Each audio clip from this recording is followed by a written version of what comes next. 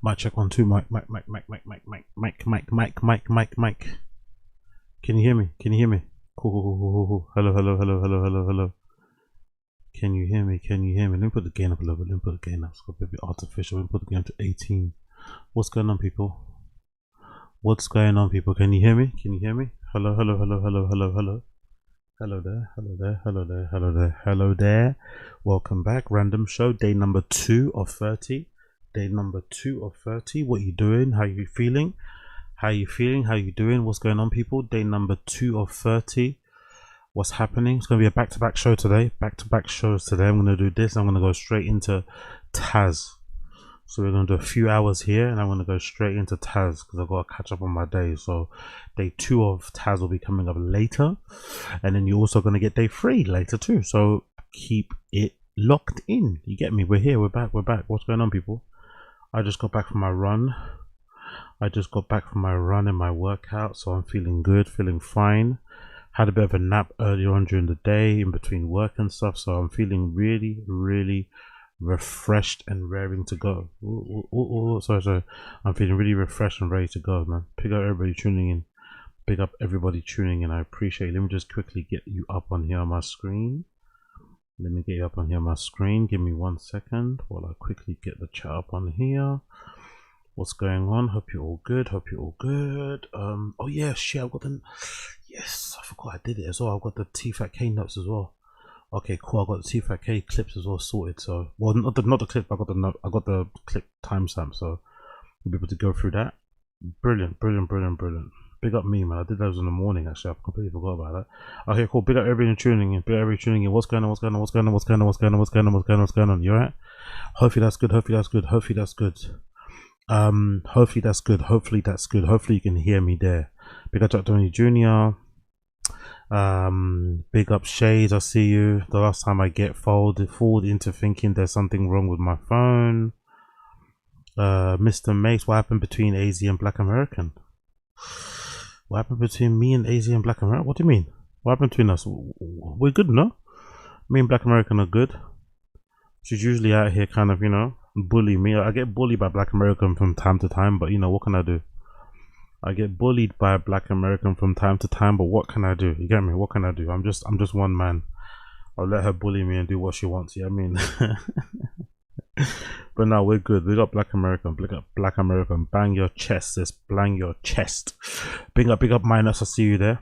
Big up Shades. I see you there. I see you. Apex Pat. I see you. Big up. Alright, cool. Let's get into it.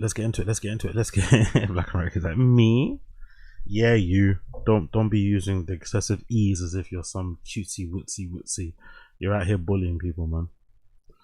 Black American out here on her Jasleen Hernandez shit, Black American on here on her Clarissa Shields shit, on her Jasleen Hernandez shit, bullying the mandem, beating up the mandem. Black America doesn't believe in equality. She's gonna elbow the mandem, beat up the mandem. But yeah, cool. Let's get into it. So first things first. Hope you can hear me. The levels are good because I have upped the gain on my microphone. I have upped the gain on my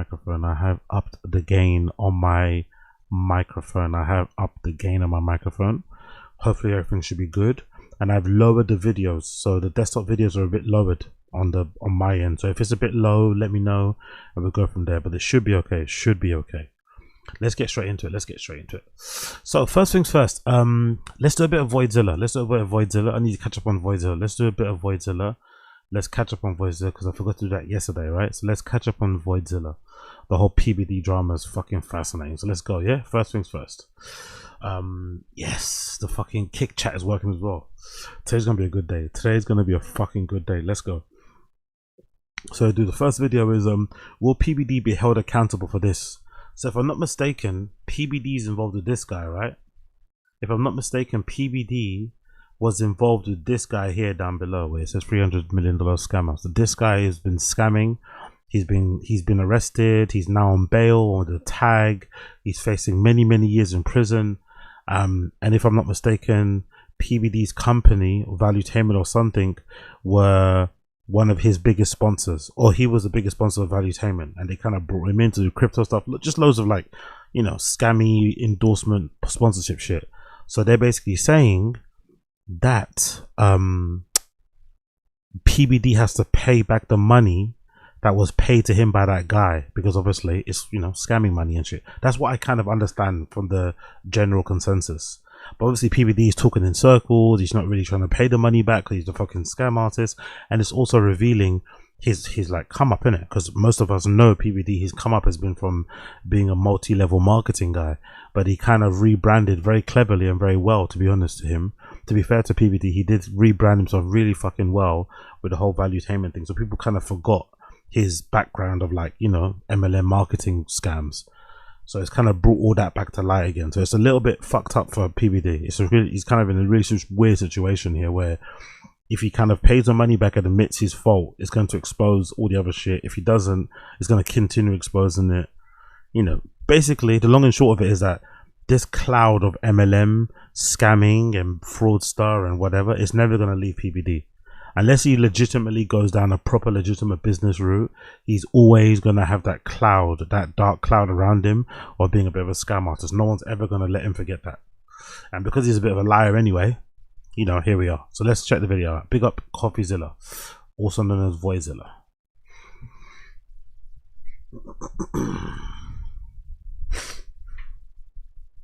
Come on, hurry up.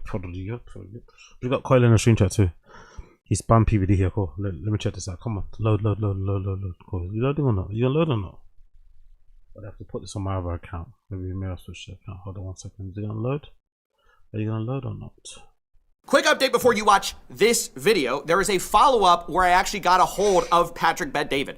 So in this video, you'll see that I asked to talk to him multiple times. He did not respond until right before I uploaded the video. I tweeted about it. Classic. He got in my DM, says he actually does want to talk. So you can hear him address. Classic. He only responds and gets on the phone once CoffeeZilla tweets about it. Classic PBD scam shit. He only wants to respond and talk to him when he sees a tweet, because obviously the tweet's in public. He doesn't want to get embarrassed and look a certain way. That's when suddenly he wants to talk on the record. All the allegations I'm about to bring up in this video, and you can decide for yourself what you think of Patrick Bet-David's response. So I've been waiting for Patrick Bet-David to reply to this Goliath story where he reportedly got a huge payment from a Ponzi schemer, and I want to know if they're going to pay it back. It's just as simple as that. I want to know if they're going to apologize for their role in legitimizing a total scammer. Yeah, that's a part of it. That's a part I forgot. So they legitimized him. They're the ones that kind of put their arm around him. PBD spoke about this guy a lot on his own pod, and obviously it transpired in the end he was a fucking massive, like, I'm just surprised Ponzi schemes work in 2026. I'm not gonna lie, I'm really surprised that in 2026 onwards that Ponzi schemes are still so lucrative, or Ponzi scams, sorry. It's really crazy how people still get duped on those things. Like he made like millions, multi-millions for that fucking scam. Actually, let me quickly change the box 1 second. It's kind of wild how much money he was able to make from a Ponzi scheme, and given all the information out there about how Ponzi schemes, you know, nobody wins except for the person running it and shit. But yeah, regardless, scammers are always going to find a way in it, I guess. Which hasn't been done yet, as far as I'm aware. I reached out to the yeah, bit of quite that's true. Selling poor people a dream is never going to be outdated. Hope and dope best hustles. Good point, man. Hope and dope, god damn it, and they always exploit the poor in it. Fuck. PBD organization, Patrick Bet-David personally.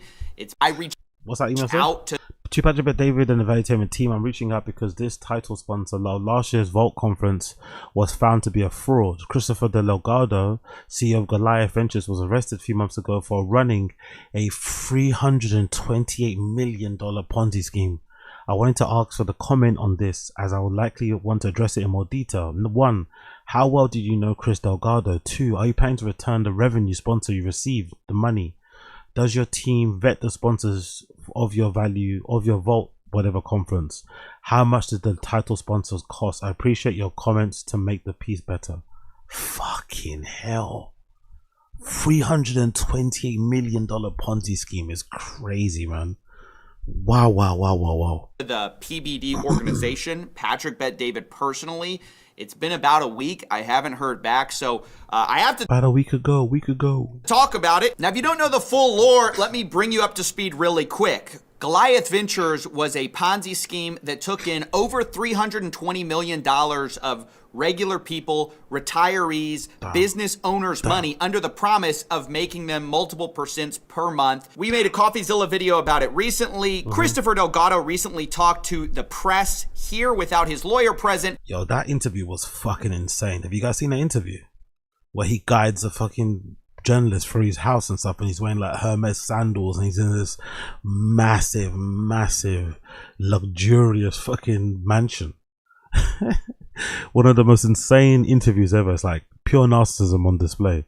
Like, why are you doing this? Where's your fucking lawyer? Why are you just answering these questions? This random woman on a news program, and obviously they got him to admit things he probably should never have admitted on the show. Sensational bit of journalism, by the way. Big up that person that did the interview, the black lady. She fucking killed it.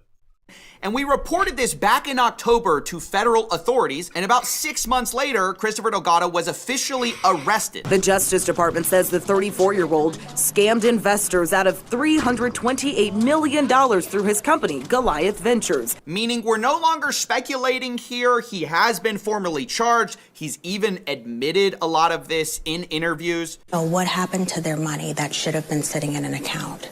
Their money was being used to make distributions. To who? To either them or other investors. What a great question. Where is the money that should be sitting in their account? Where is it? Distributions to who? Basically to me. And what else did you use the money for? I mean, we used it for corporate events. We used it for personal spend. So this goes way beyond the like, oh, it's just allegations, bro. Like Christopher Delgado has confessed to a lot of this behavior. And where Patrick Bet-David comes into all of this is because he was a huge form of social proof for Christopher Delgado to seem legit. His entire organization kind of made this guy mainstream. Goliath Ventures, founded in 2019. Goliath Ventures is a global private equity firm focused on blockchain, founded by Chris Delgado. It's built on 3 pillars: technology, opportunity, and community. And this is why I don't know, like, how much do you want to bet, like, PBD and his team just don't vet people that well? If you got money and you talk a certain way and you carry yourself a certain way, they're gonna bring you on board. You come through in your fucking shitty Italian suit, you have your fucking beard, and I'm loyal to a default. Big up subsidies. This guy's gonna say that I'm scamming some of this other guys, but let me ask you, Disto, what would the Shah of Iran say about this? When I was in the military, there was people who did some of that stuffs. Big up subsidies. How much you wanna bet PBD didn't know what was going on and just brought him in because the money was good, the money was dropped into their account. The guy carried himself a certain way, pulled up to the PBD headquarters in the fucking Bugatti.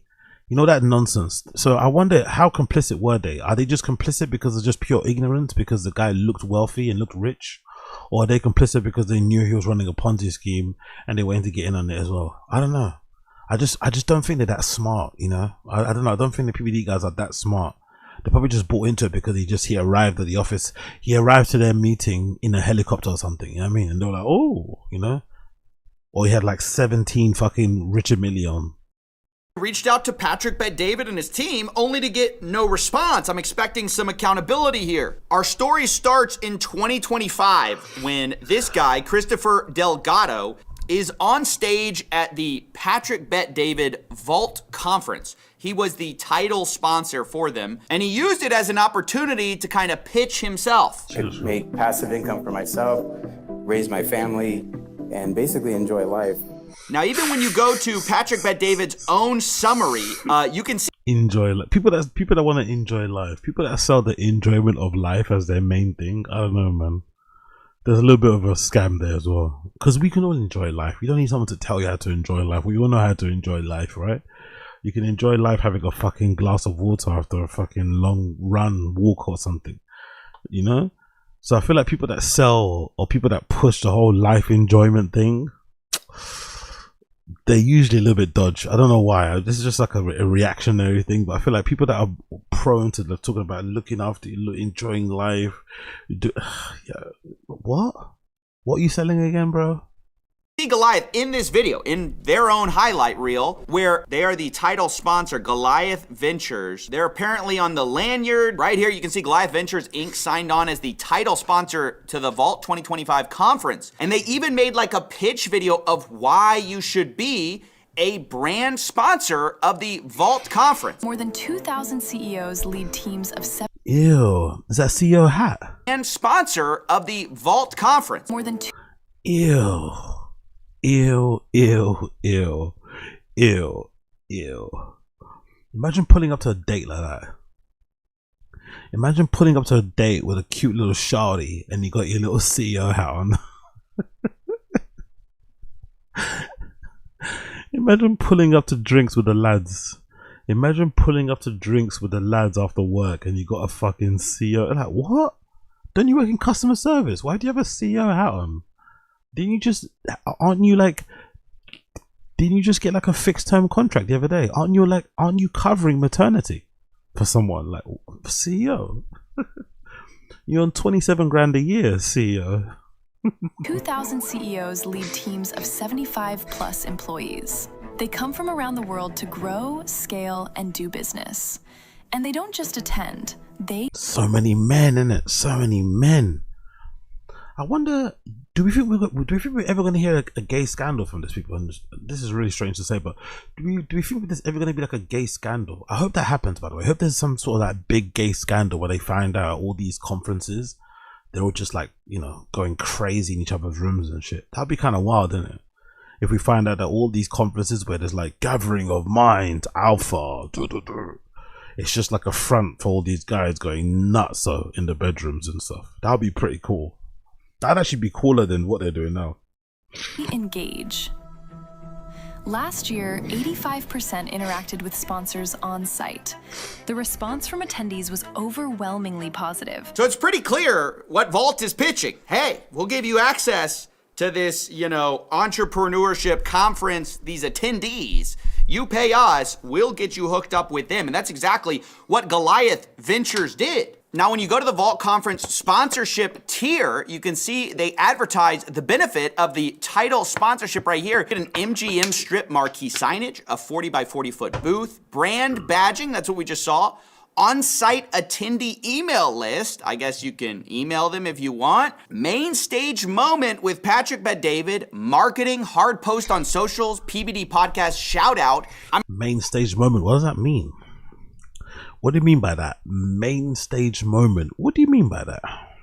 And I think that's one of the big ones. Patrick Bet-David's podcast reaches millions of people. And true to his word, he pushed Goliath like a lot. Fall Conference this year is brought to you by Goliath Ventures. The title sponsor of this entire event is Goliath Ventures. Founder Chris Delgado. We've spent a lot of time with these guys. They've come to Yankees games with us. They've been coming to Vol conferences for the last God knows how many years. Goliath Ventures, founded in 2019. Goliath Ventures is a Goliath Ventures, Goliath.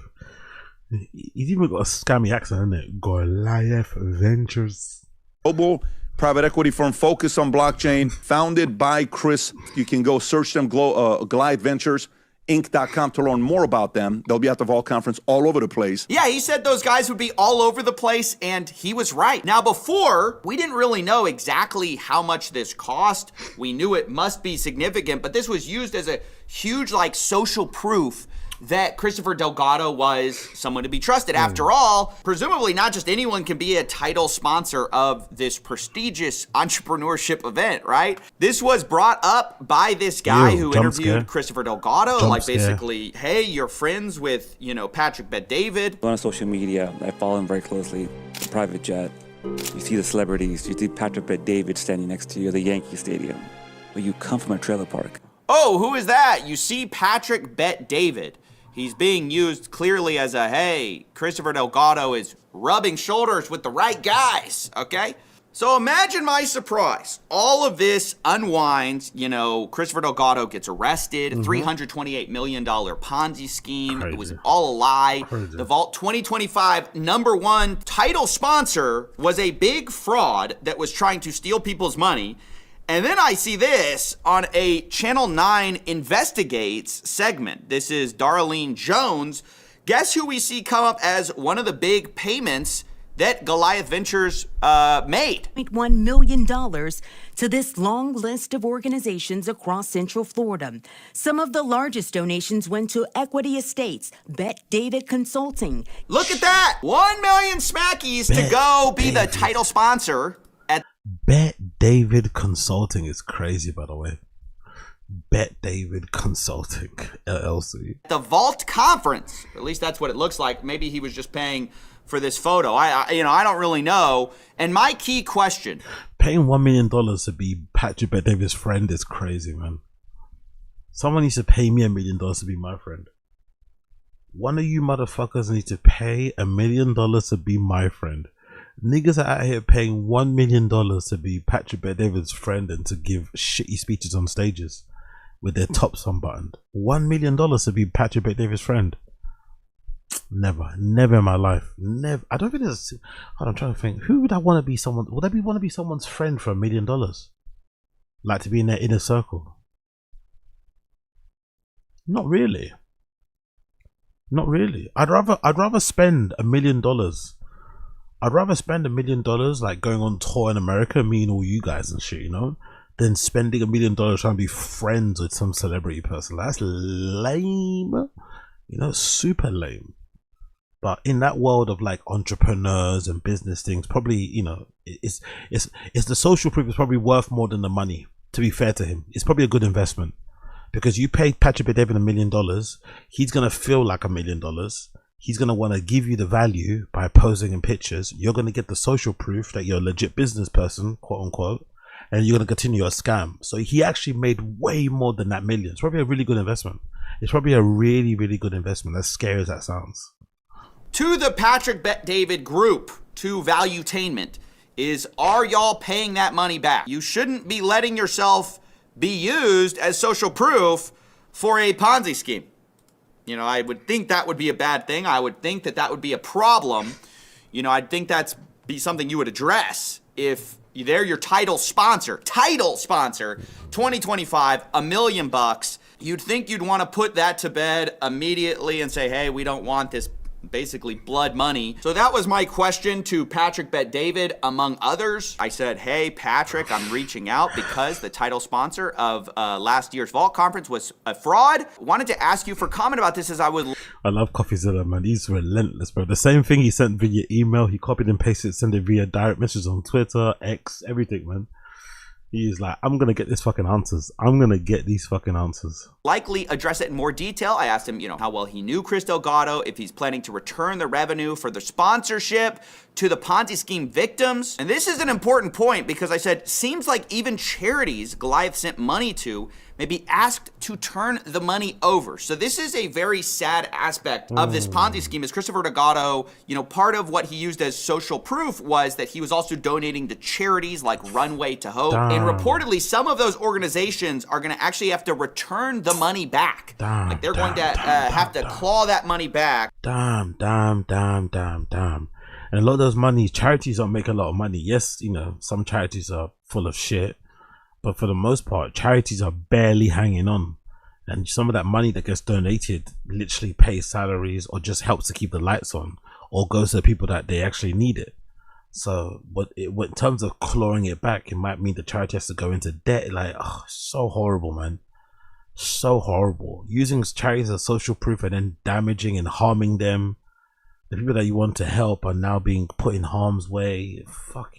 What a horrible person, man. To give it to the Ponzi scheme victims, which is really sad given that most of them probably spent the money. I'm guessing these charities need the money a lot more than Patrick Bet David does. So, I think it's pretty important he addresses whether they're going to give the money back. We haven't heard back. I reached out also via email, hey, address this, guys. You have to. Relentless. Seems pretty obvious, and you probably should apologize for your association. Because previously, Patrick Bet David was actually asked about none other than yours truly. About, hey, CoffeeZilla, we did an interview with Patrick Bet-David where I confronted him on his MLM ties. That's, where he made a lot of his money. And he said that he was unafraid to answer, these questions, these key questions. Otherwise, why would he go on my show? Of course. Do you think if I was worried about my business model, I would go on CoffeeZilla? What do you think? Do you think it's not really capitalist. Hang on a second. Do you think if I was worried about my business model, I would go on CoffeeZilla? They were actually very strong when they came back after me. We had a 2-hour conversation. Yes. We finished it. It was good to go. We moved on. So there it is. He's not afraid to, answer the hard questions. Well, here's another hard question, I guess. Give the money back. In fact, Patrick Bet-David was even recently subpoenaed in this case. So it's very likely he's going to have to turn over the records anyways. It's very obvious that they're probably going to have to turn back the money. I think they just should take credit for it now. They eventually will likely have to do it anyways. But I think they need to go a step further and say, hey, here's how we're not going to let this happen in the future. Go into our Vault conference, our title sponsor. Here's how we're not going to allow a Ponzi scheme to be the title sponsor again. And ultimately, this guy needs to apologize. For a guy dogged by, accusations about his MLM past, to then get $1 million from a Ponzi scheme, you can't just ignore that and pretend it didn't happen. You have to. You kind of can, though. That's the problem. You kind of can. You kind of can just pretend it didn't happen. No one in his friendship group or the big, they're gonna come out and say nothing. They'll benefit from his podcast and the fact that he goes on their show and all that shit. So they're not gonna say nothing. So in a way, he can just get away with it. He can just quietly give the money back, never address it, and just keep it moving. We live in the era of the scammer, man. CoffeeZilla's trying his best. Voidzilla's trying his best, but we live in the age of the scammer. There is no recourse. He's just gonna quietly give the money back and just keep it moving. To address it, you have to say, hey, if my name was used to get you into this Ponzi scheme, I apologize. Here's the due diligence we're gonna do going forward. And let's be clear, you directly shilled this Goliath Ventures Inc., you even shouted out the website on your podcast. You gotta apologize for all of that. That's the minimum you can expect in a situation like this. To be clear, there's no evidence that Patrick Bet-David knew at the time he took this money that it was a Ponzi scheme. But also, if you just look at the business model for even half a second, it was obvious these things were unsustainable. So I think it was more of a case of how much was this really looked into? How much of Christopher Delgado's past was... That's the point I was trying to make. I don't think they looked much into it. That was the point I was trying to make. I don't think they looked much into it. I just think he came through with the money. He looks a certain way. He probably turned up to a meeting in 17 Lambos. He was wearing a different suit every time Patrick Bet-David met him. He had a fucking AP and a Richard Mille on each wrist. He was just acting and, and obviously displaying himself like a man that has a certain level of wealth. And that just made Patrick Bet-David and his associates dicks really hard and they got excited. But I don't think there's any vetting. There's zero vetting that goes on in there. I don't believe there's any vetting that goes on at fucking Valuetainment headquarters. They don't vet shit. Really looked at before accepting the money. And this is the problem actually that goes to a lot of these entrepreneurship conferences, right? They sell this audience, and who lines up in the doorway of a lot of these sponsorships? A lot of times the people trying to get your money are not the most savory individuals, and the people running the events will often not take much accountability for it, which is actually a pretty insane business model when you think about it, that you're basically being sold as a product to sponsors. But then if you actually look at the cost of just attending this Vault conference, it's not cheap. General tickets are $397. You look at the cost. God damn. So to go sit down at this Vault conference and basically hear entrepreneurial rah-rah talk, right? Entrepreneurial rah-rah talk from drop shippers and I don't know, whatever else, right? Drop shippers and Airbnb entrepreneurs and AI charlatans. $400 to go sit down and hear them. Fuck that, man. Fuck that. Fuck that. Cost of just attending this Vault conference, it's not cheap. They're selling $16,000 tickets. And for the 2025 guys, they paid a lot of money and then got pitched by a Ponzi scheme in the middle of it as the title sponsor. So yeah, I think a payback and an apology is the minimum that can be done here. I think it's just something they have to address. And if Patrick Bet-David says, hey, I've got nothing to hide, I'm gonna talk to CoffeeZilla about my MLM business, I think you should talk about the Ponzi scheme that was the title sponsor. But so far, it's been radio silence on my end, so I just wanted to address this. I think it's despicable, obviously, what Chris Delgado did, but also there's a lot of... Cool, let's see, let's watch the follow-up now. The follow-up with Patrick Bet-David on the phone. Let's watch the follow-up. We got everybody tuning, by the way. Like the stream, subscribe to the channel. Please like the stream, subscribe to the channel. Like Hello, stream, quick update. Patrick Bet-David reached out to me shortly after I posted saying that he has to apologize. He should address the whole Christopher Delgado situation. That video is here. I uploaded it because I thought it is not going to make sense what we're talking about unless you have that context. He immediately DM'd me, said, hey, look, I want to call. So I'm posting this video immediately. Your DM didn't show up. Yeah, I bet it didn't. You fucking liar. Your DM didn't show up. So I'll call you when I land. Always got to be business talking. I love these guys, man. They've always got to remind you that they're doing big business. Your DM didn't show up. I'm so busy. Your DM didn't show up. I'll call you when I land. I'm on the PJ. Left Mar-a-Lago. I'll call you when I land. Fuck off. This video immediately afterwards, unedited, because I want you guys to hear my call with Patrick Bet-David. I addressed the apology. You know, you should apologize. You can be the Bet-David. We're talking about the Vault Conference sponsored the Goliath Ventures. Look, ultimately the big question is this. One, are you returning the $1 million paid to your consulting company back to the receivership, back to the victims? And two, I mean, you know, like, I think, look, a lot of people got hurt in this. You were the number one, probably, credibility person in this. How does that feel? I mean, are you going to apologize? Are you going to address it, like, you know, publicly? I think people want to know. People look to you, you know, as this entrepreneurship guy. It is, frankly, a bad look. Yeah, so first of all, you hate to see things like this. Hate to see things like this that happens. And every once in a while, this takes place. He's already chatting shit. Look at CoffeeZilla's face. Look at CoffeeZilla's face. He's already chatting shit. He's already chatting shit. Number one, return the money. To be fair, he should have stopped at number one. He should have let him just answer that first question. He gave him the out with the second. But then number two, are you going to address it publicly? You hate to see this happen. You hate to see this. What? What? Are you going to return the money or not? You hate to see this happen. The truth is, he's not returning the money because he's probably spent it already. The truth is, he's not returning the money because he's already spent it on some new painting or some nonsense. You know, when an issue like this comes up. That's convenient, isn't it? That's convenient. That's a convenient time for the call to hang up.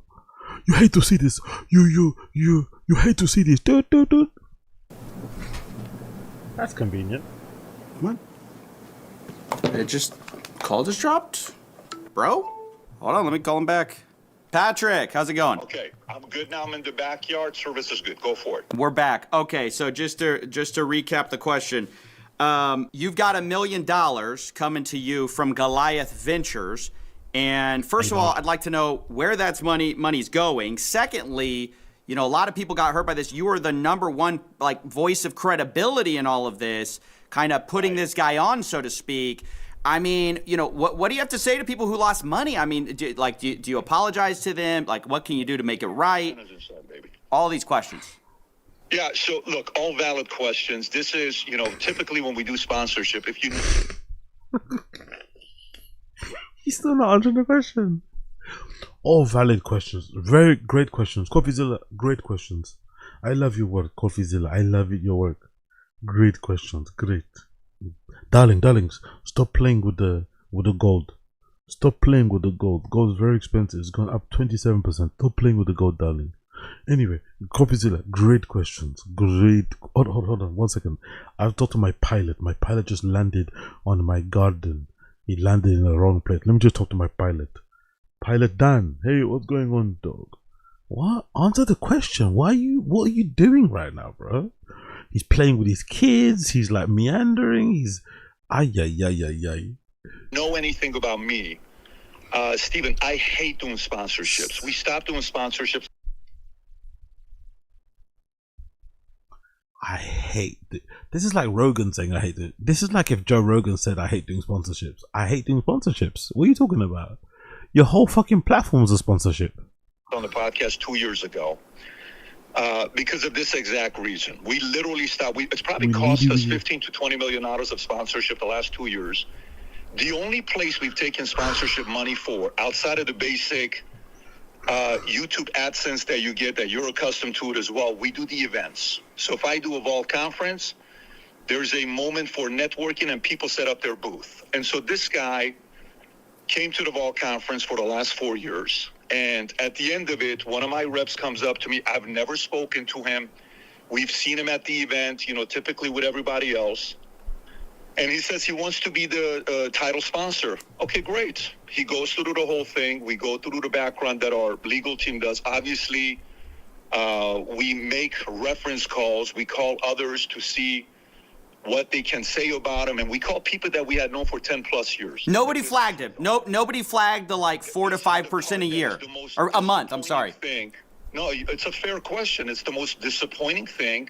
Not one person that's done business with him flagged him. Okay. And so then we say, great, let's go through the sponsorship. Now, when you do sponsorship, you have to deliver on stuff. So meaning we have to set up the booth. We have to set up all these different place where people walk up to them, you know, these 20 by 30, 30 by 30, 40 by 40 booth that you create for them, that they have an opportunity for people to go through. So we flew in, typically when somebody becomes a sponsor. Again, answer the fucking question, bro. Like, what the fuck is all this? He's giving him a whole rundown on how he runs the event. I don't care. Will you return the money, yes or no? Sir, we fly in, we meet them in Vegas, and then we show them, or whatever hotel we're going to be at, and we'll say, hey, here's your location. You're the title sponsor. We're going to put it here. And then, you know, their logo is going to be in different places, but it's not a endorsement. So it's not like I endorse. It's a sponsorship. It does. Oh my God. Oh my God. A title sponsorship is an endorsement, you motherfucker. You don't have somebody as your title sponsor for your event if you're not endorsing them, or they're not endorsing you. It works both ways. They want to be your title sponsor because that is the way that they can get their brand seen on every single place at Valuetainment, because they think the people that attend your Vault conferences are the exact people that they would want to, you know, to have their business, to use their service, you know, to buy their goods. So it's obvious that's an endorsement. You don't just take title sponsorships from anybody. You take them from people that you endorse, people that you want to do business with, people that you want your customers to kind of, you know, align with, feel good about, trust, blah blah blah blah blah. It does feel like an endorsement, though. You know, you're right. No, you're right. I agree. And by the way, again, we learn. So for us, we said we're gonna do two. What do you call it? The Vault conference is brought to you by Goliath. Okay, so we did that a couple times because that was part of the title sponsor. By the way, we've changed our entire title sponsor stuff that we're doing, where if it's not like a Fortune, you know, 2000 company, we don't even want to entertain it, because sometimes the best way is to make sure other investors have vetted them. And listen, in this space, there's a lot of risk in any of this space you get into. Right, but he's the title sponsor. This is just last year. This isn't like 5 years ago. Yeah. No, you're right. And it was 3 endorsements. You know, at one point it sounded like an ad read. You're like, the 3 pillars or this. It like read like ad copy the way Not you're reading endorsement. It. No, we never did endorsement. We said it's sponsored. You and by the way, just so you know, there's certain things I can't talk about. There's certain things I can, because we're cooperating with the federal authorities, and we're having meetings with them. We're having conversations with them. All of this stuff will be public. We've learned a lot of things about You've been subpoenaed, right? Like you have been subpoenaed, correct? Of course, absolutely. So are you going to turn the money over? That seems to be an important question. That's the conversation we're in right now, and you will hear all about it when the decision is made. Well, what decision? I feel like we could make a decision now and do a good thing, you know? Steven, I know what you're doing. The part that you don't know about the way I do business, you know I don't avoid you. Meaning, if... Steven, I know what you're doing, Steven. I know what you're doing, Steven. I don't avoid you. What? That sounds like a threat. Yo, big up Don Dutta. That sounds like a threat, isn't it? Is he threatening him or something? What's going on him? Steven.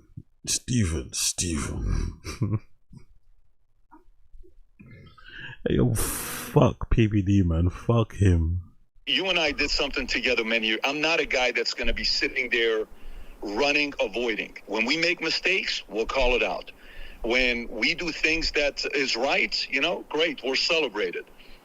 This is not one of the things that we're celebrating. We're not happy about this, and we're doing a lot of things behind closed doors. The part that, I'll give you one part that I think it's important to know, and for your audience to know, the part that a lot of people, they're concerned with, and I'm talking specifically the authorities, is the people that were working with them getting paid big money.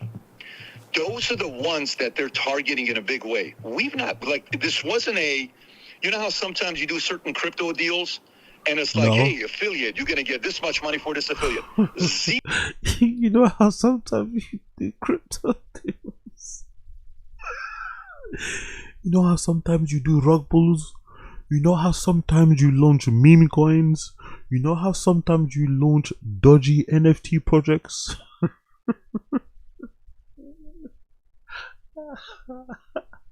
You know how sometimes you launch a decentralized bank that has no utility?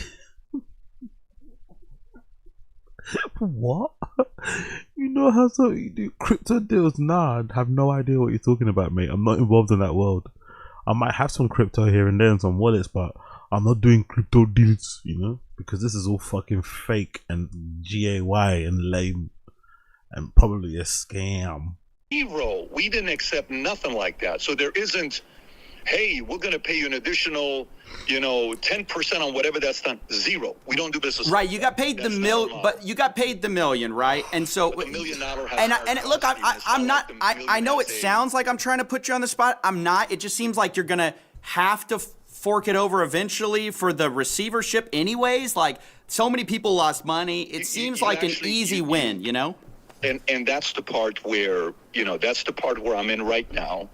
You gotta respect that part that I'm going with. I gave you the respect of getting on a call with you and giving you the information. The information will come out. No, I appreciate it. So you're not sure whether you're paying the money back yet or not. You're having those conversations. But here's the other part that you also don't know. You don't know if we're doing other things with the conversations we're having with others. There's a lot of different things that we're doing that's not public. The only thing you know is the stuff that you're hearing. Okay. What we have to do right now is individually, as we're going through this, a matter of fact, I'll make a commitment to you. Once everything is finalized with this, you'll be the first phone call that I'll make to share with you, because over the years you've been fair to me and I respect the fact that we have this relationship. I think you do. Oh, he's trying to butter him up. He's trying to butter him up. Yo, this guy's never. He's like a never ending. He never stops trying to fucking scam and finessing it. He's trying to butter him up, and he's trying to fucking butter him up. You've been fair to me. Shut up, you dickhead. You gonna return the money or not? Stop taking money from scammers. You fucking weirdo, man. Be embarrassed. I mean, you're meant to be running a legitimate entrepreneurial platform, portal, whatever. Aren't you embarrassed that you got fucking done over, or you got fucking, duped into doing business with somebody that was clearly running a Ponzi scheme? Like, aren't you fucking embarrassed about fucking, you've been always fair to me. You've been always fair to me. We're not friends here, bro. A very good job. This was definitely not a good look. We're not happy about this.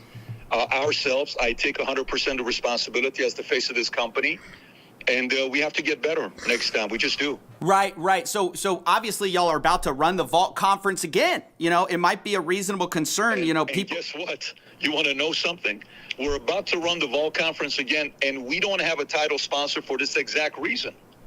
Because because you were worried about it, or nobody coughed up the million? No, not because we don't have people that don't want to be title. Okay. Not because we don't have people that don't want to be title. Because as you run a company and you go through building a business, one of my previous companies you and I talked about, I sold it 4 years ago. You're going to make a lot of business as an operator. You have to make adjustments. That previous business was the MLM, innit? That previous business was the MLM. I think that's how he tries to get out of the MLM allegations. He says, yeah, I did it once, I sold it, I'm not involved anymore. I think that's the way he tries to get out of it. I'm pretty sure that previous business is the MLM. And improve. You just do. And so for us, as we sat there with our team and our executive team, we said, what do we need to do for this not to happen again? Well, guess what? The criteria of becoming a title sponsor just became more difficult. And so it's not something that we spend a lot of money on this event. This is not like an event that we do that is a small event. There's a lot of hard costs for the event. But it changed the guidelines. It changed the guidelines on who... Not gonna lie, how much you spend on it doesn't really bother people. Doesn't matter. How much you spend on the event, there's no point. There's really no point. No one cares. Why are you accepting or taking money from people who are clearly running Ponzi schemes? That's the main point. Putting your clients, your customers, your quote-unquote partners at risk by exposing these people too. Because who knows the amount of valuetainment vault people who got exposed to that guy and also got scammed. How about that? Take responsibility for that, motherfucker. We're going with, and we'll entertain. I wonder, will he return the money also? Like, there's $1 million that he obviously got given, or he got paid by the guy, that Delgado guy, to be the title sponsor of Vault. I wonder if there's a scenario where he's gonna have to try, or will he pay back the money to any Vault attendees, any Vault members, any valuetainment businesses that also got scammed because he co-signed, introduced. Like, I wonder, will he feel responsible for that too and be like, you know what, you guys are part of my team, you're part of my inner circle, I have to make it right with you guys, so out of our own pocket we're gonna return whatever was taken by this guy to make it right. I wonder. I doubt it, but I wonder. Different levels of sponsors, but even right now, the lowest level of sponsorship, we're declining. I would say 50% of people that are wanting to become sponsors. Okay, so you're adjusting the sponsorship guidelines after this kind of debacle. Absolutely. So you're thinking about the 1 million, you know, maybe not. You said you're having some other conversations. What about an apology? I know it's usually not that you're not the type, but I think, you know, given the context, you're the biggest name. I mean, like, I cannot overstate this guy. I talked to a lot of the victims in this case. You know, a lot of people, they come in, they see a big name like yours. It's just immediate trust, right? They say, hey, it's Patrick Bet-David. I know that guy. He wouldn't be at the Yankee Stadium with this guy if it was nothing. It wouldn't be the Vault title conference, you know, guy. So to those people, to the people who may have invested because they saw your name attached, you know, what do you have to say to them? Yeah, and again, fair question. This is what I'll tell you. When you and I become investors, and I'll call a guy.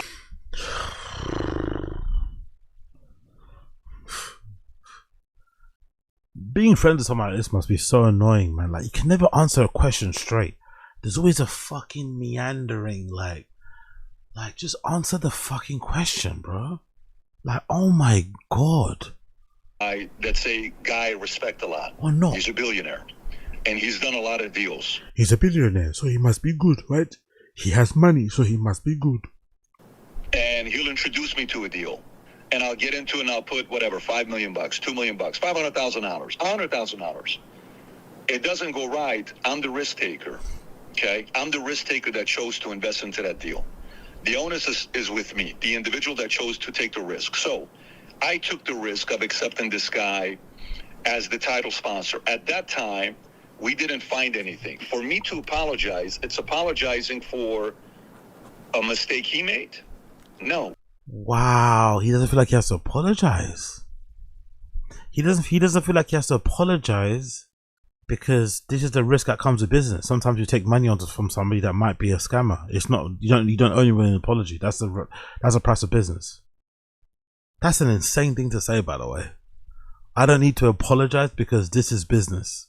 Sometimes the title sponsor is a Ponzi scheme guy.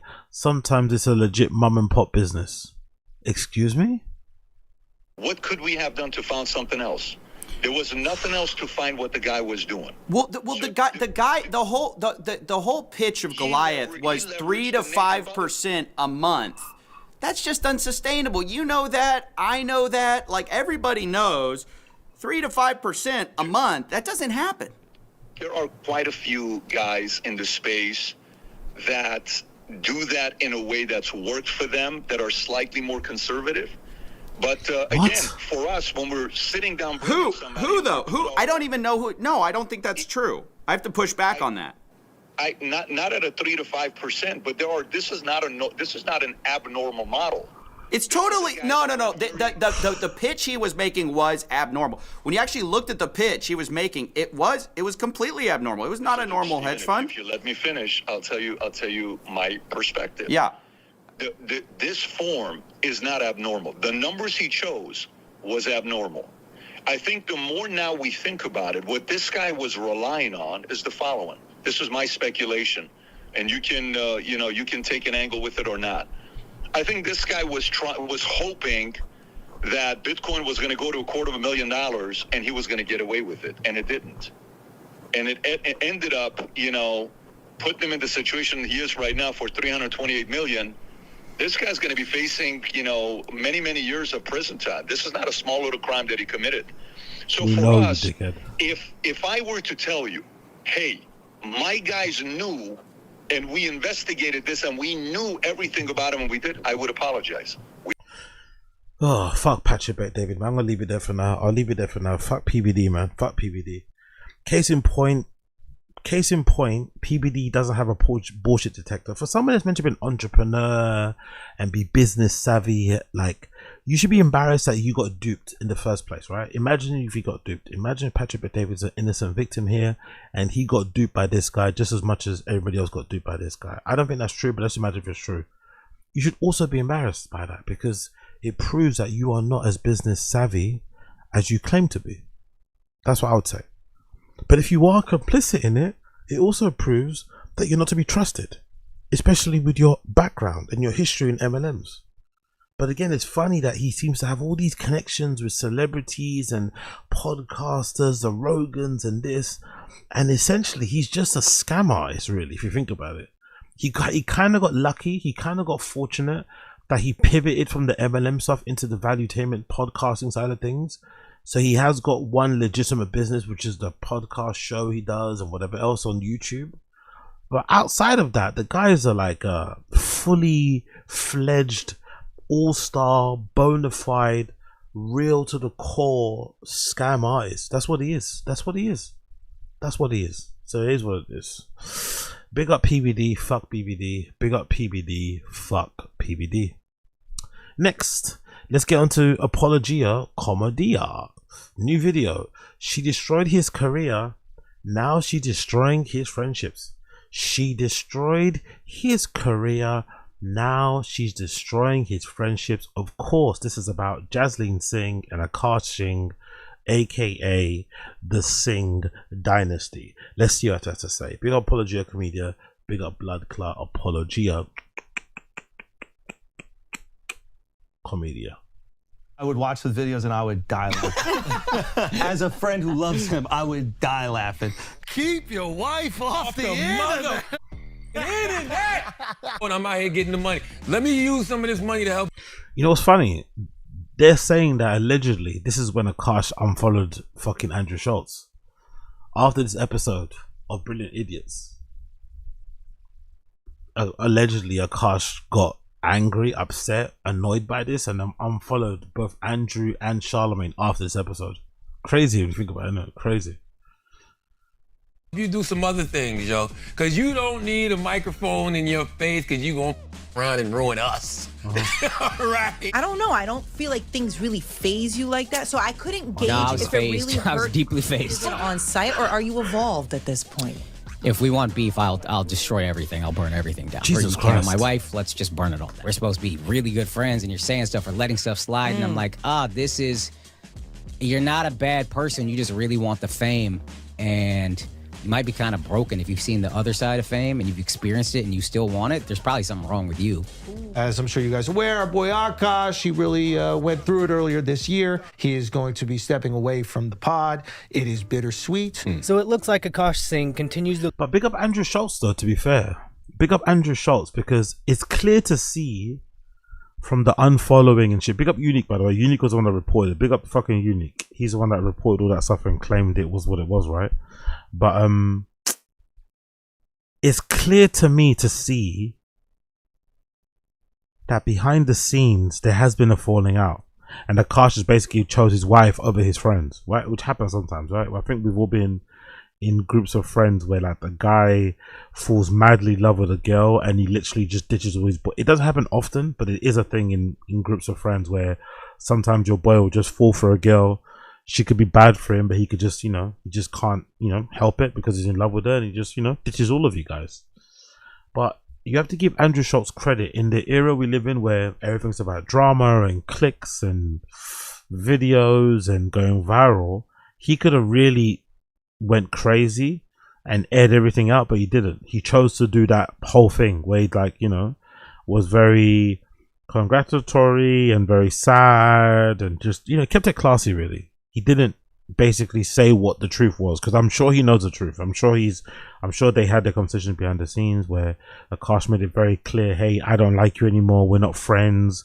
The thing that you said, or the thing that you were laughing at when Charlamagne said keep your wife off the internet on Brilliant Idiots, I didn't take that well, fuck you. I'm sure I think they had some sort of argument. I'm pretty sure there's some sort of argument. So you have to give Andrew Schultz a lot of credit for not saying anything and not making Akaash's life worse on the internet. Because if Andrew would have said the truth of what actually happened behind the scenes, yeah, this Akaash cuck guy picked his girl over us. We built this show from the ground up, and he's picking this dumb bitch over us. Doesn't he know she's bad for it? Like, if he would have done all that stuff, it would have made Akash's life way harder, way worse. But the fact that he chose that route and was classy about it, and just kept his counsel and didn't air out any of the dirty laundry, says a lot about Andrew.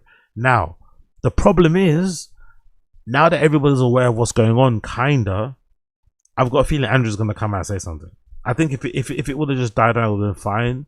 But I wouldn't be surprised if in a couple of days, weeks, we hear Andrew come out and start saying some slick shit, which would then make Akash's life even worse on the internet. So, all in all, it's never going to end for Akaash. It's never going to end. Even if he ends up divorcing her, I think this is going to follow him forever.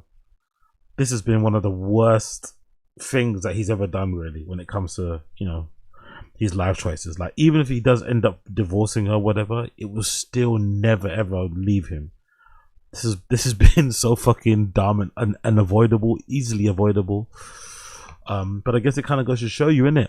Love is really fucking complicated, man. Love can make you do some really dumb things, man. Love can really fry your brain.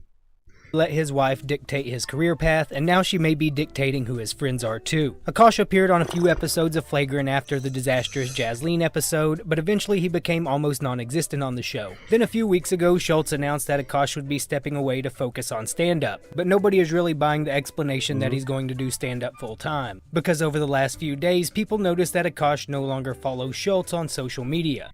No, I do believe he's going to do stand-up full-time, because I don't think he can handle, if he doesn't do stand-up full-time, what show is he gonna there's no show he can go on where he can be comfortable. That's the problem. I think that's why he quit Flagrant. I think Akaash quit Flagrant because he felt like he couldn't be comfortable, he couldn't be himself anymore, because there's an elephant in the room, innit, which is the situation with his wife. And just imagine, every week there's going to be some sort of topic that might relate to what he's going through. You can't exactly start firing and being really honest and start, criticizing people when you've got a situation going on in your own home that you don't have control over. You know what I mean? You have a wife that's running your pockets, that's making you look like a fool. So I feel like Akaash quit the podcast mainly because, of course, maybe he's, supporting his wife and holding her down, but he just can't be comfortable. So I don't think he's ever going to do a podcast again. I really don't. I don't think he would even do it on his wife.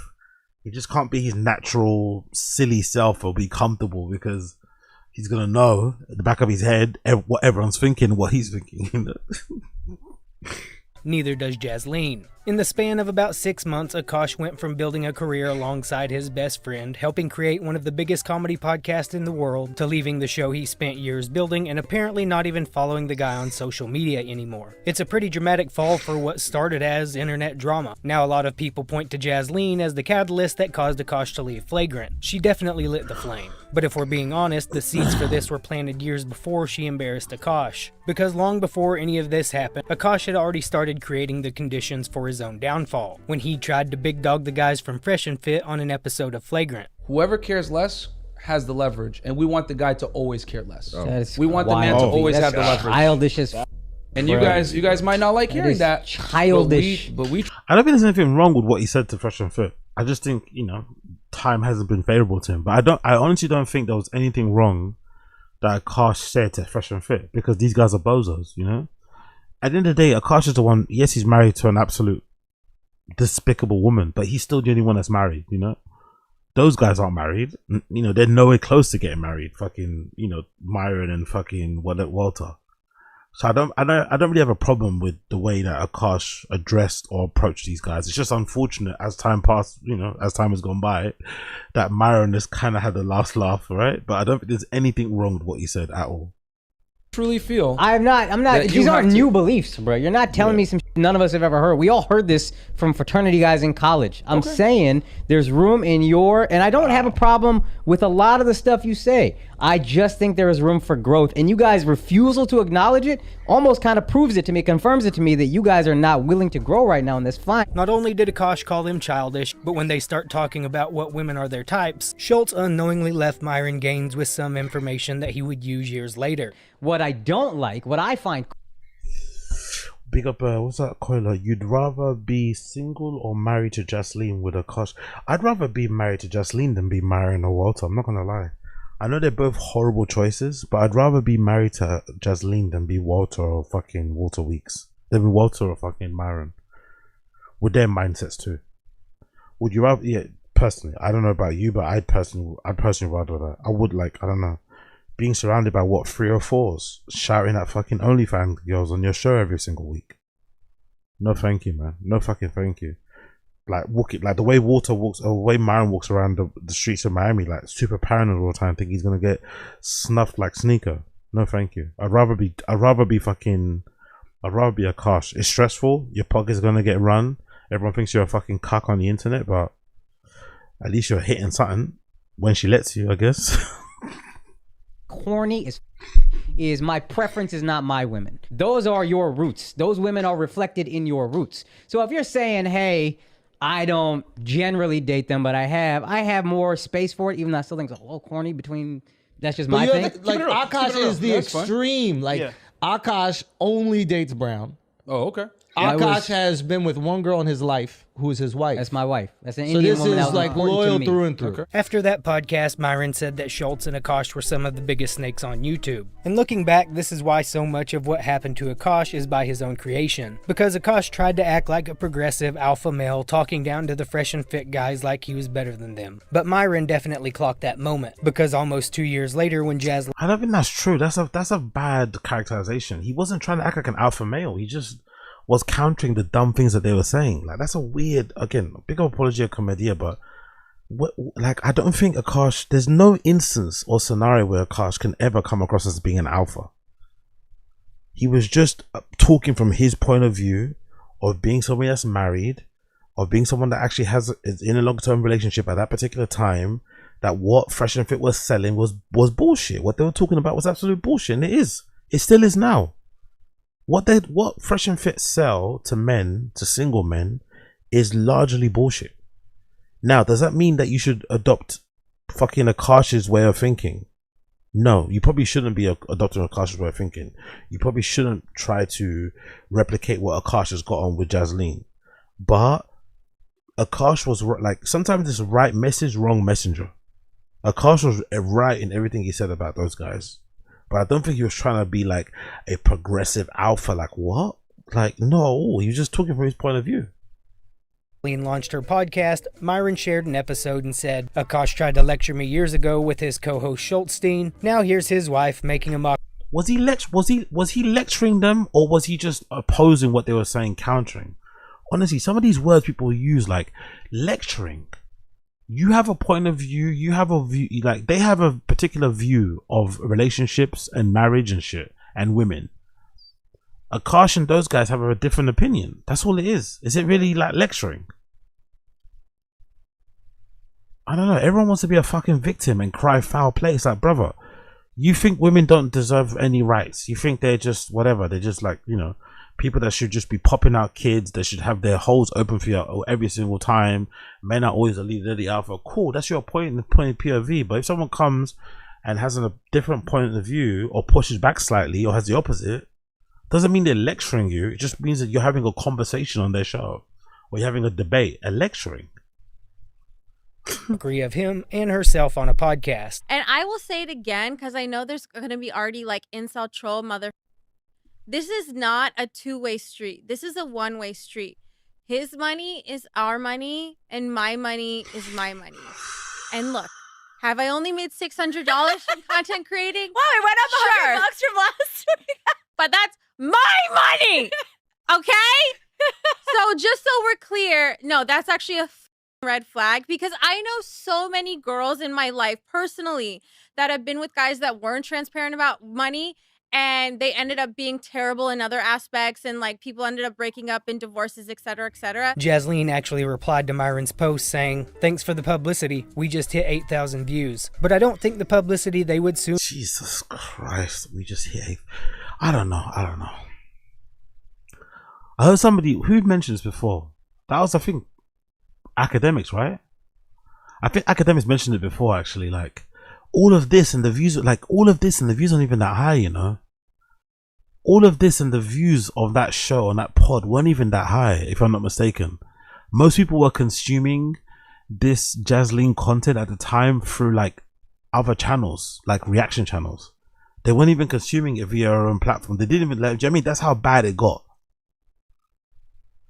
Like, you nearly ruined his career, and you're bragging about 8,000 views.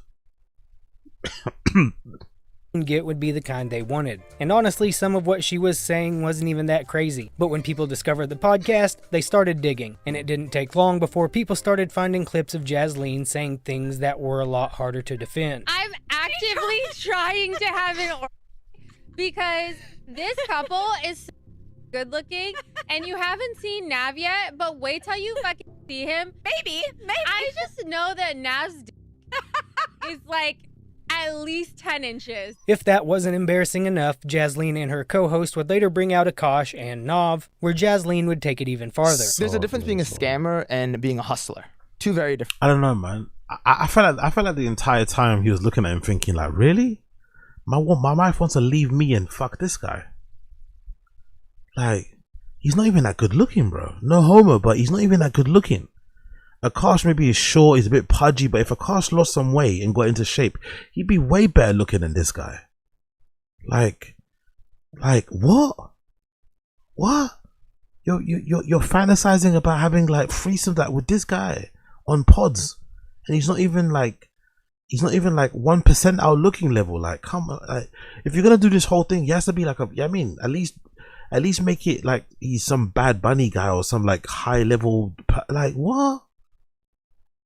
Come on, man. Have some, I don't know. Again, I think all of this would have been helped if you just would have admitted, okay, cool, I embarrassed him, I'm sorry, and just moved on. I don't really understand the defense of this. There's no defending this sort of stuff. I like, to this day, I still cannot understand why she didn't just like accept that. Yes, maybe you don't think this is a big deal, but this does come across a certain way, especially when your husband's been talking about you a certain way in media, and you guys are meant to be from a certain background, and it just apologize and get back to your life. But you know, I don't know. People on the internet are weird, isn't it? Sometimes maybe it's because maybe people do that thing as well, where like, because I sometimes do it in real life, where someone tells me to do something, I will just not do it because you told me to do it, you know? So maybe that happens on the internet too. Maybe people on the internet when they kind of going through like a cancellation thing and they're getting mocked and they're getting ridiculed, maybe when everyone is telling them that they're bad and that they're a whore and that they're an idiot, disrespectful, maybe it just makes them more determined not to ever acknowledge that they're right, or that they've, you know, what you said about them is right. Maybe that's part of the problem. Maybe everybody saying unanimously that Jasleen's a horrible wife made her hell-bent on never admitting her mistakes, you know, which made it even worse, right? Which made it even fucking worse. Maybe this is why we're at in meeting culture, where like, because I think even to this day, I don't think she's really sorry. Not gonna lie, I think till this day that woman is not fucking sorry. She's not sorry at all. She still thinks the entire internet is wrong. You guys just don't get it. You blew it out of proportion. I was being a comedian. If he can joke on stage, I can joke on social media. Fuck you. I don't even think she's that sorry. I really don't think so. I think deep down, she's really not that sorry at all.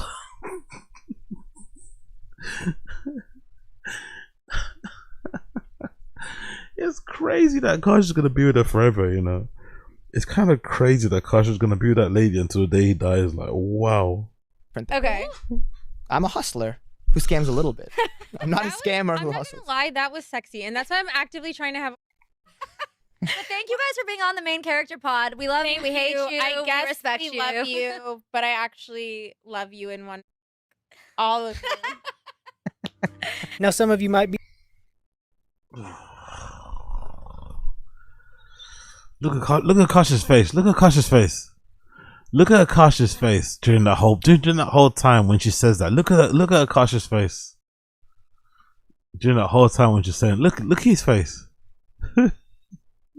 Look at his face. Look at his face. Look at his boy's face, by the way. Look at his face. Look at his boy's face. All of you. Now, Look at him. Hold on, let's go back a bit. But thank you guys for being on the main character pod. We love you. We hate you. I guess we respect we you. love you, but I actually love you in one. All of you.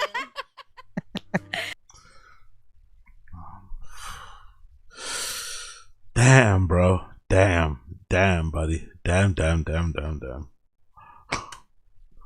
Now, some of you might be thinking maybe she's just playing a character for the podcast. The problem is, the more Akaash talks about their relationship, the more it sounds like the podcast version of Jasleen and the real-life version of Jasleen are pretty much the same person. What's really funny is that the dynamic Akaash describes is almost identical to what Myron was describing years before, but not in his favor. She can't just let me be tired. I travel, I work, and I'm very blessed to do what I do. He also has really bad insomnia. I have It's really like a bad known insomnia. thing. I work 335 days a year. I'm so blessed to do what I do. This is not a complaint. But when I tell my wife I'm tired, I want her to say, I'm sorry, baby. I understand. That must be exhausting, buying me all these things.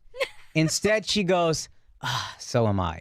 And if I dare open my mouth to go, what the did you do that made you tired? Now it's a problem. Now it's a fight. So I gotta sit there. I went to Pilates. Oh, that's what I'm saying. Nail. I walked happy. I could be tired. Yesterday, She has a lot going on. Yesterday, I worked the entire, like, morning to night, whatever. I finally get a workout in because I'm trying to be less fat.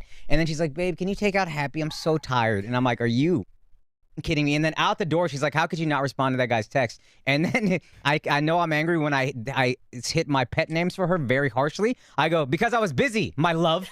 And I slammed the door and walked out.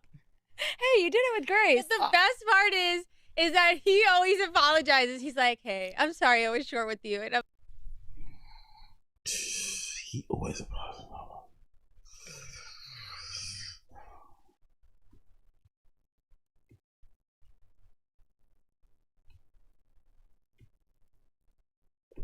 You know what the problem is with her as well, like making me think.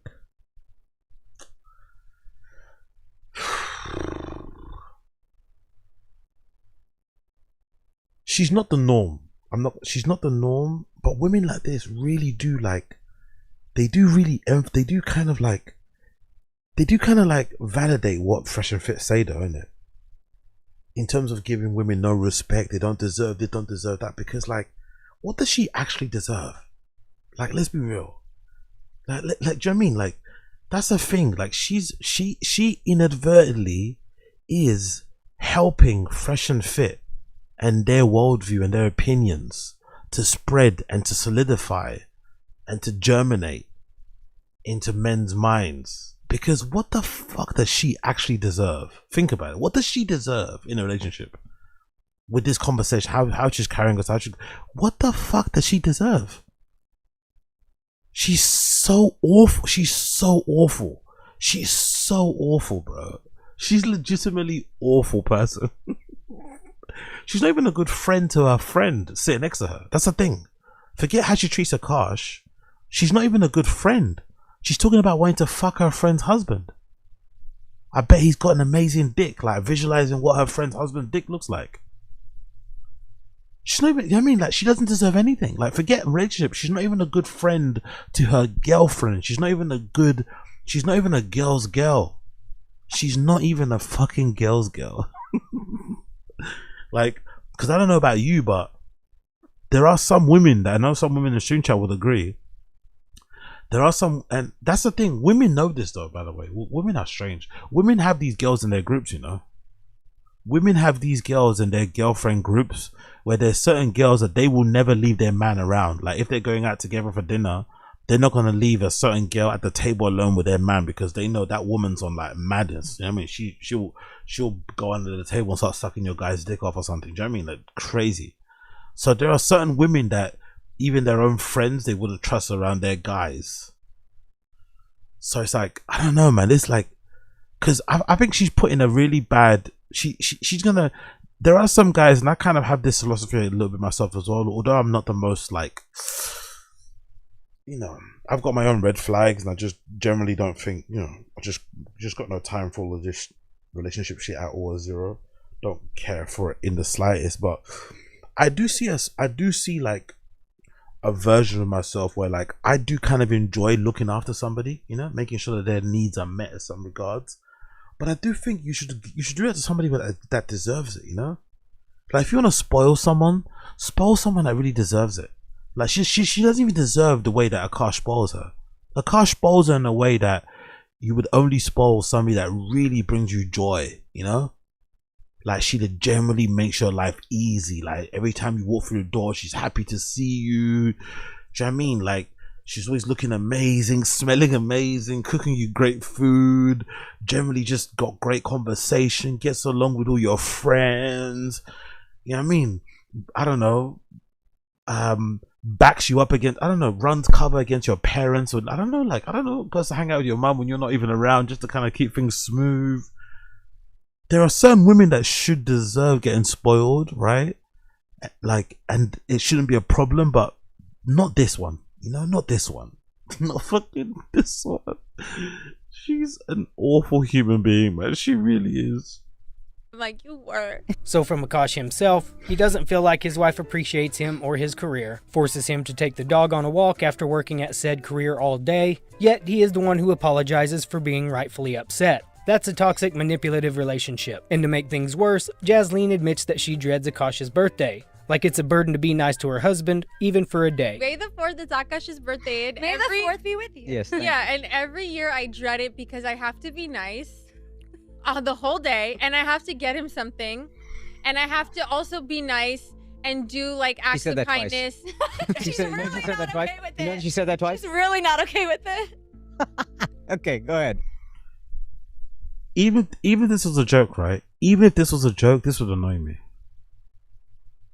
It's not, but even if this was a joke, it would like, I don't care about my, like, for instance, oh shit, I got to do a birthday stream, innit? So my birthday passed, you know, some months ago already, but I got to do a birthday stream. I don't really care about birthday. I've always said I think men that celebrate their birthdays are weird, right? I think you celebrate your birthday, buy yourself a drink, you know, get yourself a nice meal somewhere and just keep it moving. It's not that, don't make it like a month for a big party. It's fucking lame. But if you're with somebody that's incredibly materialistic and cares about all that shit and into star signs and makes it a birthday month, but then it's your birthday and they say shit like this, I'm pissed. Even if I don't care about mine, you saying this in public about my birthday when you want me to fucking give you a gift for waking up early in the morning or for not having a fucking heavy flow on your period or something, if you're doing all those things to me and you're taking the piss out of me and my day, yeah, I've got a problem. Just in terms of principles, just on the principles alone. I cannot care about my birthdays, but the principle alone is more important. Like, you don't get to denigrate or to fucking throw mud on my shit when you want me to make a big deal out of everything that you fucking do. No. We don't do that. We don't do that. Well, it's really hard. For her, it's really hard. For me. She needs to just, you know.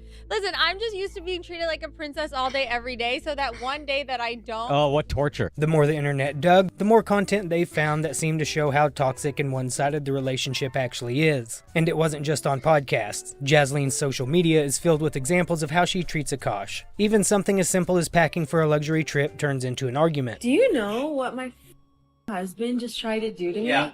No. We're leaving. Shut up. We're leaving in Paris in 5. Even the way she says shut up, I don't like. Even the way she said shut up, I don't like. I'm not gonna lie. Even the way that she says shut up, I don't like. Just tried to do to me. Yeah. We're leaving. Shut up. We're leaving in Paris in 5 hours, so tensions are a little high. Yeah. We also just redid our closet, This is all her closet now. She took the whole closet. which we already agreed And upon. now she's saying she doesn't have no space. And now I'm saying I don't have space for all my. I don't have space for. Can you guys show? Yeah. I don't have space for all my Indian suits because I like my dresses spaced out. Do you know what Akaash This is rage bait. This is rage bait. This is rage bait, man. This is rage bait. I'm not gonna react. I'm not gonna get triggered. This is rage bait. just did? Here you go. Watch this. Oh my God. I'm not doing Look how that. much space exists. I'm not doing that.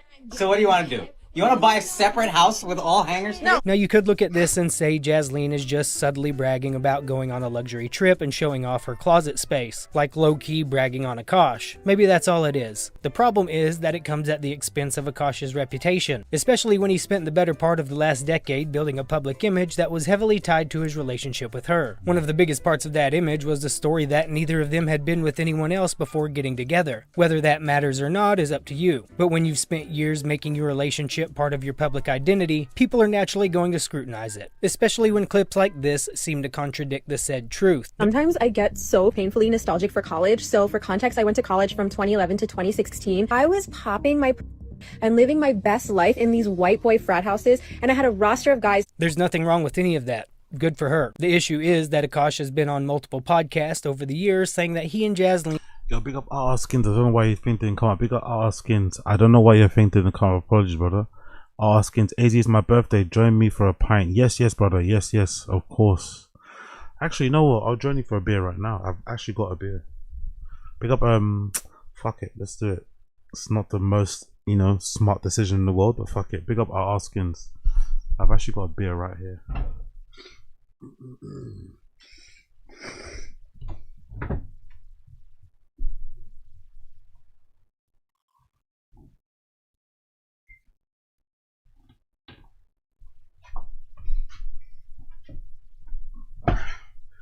I've actually got one of these FAs actually. Big up RR Skins. Big up RR Skins. Happy birthday, brother. Happy birthday to RR Skins. Fuck it. It's room temperature as well. It's fucking room temperature too, right? It's gonna taste disgusting, but fuck it.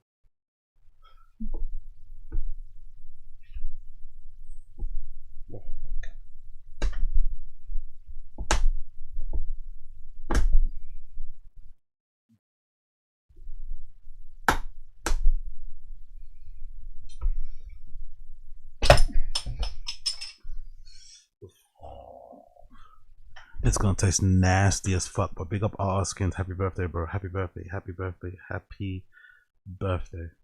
Big up RR Skins. Room temperature beer. Big up RR Skins.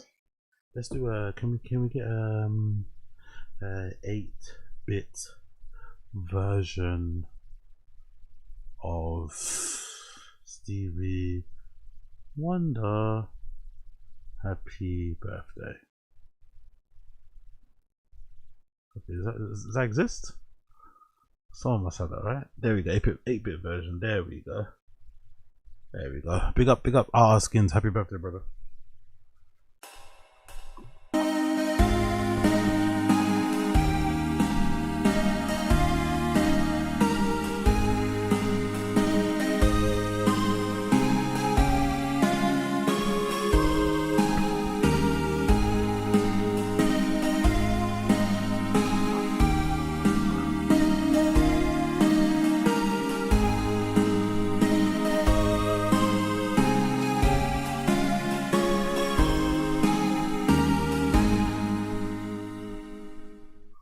that it? Just really longer than that. Come on, give us something longer. Give us something longer than that. But I didn't know Happy Birthday 8-bit. Nothing longer than that. Come on, you got to give us something longer than that. Really? Okay. Well, one more time.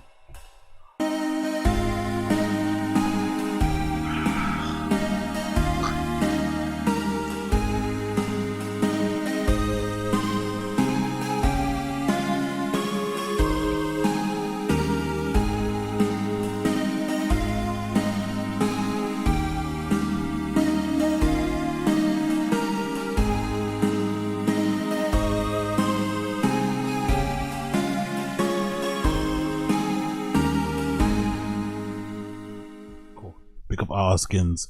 Pick up Blood Car skins. Give us this video. Had only been with each other. Wife also hadn't had any partners, so that helped us connect a lot more. Let me ask you this: do you believe her? If you've seen her, then it's hard to believe. I was at the point where I was ready, because I don't know if you told her, because I was. Oh no, I didn't know you were a virgin too. So I was a virgin too when I met him. I think Akaash actually believes that. The problem is when the internet started to dig deeper, they didn't believe it, and that in turn made Akaash question what he believes to be true. And if you notice, she never said she has only been with Akaash. She says that she hadn't been with anyone until she met him, which could imply that she could have got with someone after her and Akaash took a break when his career. Oh, that's an interesting stipulation there, isn't it? That's a very interesting. Yeah, that's a very interesting. Yeah, I didn't think about that actually. That's a good point. Notice, she never said she has only been with Akaash. She says that she hadn't been with anyone until she met him, which could imply that. Fucking hell, Akaash. Fucking hell. She could have got with someone after her and Akaash took a break when his career hit a rough patch. But when Flagrant and their Patreon took off around 2020, they got back together. And Akaash's success. The timing couldn't be more perfect, isn't it? When the Patreon when the Patreon took off, when the Flagrant Patreon took off, and they started to make around $100,000, $100 a month on Patreon, suddenly, Jasleen is back in the picture. Allowed Jasleen to live the life she's always wanted to live. Hi, my name is Jasleen, and these are things that I do as a stay-at-home wife. Or sorry, I don't do. I don't cook, I don't clean, and I don't do my husband's laundry.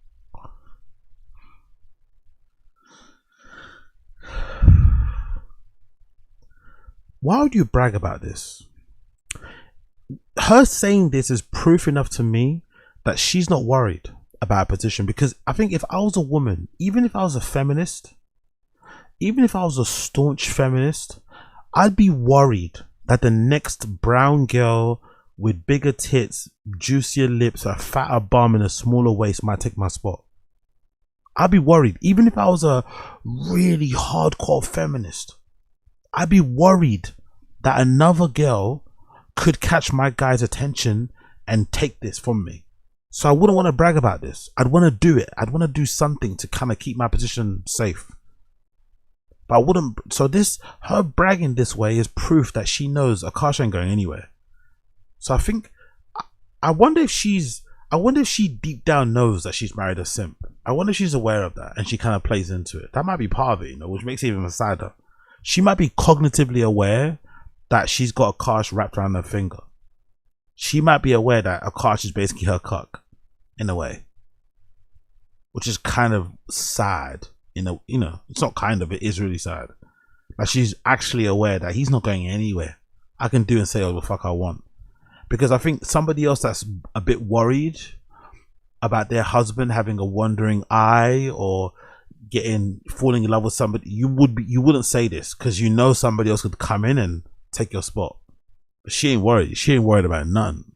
I feel that I don't have to do things to justify or prove my worth. I'm so happy not doing anything, and I hope for the rest of the girlies that follow me that one day you can sit and do nothing too. Nah, but that's not a good example. Big up Mr. Studio Girl. Cardi B got in a chokehold. That's not a good example. Cardi B speaks a lot about not being able to cook well, right? And being shit at that sort of stuff, but Cardi B is also very open about she likes to fuck. She likes to give her husband a lot of fucking fellatios.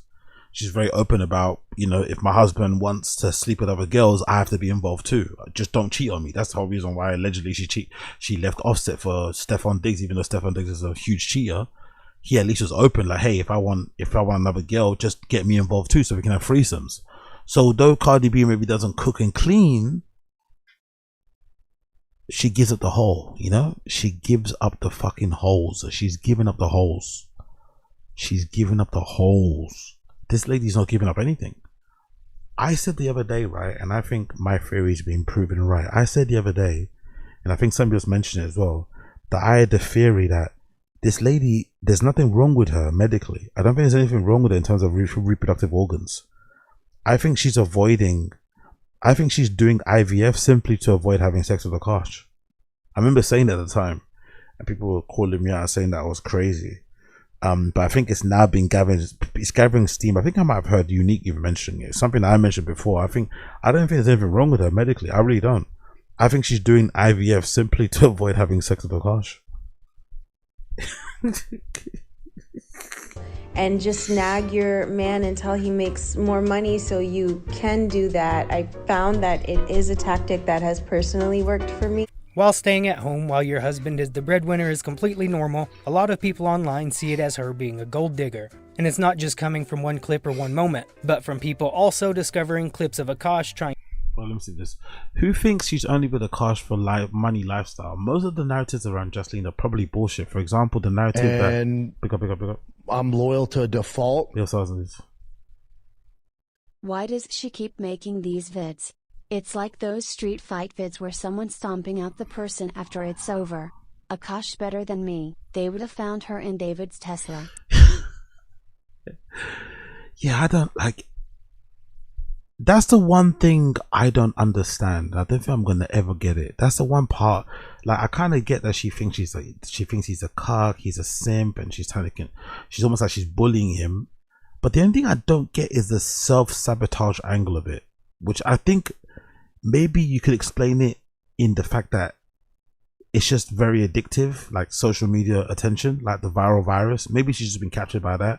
But I'm still confused as to why somebody like her, who clearly enjoys the lifestyle that Akaash has given her, or being able to buy Miu Miu and Chanel and all these type of things, what like Assad says, why are you still putting out these videos when you know these videos could harm your husband's ability to make money, thus harming or limiting your ability to spend money buying Louis Vuitton and Chanel?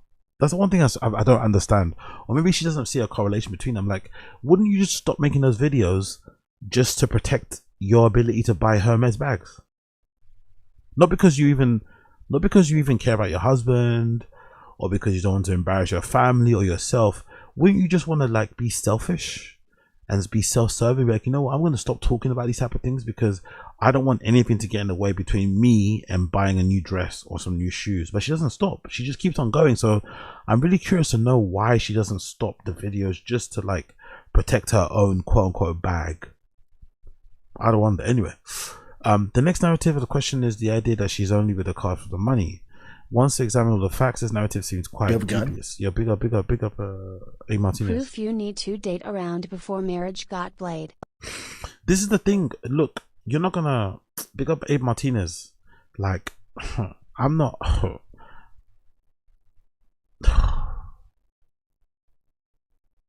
do I say this? This is where I think the whole Akaash thing is at odds with the fresh and fit worldview. The fresh and fit worldview is that women don't deserve anything. Women are subservient to men. Women are less than men, not as smart as men. They're basically just essentially like human fuck dolls, right? Women are human blow up sex dolls, essentially. And you shouldn't think anything more of them than that. But then there's also the worldview that they have where if a woman has had more than 5 sexual partners, she might as well be a prostitute. If a woman has ever worked as a sex worker, then she's not worthy of marriage. She's not worthy of love. She's not worthy of a relationship. She's not worthy of having your kids, right? You should just disregard her. If you're not gonna just fuck her, just disregard her. But the reality of this in life is this. The reality of it in real life is this. In my life, and I'm sure some men in the stream chat can attest to this, in my life, the experiences that I've had anecdotally and the people that I know, the women who are usually make for the best wives, the best mothers, the most loyal ones, the ones you can actually build a life with, are the ones who've lived a very, let's say, colorful life. The girls that have gone on fucking loads of solo trips, the girls that have gone backpacking around parts of Southeast Asia and South America, that things that guys will think is a red flag. The girls who've lived a life, who then decide, you know what, I've done all my hoeing, now I want to settle down. Those girls actually make for the better wives and long-term partners and whatever. But those guys from that fresh and fit world look at those women like they're not worth anything. So then what? So if you're not gonna, if you think women who have more than 5 sexual partners are slags, then your next option is to date people like Jasleen. That's the problem, you know? Like, okay, cool. The woman that that was a whore between the ages of like 18 to 27 and now wants to settle down when she's 28, 29. That's off the line. That's off the menu. You can't have that. Cool. Then you end up with Jasleen. I just think in general, people need to do this. If I was going to give anyone advice, make your life what you want your life to be. And then along the way, I think the universe will put you in contact or in touch with somebody that's going to be good for you. Don't focus too much on who they are. Do you know what I mean? I don't even focus on dating. Just get your life in order first. Get your life in order first. Do all your qualifications, graduate, get a job, get yourself a crib, a car, whatever. Get yourself settled first, and then I think along the way somebody's going to come along your way that's going to be good for you. I just think looking for that person while you're getting yourself situated and settled is not a good idea. And I just think having too many like criterias and everything else while you yourself are not in a good position, it's just dumb as well. I think that's the best way to do it, but to go about doing things. But I could be wrong. I just think that's the best way to do things. Personally, that's the best way to do things. Get your life sorted first and then try and find that person. Because I wonder, how would Akaash's life be different if he did the same thing? If he just focused on his career, then as his career was blowing up, then decided, you know what, I'm ready to date now. He would have had different options. But because he was, you know, doing his thing and also dating at the same time and this girl came along, he kind of got trapped a little bit. So yeah, I could be wrong. And it's not just coming from one clip or one moment, but from people also discovering clips of Akaash trying to kiss her and she dodges them like the plague. Not just a one-off moment, but people have put together entire compilations on Jasleen looking truly disgusted and turning away from Akaash's kisses. She says it's just too... That's not true. Bad take. The best woman I'm not sure to... That's not true. I'm loyal to a default. That's not true.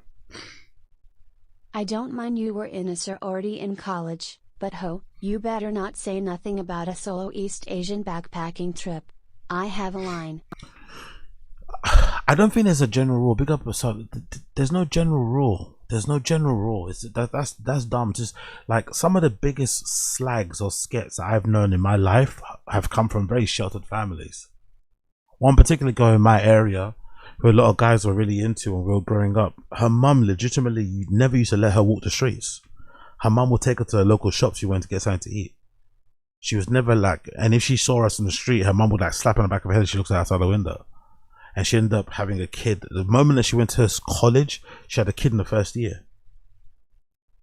No, the moment she was like not in her mum's kind of, you know, purview and wasn't, you know, being monitored, she immediately had a kid. She immediately got pregnant. It's not true. The shelter thing is not true whatsoever. Everything is case by case. I just think in general, you should live a life worth living, and along the way you're going to attract somebody that's going to be right for you. That's what I think you should do. Live a life worth living. Get your shit in order first. Fix your mental therapy, whatever it is. Get yourself a nice job. Settle down. Do whatever you enjoy doing yourself solo. Then along the way, someone will come along that will be the right person to join you along that journey, if you want it. But I think actively looking for that person while you haven't got yourself sorted is a dumb idea.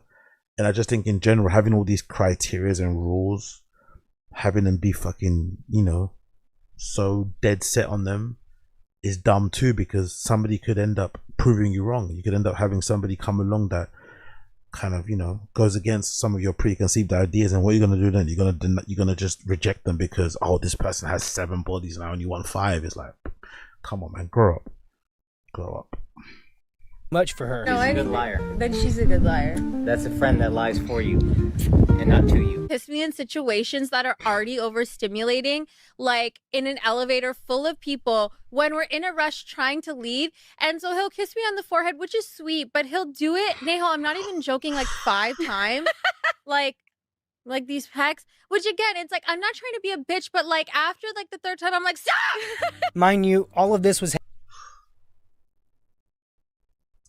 I know some women don't like being physically touched too much in public, like too much groping, because maybe you don't want men to get the wrong idea about, I don't know, whatever, right? Pecks on the head. Pecks on the head drives her. Yeah. Akaash is a better man than a lot of us on here, man. He's a better man, like, I just don't even believe it's fire like that anyway. I don't even believe it's fire. I don't even believe it's fire like that. She's like the type of person that would just lie there.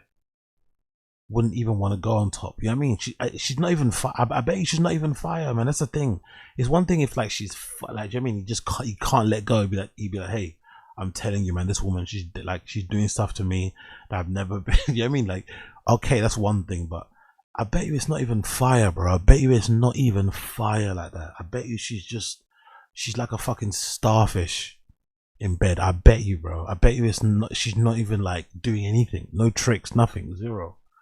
No lingerie, forget even lingerie.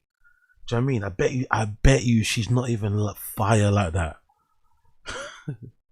happening while Akaash was on vacation. So for about 2 weeks, he's basically watching the internet build a narrative without being able to respond to it properly. So he decided to bring it up during a stand-up set in front of a crowd that mostly has no idea what he's talking about, trying to convince people, who are mostly unaware of the drama, that everything is fine and that Jasleen actually loves him. If you were calling your wife a gold digger and all these other things, it's a shame. So I'm going to tell one story that I had never even told her, honestly. My wife and I met in 2014. I was not making much money. I was getting 20.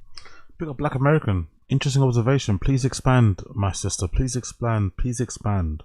It feels like his relationship with Schultz is a microcosm of his marriage. Interesting. Please provide more flesh, more info, because I'm intrigued. What do you mean by that? Akaash's relationship with Schultz is a microcosm relationship with Jasleen. Please tell me more.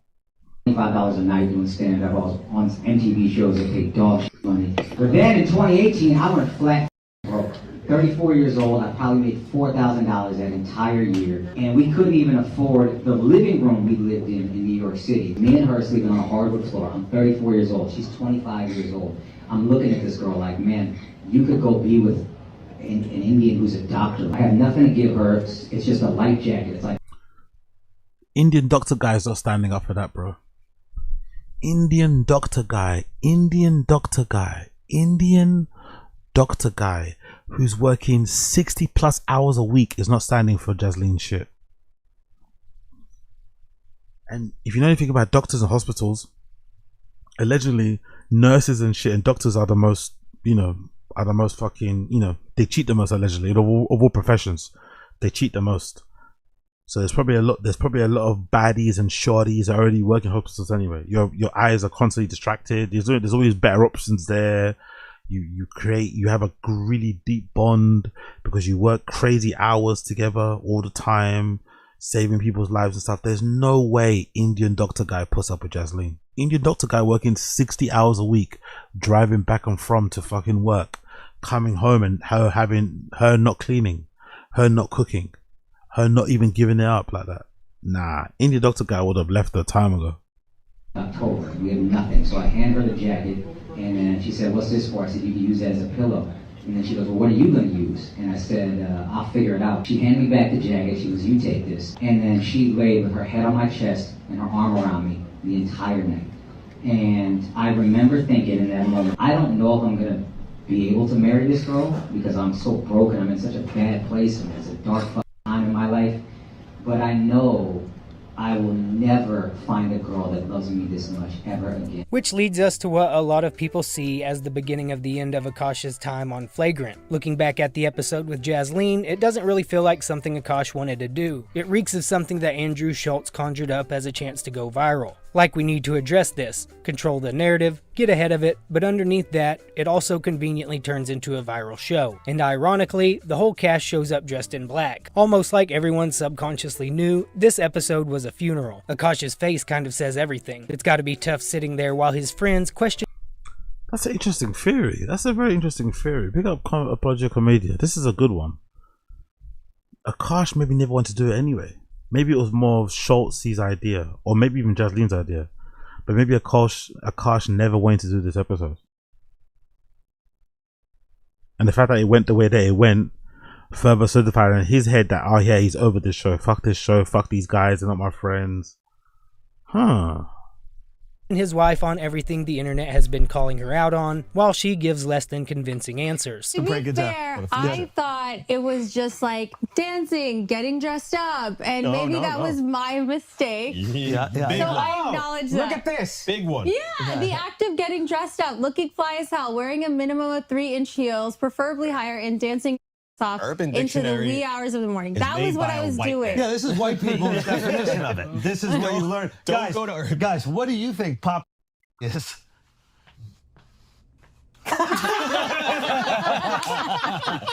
You see? Joey Curtis is not that. Okay. Yeah, that's what I thought. As a white, I thought he was just dancing. I thought it was like twerking. That's what I thought. Yeah. Okay. Are they trying to convince us or themselves? This is worse than when Will Smith went to the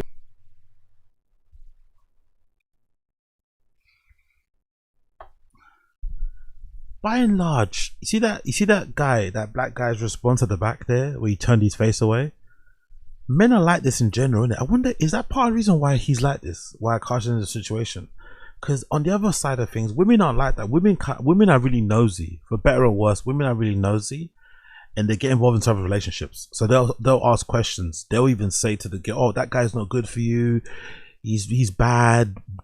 You know, break up with him. I know another guy that will be better for you. This guy I work with." Like, women will really get involved. Men don't though.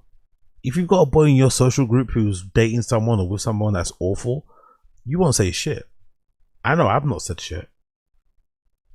So I wonder if that actually harms us. We don't get involved at all. We'll obviously be there for you to pick up the pieces when it ends badly, but we don't get involved at all. We don't have any opinion. We just keep it to ourselves. We don't tell you. By the way, when you go to the toilet, obviously we'll talk to each other like, "Oh my god, man, this woman's fucking awful." But men tend to not get involved or not tend to like say anything when their friends are in shit. They just don't say anything. You just you pretend like, even if your friends are arguing with this girl, if your friend's arguing with this girl and you sometimes just walk off, pretend you're on the phone, you don't say jack shit. I wonder if that actually does them a disservice though. red table. May this kind of love never find me. It seems like everything the fellas had a question for, Jasleen had a perfectly reasonable answer. What's even crazier is only 10% of you watching are subscribed. Is it true that you said that there was a rotation of guys? A roster. Yeah, what is a roster? What does that Okay, mean? What does so this mean? You guys have to understand, have you ever heard of the repressed Catholic schoolgirl? Never. I was, yeah, you know. Okay, so I was... His Catholic school was in his living room. Imagine how repressed he was. I was the repressed Indian girl that I didn't even watch Jersey Shore in high school because I felt it to be too inappropriate. So when I got to college, I'm like, oh my God, I can dress however I want. I can do whatever I want. You can have a roster of frat boys. What does a roster mean? So it didn't actually translate to a roster. It just meant like 2 guys I was talking to and flirting with at the same time. That's it. That's all. Yeah. I'm not gonna lie, that's kind of crazy to go from a place where you can't watch Jersey Shore because you think it's too explicit, to then go to a place where you're like, you know, you've got random guys sticking his dick up in your ass after a Tinder date or something. That's an extreme jump, innit? That's an extreme jump. At one point you couldn't watch Jersey Shore because it's too vulgar, it's too much degenerate shit going on there, and then suddenly here you are popping your pussy in college for all the white boys. When you say hooking up, I think people think I just meant making out. Again, like everything I say is so amplified and hyperbolic because it's so like incongruous to who I actually am as a person. Right. She also had a perfectly reasonable answer for dodging his kisses. Tell us about the duck. Do you always duck his kisses when there are not people around? No, not when there aren't people around, just when there are people around. And I never even knew. That's worse. I didn't Explain know. yourself. I didn't know that I Tell did us that. why. I didn't know that I did that, so I really sat and thought about it. So I think it's a few things. I think it's like You really sat and thought about yeah, it. because I was like, okay, maybe it's like the repressed Indian girl thing where it's like I get a little bashful, I do get a little shy, despite what the internet thinks. Most Indians do. I'm the exception. Yeah, I think. Right. So you're saying you're a big old prude. Yeah, literally. So she uses the repressed Indian schoolgirl excuse for why she had a roster of guys, and she also used the excuse for why she dodged Akaash's kisses, which caused a lot of people to call her out on her hypocrisy, as she has posted videos of herself doing not so prudish things in public, like being exposed at the doctor's office while asking the doctor inappropriate questions. Also, I heard you're single. Is that true? While she may be joking around in order to get TikTok views, there's just too much of a history of her on video saying things that go against who Akaash sold her to the world as, including her celebrity hall pass list. He's on my hall pass list. Oh, yeah. Chase Crawford, Jacob Elordi, Austin Butler. It doesn't sound like she's joking around when she says things like that. Also, it's funny to me that she mentioned her white frat boy roster, and the same guys on her hall pass list are all white looking frat guys. And to make the expose episode of Flagrant even worse, and the narrative that she couldn't really get around, was that she saved herself for Akaash. You can literally see years of Akaash's life leaving his body in real time. I met this guy on Tinder, whatever, like we were like just feeling like the vibes, and Feeling the vibes. You were sucking on her tits, touching her bum. I love when girls use those words. Feeling the vibe. What does that mean? Feeling the vibes. Where were his hands? Where were his mouth? Akaash, before she, I just can't, like, I can't imagine the embarrassment. Before she came on the internet, Akaash was talking about her like she was this princess, and then she decides to come on the internet herself and just like lets it all out. I can't imagine how embarrassed he was, man. I can't imagine the shame that he must have felt, because he was taught. That's the thing. If you pay attention to, if you don't know about Flagrant, you wouldn't know this. But before she came on camera, he was gassing her up, man. He was doing a good thing. He spoke about her so highly. He was really speaking about her so fucking highly on the show before we knew who she was, you know, before she made herself like public on social and shit. And then she came out and it was like, ugh, this is the person that you've been like gassing up, glazing, for lack of a better term. She's horrible, you know, like it didn't make sense. Like, what the fuck? really was like, oh, you can sleep over, but like not really wanting to hook up that much. Because again, for me, like I was just like, okay, maybe we can make out and just like whatever and cuddle. But then I guess he like wanted. Was this guy Indian? No, he was like Asian. He took it very differently than, I've learned this translation. Wait, what do you mean? An Indian guy might understand what an Indian girl means when she says we're hooking up.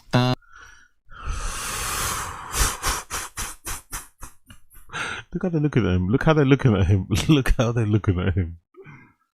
Yeah. I understand why he quit the show. I get why he quit the show. Look how his boys looking at him.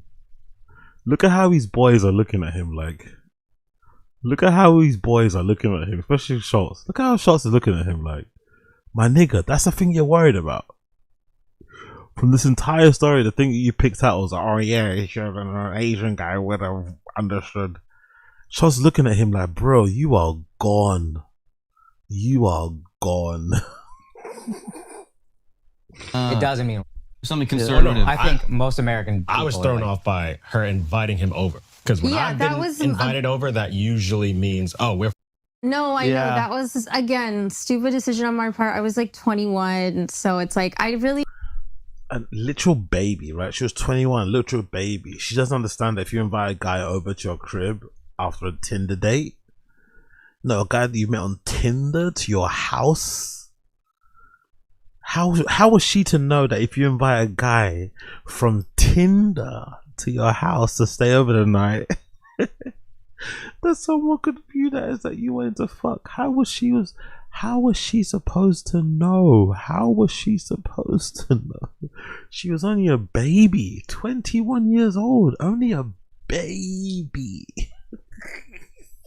Just like, I don't know, like I just was making bad decisions all Fair. around. So it's like, but I was like, okay, like we'll kiss, whatever. I don't remember, honestly, I don't even remember too much, but I can't remember. Like again, I've never used dating apps, right? I've been fortunate enough that, you know, my my skills in person kind of have allowed me to do, you know, whatever. But I can't think of a single time I've been invited to a girl's crib where I haven't seen a tit, a bare tit. Now it might not have got all the way, but I can't think of a single time in my entire life where I've been invited to a girl's house after a night out and I've not seen a naked tit, a bare tit, you know?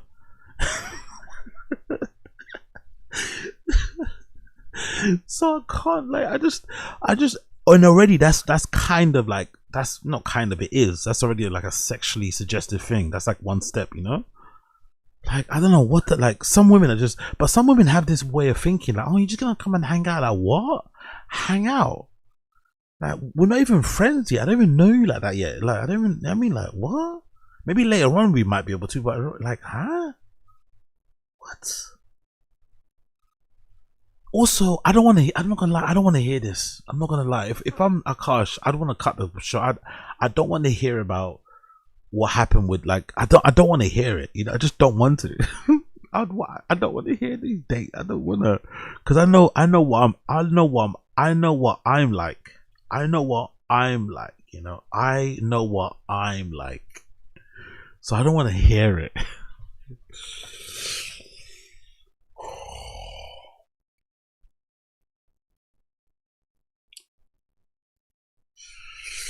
Yeah, maybe it does make sense why you unfollowed them. I don't know.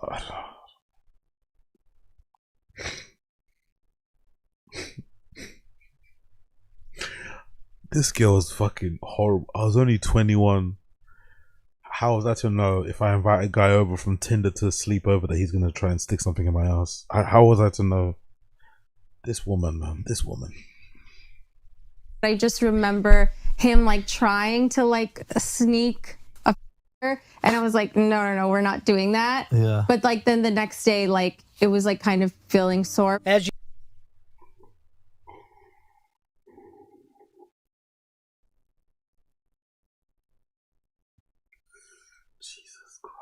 Jesus Christ.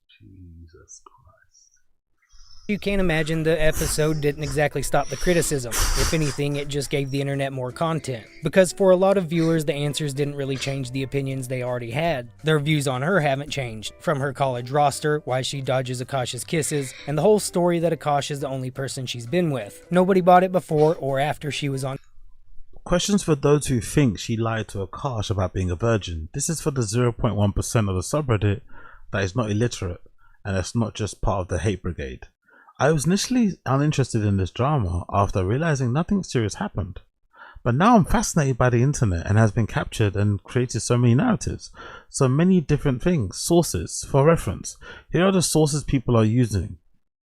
Horrible decisions. Episode 108, Akaash. Both Akaash and Jasleen state that they were virgins before they met each other. She also states that she had boyfriends, one of whom corrupted her in a safe way, where she learned how to do everything.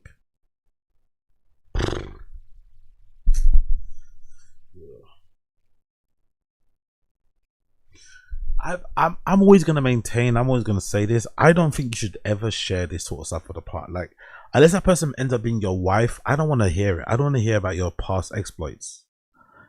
For me, it's never ended well. I think I got tricked once to do it. I think one girl tricked me once.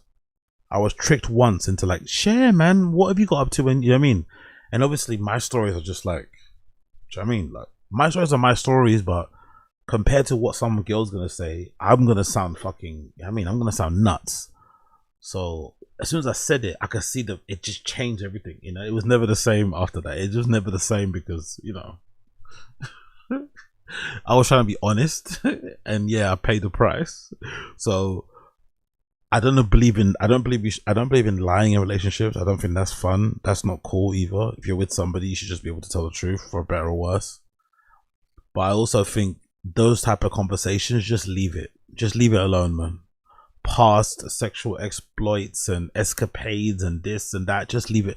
Roughly knowing how many people, longest relationship, okay, but like details like, oh, what was this, what was that, don't do it, man. Don't get tricked like I did.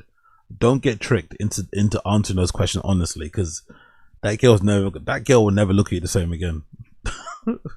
Flagrant, except maybe Akaash, and she didn't do herself any favors. After the podcast, she kept taking to TikTok to talk about how it's unfair that Akaash can make jokes about their marriage, but yeah, big up Wild Fan. Is there an Indian version of soaking? I don't know if there's any Indian people in the stream chat. I don't know if I have any Indian viewers watching, or Pakistani people or Bengali people, but when I used to work at that bowling alley, the one I always talk about where I was serving all the chicken nuggets, it was really popular with people from that world, for people from that part of the world, sorry. A lot of the teenagers and young people, they would go on dates in that place, because I think that was maybe the only place they were both allowed to go. So they would kind of make the excuse, oh, we're going to the bowling, we're going to arcade, and they're just like, you know, they'd hire the fucking bowling, but they'd hardly be bowling. They'd just be sitting on the fucking benches next to it, kissing each other for ages, or in the arcade, kissing each other for ages. But what I remember having kind of walking around and, you know, accidentally walking into things, they used to they used to love doing everything except for the final stage.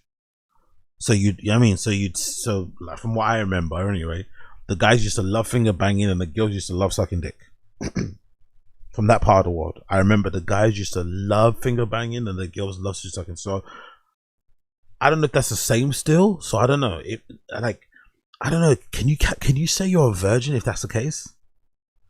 It's such a new, it's like a new term, people. It's like a new definition of being a virgin, because can you really say you're a virgin if you've sucked, like, you've had like 10 boyfriends and, you know, you sucked all your boyfriends off to completion many times and they've kind of gone crazy with you with the finger banging? Like, is that really a virgin? Like, I don't know, man. That kind of sounds like you've done a lot. Kind of sounds like you've done a lot. You know, I don't know. But we live in a world where people make up their own definition of words in it. I don't know. not her. If we both make jokes at each other's expense, the difference is my husband will go on stage and say whatever the he wants about me. No one has anything to say. It's like, oh my God, it's so funny, it's so relatable. But then I come on TikTok and I make jokes and now you have a problem? Because I don't have a mic in my hand? The difference is that Akaash never said anything half as terrible about Jasleen, whether in his stand-up or on a podcast. You know what's really odd about the whole, like, big up, who said in the stream chat, a lot of religious, big up Coiler, clip it, a lot of religious girls think only counts one thing, everything else is kosher. It's just weirder because I think those acts, right, apart from the physical nature of them, they just encourage thoughts, innit? So I'd imagine if you're I'd imagine virginity is also partly to do with thoughts. It's partly to do with being clear of those thoughts. So it's like not kind of like taking in media that's sexually suggestive, obviously not watching porn and shit. So I don't know how you can get away with saying foreplay isn't technically breaking or whatever your virginity when it clearly stimulating that side of your brain. You know, it's like it just doesn't make sense to me. It doesn't make sense to me how that sort of stuff cannot be counted as a form of losing your virginity. I don't know. It just doesn't make sense to me, but I could be wrong. People can tell that he genuinely loves her. The same can't be said for what she chose to share about their life, or the way she... Exactly, Z. Exactly. If you're going to do all that, and honestly, I swear to God, at this bowling alley I worked in, I swear on my life, 90% of the people that were there were from India, Pakistan, or Bengali, people like whatever. They were from that place. And it was always boy, girl, boy, girl. There'll always be couples. They'll be in their cars for ages in the parking lot, sat there, getting off on each other. They'll be in the fucking arcade getting off with each other. They'd be in there until it closed, until the tannoy was like, you have to leave 5 minutes before. They'd be in there until the very, very end. Because that'd be the only time they could have like private time together, boom. It's like, I don't know, at that point, like Z said, if you're going to do all of that, you might as well just go all the way. She treats him. But she blames the whole controversy on incels. You don't know what the Big up MK. That's a Calcutta virgin is crazy. controversy was. A lot of red pill and misogynistic men trying to cancel me because I said I popped my big deal. Like, get the over it. It's funny hearing Jasleen talk about being canceled when there was never really anything to cancel. This wasn't some losing a career, a sponsorship, SNL. It was the first time she put herself out there publicly and people didn't like what they saw. And they wouldn't have even saw her if it wasn't for Akaash. And honestly, most people didn't even come away angry at Jasleen. They came away feeling bad for Akaash. And I think what made it worse is that Akaash probably expected Schultz to have his back. I would watch the videos and I would die laughing. As a friend who loves him, I would die laughing. Of all people, he probably thought Schultz would help him out of the situation, not turn it into content. Keep your wife off the internet. When I'm out here getting the money, let me use some of this money to help you do some other things, yo. Because you don't need a microphone in your face because you going to run and ruin up. Yeah, big up ourselves these years, exactly. Sounds lit. High school bowling, dry humping. Stay living. No, they were definitely living. Because that was a time where I was getting no play. That was a time where I was like a proper church boy. I was getting no play, zero play. I was doing nothing. You know what I mean? I was doing zero. So seeing these guys pull up with, like, you know, the most gorgeous looking Indian Pakistani girls you've ever seen in your life. Like, even back then, like, just the faces were always fucking incredible, especially with the ones wearing hijabs. Their faces were always fucking 10 out of 10. Some of it obviously makeup, but a lot of it was just like, you know, just really, really pretty girls. And they'd be in there legitimately from the start of my shift to the end. Yeah, fuck, you know, how long are these motherfuckers gonna kiss? Like, niggas are kissing for hours. Like, but you know, they'll chill. When you're kids, that sort of stuff is like fun in it, I guess. It's just funny. They'd be in there for fucking hours, bro. Hours, just sucking each other's faces. It's just so fucking funny. Us. All right. She said that Akaash's balls smell like a homeless person. Damn. Not Steph Curry with the shot boy. They call her chicken curry. God damn. Why would she say that? That's a good point. What was your favorite name? Jada Pinkett Singh. Jada Pinkett Singh. That is phenomenal. Okay, now we know why I didn't see this bit. Now we know why he unfollowed them, innit? Now we know why he unfollowed them. Whoever came up with that, this is just Jada Pinkett Singh was hilarious. They said her podcast is called Red Dot Table Talk. This was the whole internet, and it was. And it's your married. I get it. It comes to the territory. I get it. I don't like to see it. You know it's horrible. Especially when, you know, I can't get no jokes in. You know what I mean? Like, at least, you know, And it was clear that Akaash didn't take the controversy the best. He admitted that it really got to him, and even made some remarks about feeling betrayed by some really good friends. People assume it's Schultz, but I'm sure it could have been numerous people he's talking about. I don't feel like things really phase you like that, so I couldn't gauge if phased. it really hurt. I was deeply phased. Is it on site, or are you evolved at this point? If we want beef, I'll destroy everything. I'll burn everything down. Or you came at my wife, let's just burn it all down. We're supposed to be really good friends, and you're saying stuff or letting stuff slide, and I'm like, you're not a bad person. You just really want the fame, and you might be kind of broken if you've seen the other side of fame and you've experienced it and you still want it. There's probably something wrong with you. This was around the same time in Flagrant after the Jasleen episode when Akaash slowly disappeared from the show. And it's not really clear whether he left on his own or if Schultz let him go. Regardless, Schultz made the announcement for Akaash during an Akaashless episode of Flagrant. As I'm sure you guys are aware, our boy Akaash, he really went through it earlier this year, showed amazing resilience and, you know, selling out Radio City recently, setting records in Toronto, just crushing stand-up around the globe, and literally just like living the dreams that he would tell me about at 2 a.m. when we're eating egg sandwiches at Veselka. So it's been amazing to see, but the experience has put things in perspective for him. And he has made the decision to focus all of his energy on stand-up. He is going to be stepping away from the pod. It is bittersweet. You know, we wish that he did not want to do that. But at the same time, you know, it's very hard not to root for your friend, you know, literally living his dreams. And if he feels he's got to give everything to that, then that's exactly what he's got to do. And we're going to rock with him. We hope you guys continue to rock with him. Go check out the show. We saw the show Radio City. It's phenomenal. You guys should absolutely go check it out. AkaashSingh.com for tickets. So we just wanted to, you know, clear the air. Akaash hasn't been on the pod for a while. We thought it was time that we, you know, talk to you guys about it. Thoughts, boys? After months of drama, an awkward response episode, and non-stop speculation about his personal life, we're suddenly supposed to believe this is just a normal career move. Like I said in the beginning of the video, most of this was brought on by Akaash himself, like years ago. Like this old clip where he said Jada Pinkett deserved to be criticized because she puts herself out there, unlike his wife. Oh, I didn't know that was Jada. I thought that was Megamind from the Disney cartoons. I did not know. Yes. Will said that about your girl. Again, also different. You're not hitting them? Also different because our wives aren't celebrities. They don't put themselves out there. Yeah. You put themselves out there, I swear I would. Anyway. Big up Akaash, man. Big up Akaash. It's just a cautionary tale. Now, if you're a guy and you've watched any of this content and you get yourself in the same situation, you're the idiot. I don't really blame Akaash too much because Akaash, virgin kid, didn't have much sexual experiences, just fell in love with this girl, whatever. He's, you know what I mean? But I think if you're a dude and you watched what he's gone through in real time and you get yourself in the same position, same situation, you have no one's empathy. No one's gonna feel sorry for you. No one's gonna feel sorry for you. But yeah, let's hope he figures it out. He probably won't, but let's hope he figures it out. He probably won't, but let's hope he figures it out. He probably won't, but let's hope he figures it out. We got to read the stream chat too, by the way. Smash like, hit subscribe. Don't be lame. Smash like, subscribe. Okay, let's see. I want to check actually what's going on here. What is her Instagram? Oh no, what's her TikTok? She put, what's her TikTok saying? What's her TikTok? Did she post anything on her TikTok that I haven't missed out on?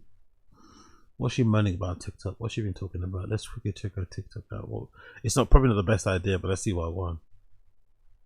Might not be a good idea, but let's see.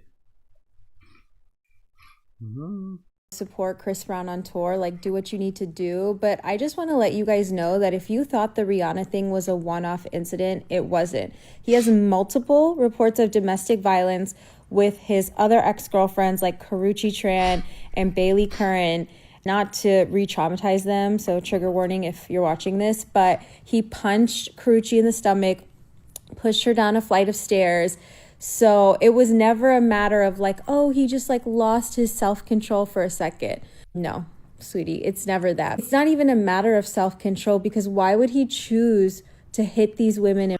None of your business, really, isn't it? Why is she sticking her nose in all this stuff? What's this got to do with you? You have your own. You have enough issues of your own you have to deal with. Why are you concerning yourself with Chris Brown and what he does or doesn't do? Who goes on tour with him? Like, anyway, I find the whole debate around Chris Brown's all tiring. And like, I don't care. Like, if the people in his life don't seem to give a fuck as much, why is everyone else litigating this? Like no one else seems to give a fuck. It seems like him and Rihanna are on good terms. The Karrueche thing, I don't know if they're on good terms still, but she doesn't really mention him anymore or talk about him at all, zero. But the internet is like hell bent on trying to cancel Chris Brown, and like it's like, I don't know, his fans don't care, the victims don't give a fuck. It's unfair, maybe to some extent, I get it, but just move on. You know, like this one especially has no place to talk. This one especially. Private. Why not in public?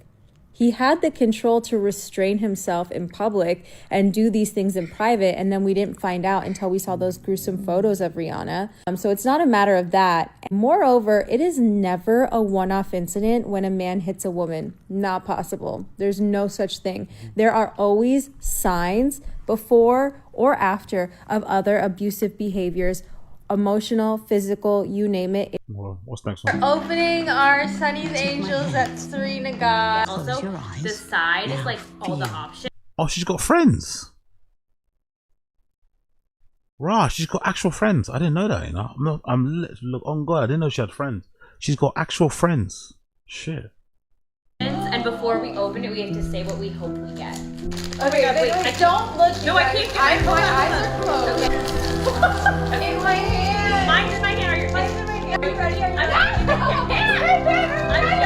showing mine to the camera. I literally can't. Here, show yours. Okay, ready? Don't look. Okay. Happy wife, happy life. I've been sponsored by Male Tears is crazy, you know. Sponsored by Male Tears. Aren't they the tears of your husband though? She built like shit too. Not to be that guy, it doesn't really matter. It's not, you know. But she built like shit as well. Built like a fucking 13-year-old boy. Allow it. Allow it. Allow it. Allow it. Allow it. Allow it. Emotionally attached to elevated basics. What are these elevated basics?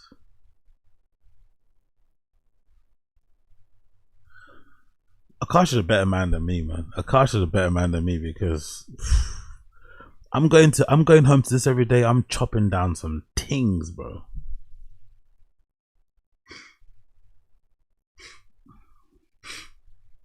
The kind of bag that makes you want to walk slower. Cute new bag I just got. Just one more. No, I said I wasn't gonna spend any more money, but I had to. I went to Bergdorf's, I went to the row counter, and I was like, by chance, do you have any like mini Marcos, aka the Marco 10? And they're like, oh yeah, we just have one. I saw it and I was like, I need this. You guys, come on. She's so adorable. Like, this is just that girl. This is New York City It Girl bag. What dreams are made of material. I love like the emboss. Big up everyone. Saluting face emoji. Yo, big up. Oh, big up casual. Well gone, G. Big up casual on stream chat. What are you saying, Gigi? I think it's called embossed leather. I know I have the Marco in the big size, but this is huge in comparison. And I'm a tiny petite girly, so sometimes you just want a tiny little throw all your shit into bag. I love this. And before you say I'm just an impulsive shopper, I literally had the guy on Bergdorf's hold it for 24 hours. The risk of knowing he could have sold it, he didn't though, shout out Devin. And I actually went to the Rose store and I was like, what other colors of the Margot 10 do you have? She was like, none. We don't have any Margot, any size, and we have a wait list. So I was like, Our skins, I know I complained about the beer earlier and I said it was room temperature, but after watching a lot of this fucking Jasleen stuff, I'm happy I've got this beer. It's disgusting, it's not cold, it's room temperature. But having to listen to this woman talk, I'm happy I've actually got this. I'm happy. So big up all my Tuesday/Wednesday morning drinkers. I'm happy that I've got some of this lukewarm beer to like numb my senses of listening to this fucking donut. Like, okay. So I did see this beautiful cashmere sweater. Cashmere is great for when it's just about to be summer. She a type of girl to make a guy an alcoholic, mate. But I love cashmere, and this was very well priced for like 100% cashmere, and I just love like elevated staples. So I did my research and I got this. So this is the Margot 10. It's in, I think, taupe. I think there's like a smoked taupe, a dark brown. I love the Margot. I think it's just such a chic it girl bag, and the only other bag that I love from the row is like the shoulder Margot. Obviously like the bag that it can sit on your shoulders. So we love her. Done, I promise. After this, I'm done. I'm so done. I'm done. Can I show you guys this? No, so meet this one. I don't know what that is. What's that? The dogs, I guess, playing. When you thought laser hair removal was a one-time purchase.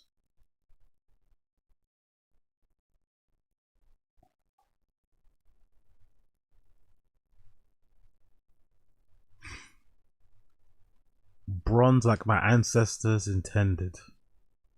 Makeup look for the brown baddies, the Indian baddies, the Pakistani baddies, South Asian, Filipina, Middle Eastern, Latina. This is like my go-to bronzy, glowy makeup look, okay? Let's go. First, you need her. You love her. House Labs foundation, and she is tea. So I just got a spray tan, so I had to get shade 330, but usually I use like 280, and then sometimes I mix it with the Armani in like 5.75. Hourglass concealer is just that bitch. Like, it's so creamy, it blends so seamlessly. Like, I love it. This is the last time I came over.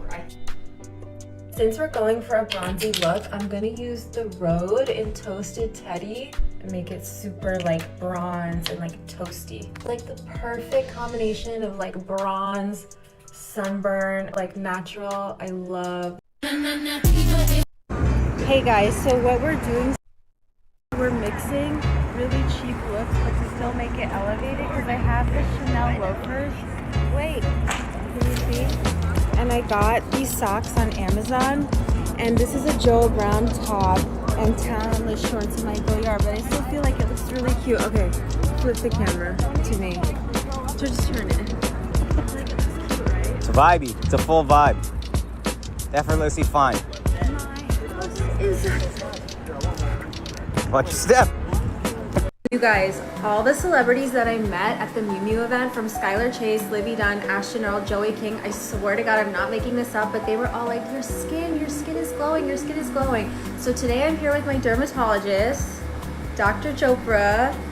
Trust is tree. Oh, the guy that she was flirting with that time, innit? Clothes. Because I told him it was an emergency because I have a Gucci event and please can you treat me? And I also have 2 really big pimples because my hormones are like all acting up from the post IVF. So we are gonna do my favorite laser, which is the Skin Genesis. So let's do that. 1, 2, 3.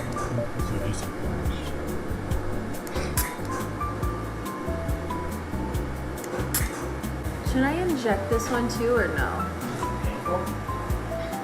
Yeah, this is like literally my favorite laser, you guys.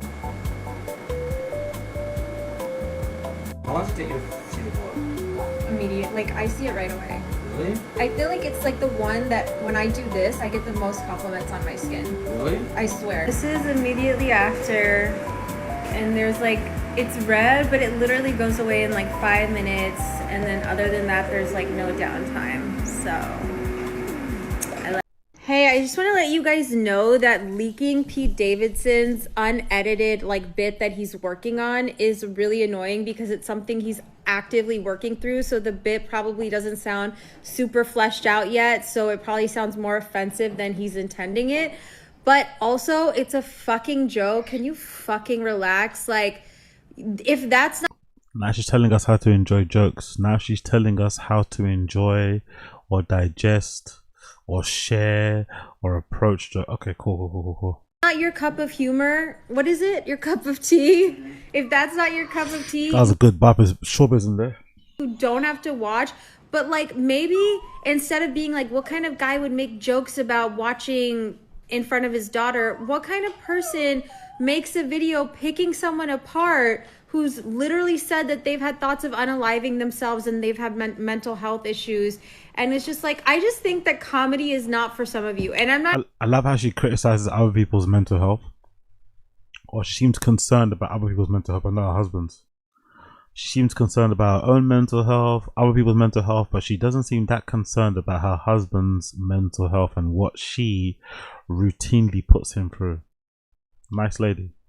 I'm not saying I agree with the joke, I support the joke, I condone the joke, but I understand what comedy is, and I'm not going to get offended by something that has... It doesn't impact me to get offended. I'm not the mother of his child. If the mother of his child has a problem with it, she can speak to him directly. And you guys like getting so outraged on her behalf is so fucking annoying and performative to me. Ah, she's using the Pete thing as a chance to defend herself. She's basically talking to people she's basically criticizing people that are offended about the things that she said about Akaash or she said about herself on behalf of Akaash, right? That's what she's basically doing. She's using the Pete Davidson thing as a way to talk about herself. Classic. People get offended on someone's behalf that they don't know because that person's spouse said something.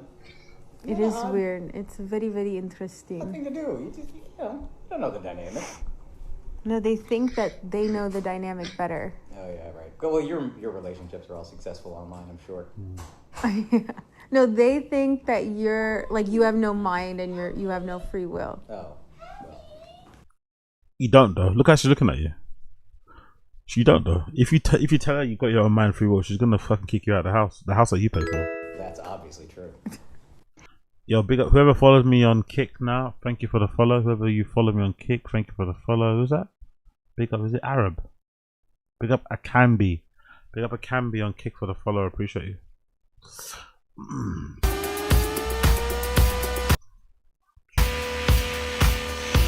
How do you deal with the hate? How do you deal with the hate?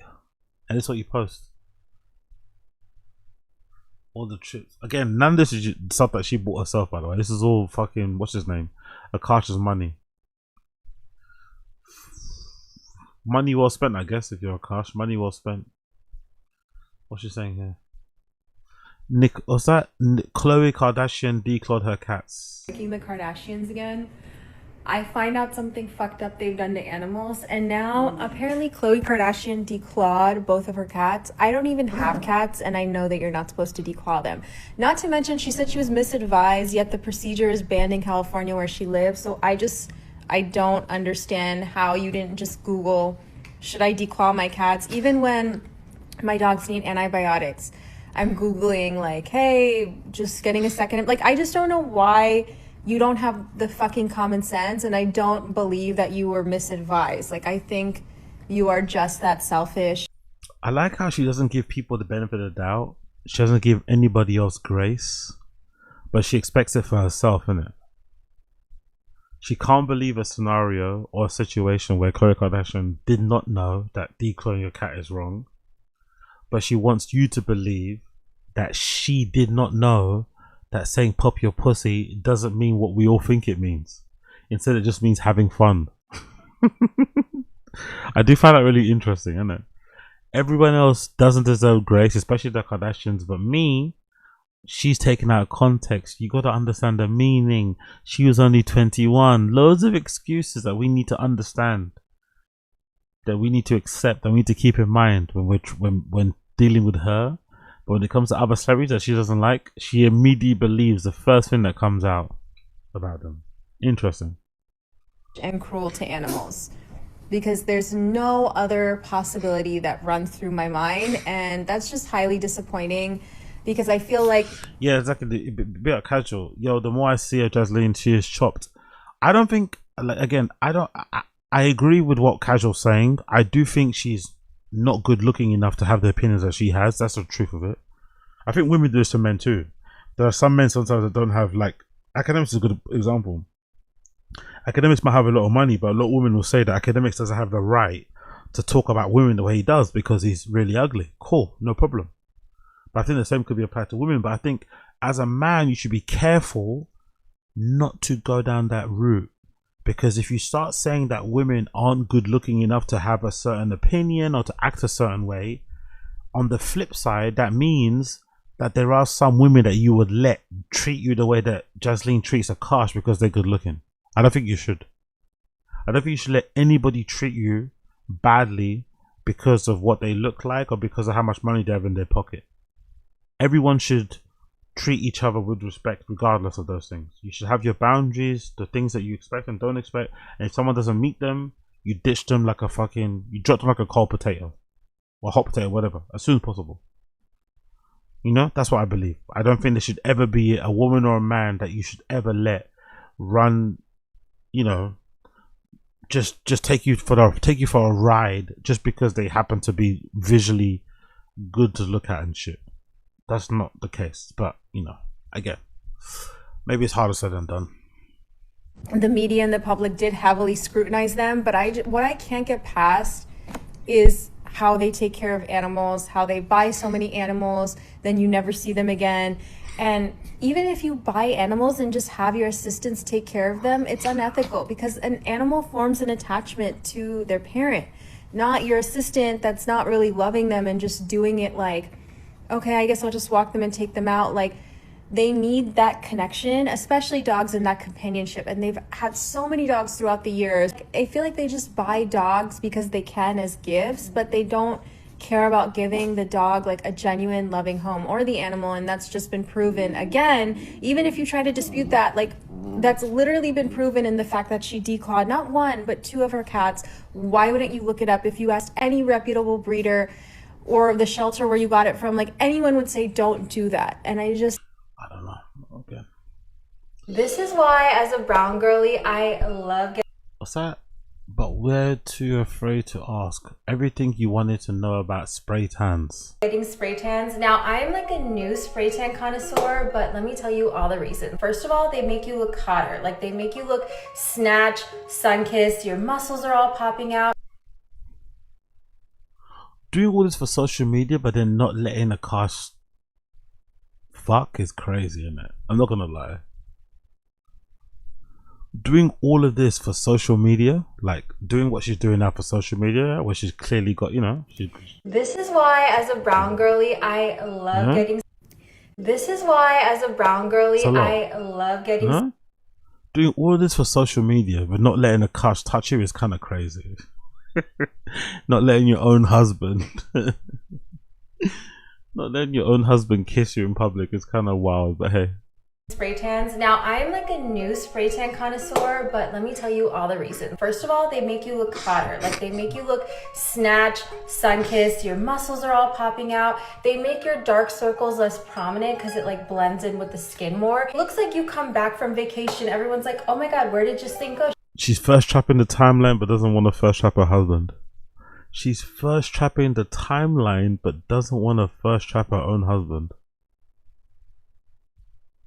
She looks so tan, she looks so well rested. She must have gotten 8 hours of sleep a night. It's so much more safer for your skin because you don't feel the pressure of like having to bake in the sun. I didn't know this, but the reaction is from a natural sugar derivative that makes your skin darken, and it's just on the dead skin cells, so you can exfoliate it like in 5 or 7 days. It just like comes off. I just feel like it's like the perfect way to prepare for an event. And if you do it before an Indian wedding, then all of the other annoying Indian aunties won't talk to you and give you rishtas because they'll be like, oh, she's too tan for our Rohan. So it's a win-win overall. This is why, as a brown girly, and while I expected Rue's death, it was still so heartbreaking. Wow, she's lying on him. Nice.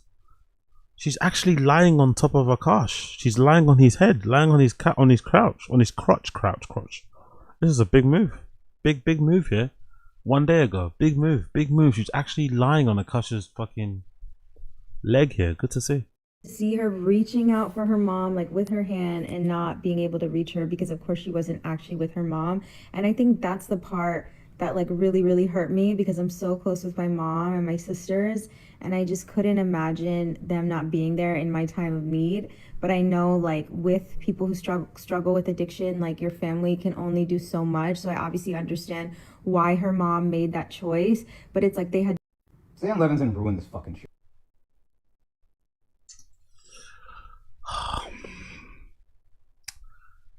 One week break from Jasleen, man. I need a week. I need a week break, man. She's too much, man. She gets me so angry. One week break. I need a week break. I need a week break from this lady, man. Let her do her thing, but I need a 1 week break. I don't care what happens. She loses a leg, God forbid. I don't care. I need like a week break. I need 7 days off this lady. I don't care. I need at least 7 days. I'm done.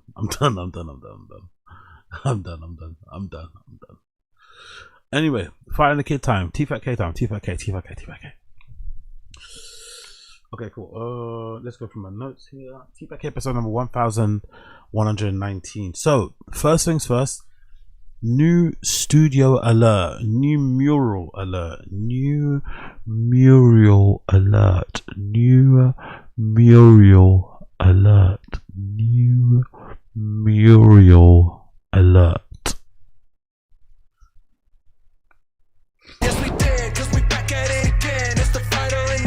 This is really the Fighter and the Kid.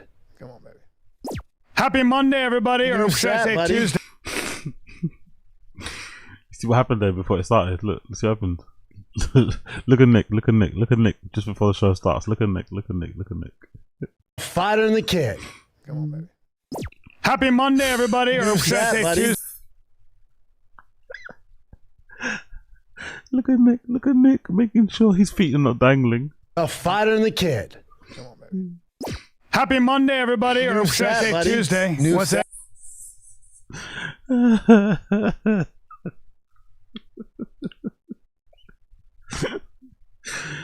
He's even checking stuff out of the camera. He can't be caught slipping. Oh yeah. Look at Nick. He's even checking stuff in the camera. He's even checking himself in the camera just to make sure his feet aren't dangling. Oh my god. I also love the fact that he's always wearing these Air Maxes that give you a little bit more extra height. I love that he's always wearing Air Max 90s. He doesn't seem to wear any other shoes. I think he's realized they give you a little bit of extra height, you know? Because the air bubble at the back. That was one of my favorite Nikes of all time, to be fair. But yeah, I love that he's always just making sure he's not getting caught slipping. Oh yeah.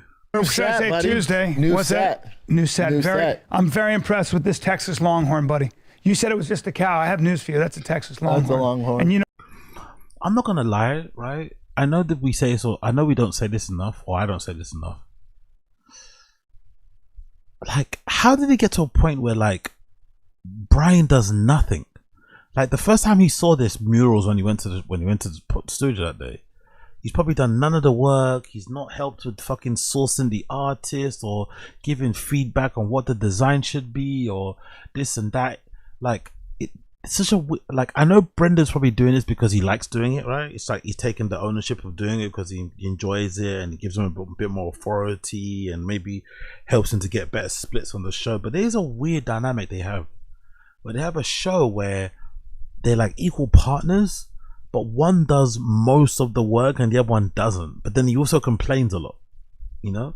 Like Callum's always complaining about the aircon and stuff. It's like, brother, if the aircon is annoying and it's loud, which it is, it sounds like a fucking, you know, like a wind turbine or like a jet engine or something. Find another studio for us then, motherfucker. Go find a studio.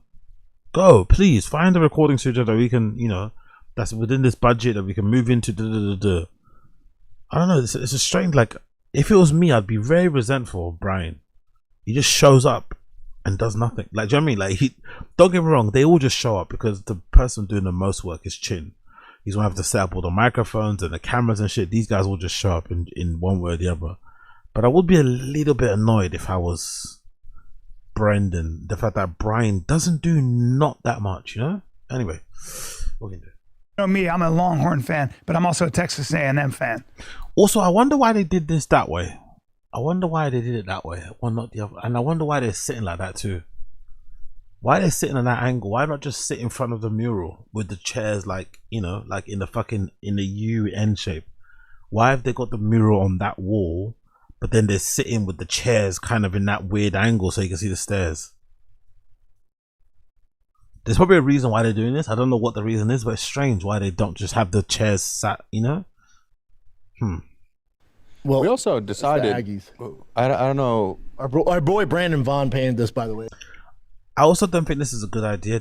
I don't know if they like this angle, but this angle where you can kind of see that they're in like a storage unit thing also isn't good. I don't know why they like this. Maybe because they think it looks like an office or something, but I don't think this angle where you can see the storage unit and you can see all the other units you see people walking by is a good thing.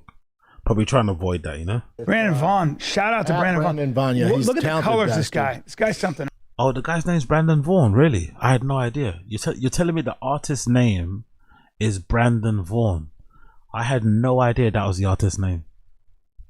I had no idea the artist's name was Brandon, which is fucking hilarious, given that one of Brendan's troll names, right? One of the names that the trolls gave Brendan was Brandon, because of the amount of times people have fucked up his name and called him Brandon, and it clearly annoys him. It clearly gets on his nerves when people, instead of calling him Brendan, call him Brandon. So it's kind of funny. But I wonder if like the artist's name being that prominent, because usually when they make these sort of like murals, then they don't make their name that big. I wonder if the artist did that on purpose because they didn't actually pay him and they paid him an exposure. Because knowing Brendan, he would do that. And knowing Brendan in 2026, he would get someone to paint him like a 6-foot long mural and not pay for his services and just say, yeah, I'll give you exposure. You're on the show that gets like, I mean, you start breaking down the numbers and shit. I wonder if that's what happened, because this is a strange place to put it. I know he made it look like a neon sign. He did the Big Brown Breakdown set. He did this set. Shout out to our boy Brandon. I love that, man. Super Here we talented. are in Texas, huh? Of course, yeah. Of course, they need another reminder that they're in Texas. That's what they needed. They needed another reminder they're in Texas. They don't need reminders enough that they live there. You know, that they're actually there. No, they need more reminders where they're actually living. Of course. Looks good. Looks good, right? Speaking of looks, we could have. We got the same thing on. We definitely planned this out before. You guys are wearing First Form shirts. Yeah. Damn. See, I was sponsored by them, so I have just so many clothes. Me by too. them. Yeah. Hey, really? I'd like to fill out. They have good fitting clothes. They have the best merch in I have to say. Yeah, I feel like they're all sponsored by them, no? I think Slow just got some stuff on this too, right? Slojo got a package from this FF company, First Form. Nick said he sponsored. Brendan sponsored, obviously. So yeah, I think they've all got, except for Brian. Brian's the only person who didn't get a free form. What's that thing called? A free form athletics gift bag or something. You know, all supplement brands because it fits like a true classic shirt where it's like fucking. It doesn't. It makes your arms hugs the arms. Yeah, I love but that. Even their loose fit stuff is my fave. Oh, you like pump cover type shirts? Yeah. See, I have too much body dysmorphia to ever wear that. I'd be like, oh, people just think I'm just a short. Yeah, it doesn't show off the muscles. Yeah, if you're a big boy like you, you can kind of like drape. I have the body dysmorphia of a fucking Brian trying desperately to get involved. They're not talking to you, bro. ballerina. I get it. I remember when I was 20. When I was 20. Those guys are so fucked up. I was. See, look, you're trying to get involved. They don't give a shit. I remember when I was 20. When I was 20. Those guys are so fucked up. I was 21 and I finally got in there. Finally got in there at the end. Didn't know how the human body worked. I saw this guy in a t-shirt and he was built like, he's just a giant guy. And I remember, I swear to God, I'm a goal-oriented person. I went, yep, in a year I'm going to look just like that. Oh man. And I went and lifted weights and it didn't. Brian remembers seeing a man when he was 21 years old that made him want to work out. And he's 16. He still remembers that story. Nigga, you gay. Quite work out. Never too late, man. Never too late. You know what my new fantasy is? And I was going to ask you. You said. I want you guys to take this seriously. I feel like it's black men that are strong. That's always been a fantasy. It's been an ongoing thing. I want to listen. Now I'm happy that Rick Glassman said what he said to him, by the way. But like I said to you before, it's not going to change. He's still doing the same bits. I'm happy Rick Glassman called him out on some of his fucking tropes and hacky stuff, but he's gonna do this until the day that he dies. This is his stuff. This is his brand, you know. Now I want a miniature farm, but I'm not done. I'm gonna buy some land and live on a smaller farm. A smaller farm, a gentleman's farm, right? Now listen up. I want some guinea fowl. I want some chickens, and ask me how I'm gonna get my milk. Quick, isn't that a ranch then? I don't know yet because I'm going to have a couple of cows. I'm going to have a couple cows. Yeah, but you don't have like a ton of them, so that'd be a ranch. Yeah. What? That's a ranch. That's a ranch. No, it's just a couple cows, couple goats. That's a ranch. You're not even identifying the right way. Don't. Couple milking goats and a couple of Yeah, exactly. Now, you only have a farm is plants. No, but ranch this is animals. Okay, but can I go through the animals I want? It's important. Go ahead. Hey, Chin. But my thing is, you're not dreaming high enough. I mean, why, Bubba? I want my own milk. Want my own eggs. I want my own meat.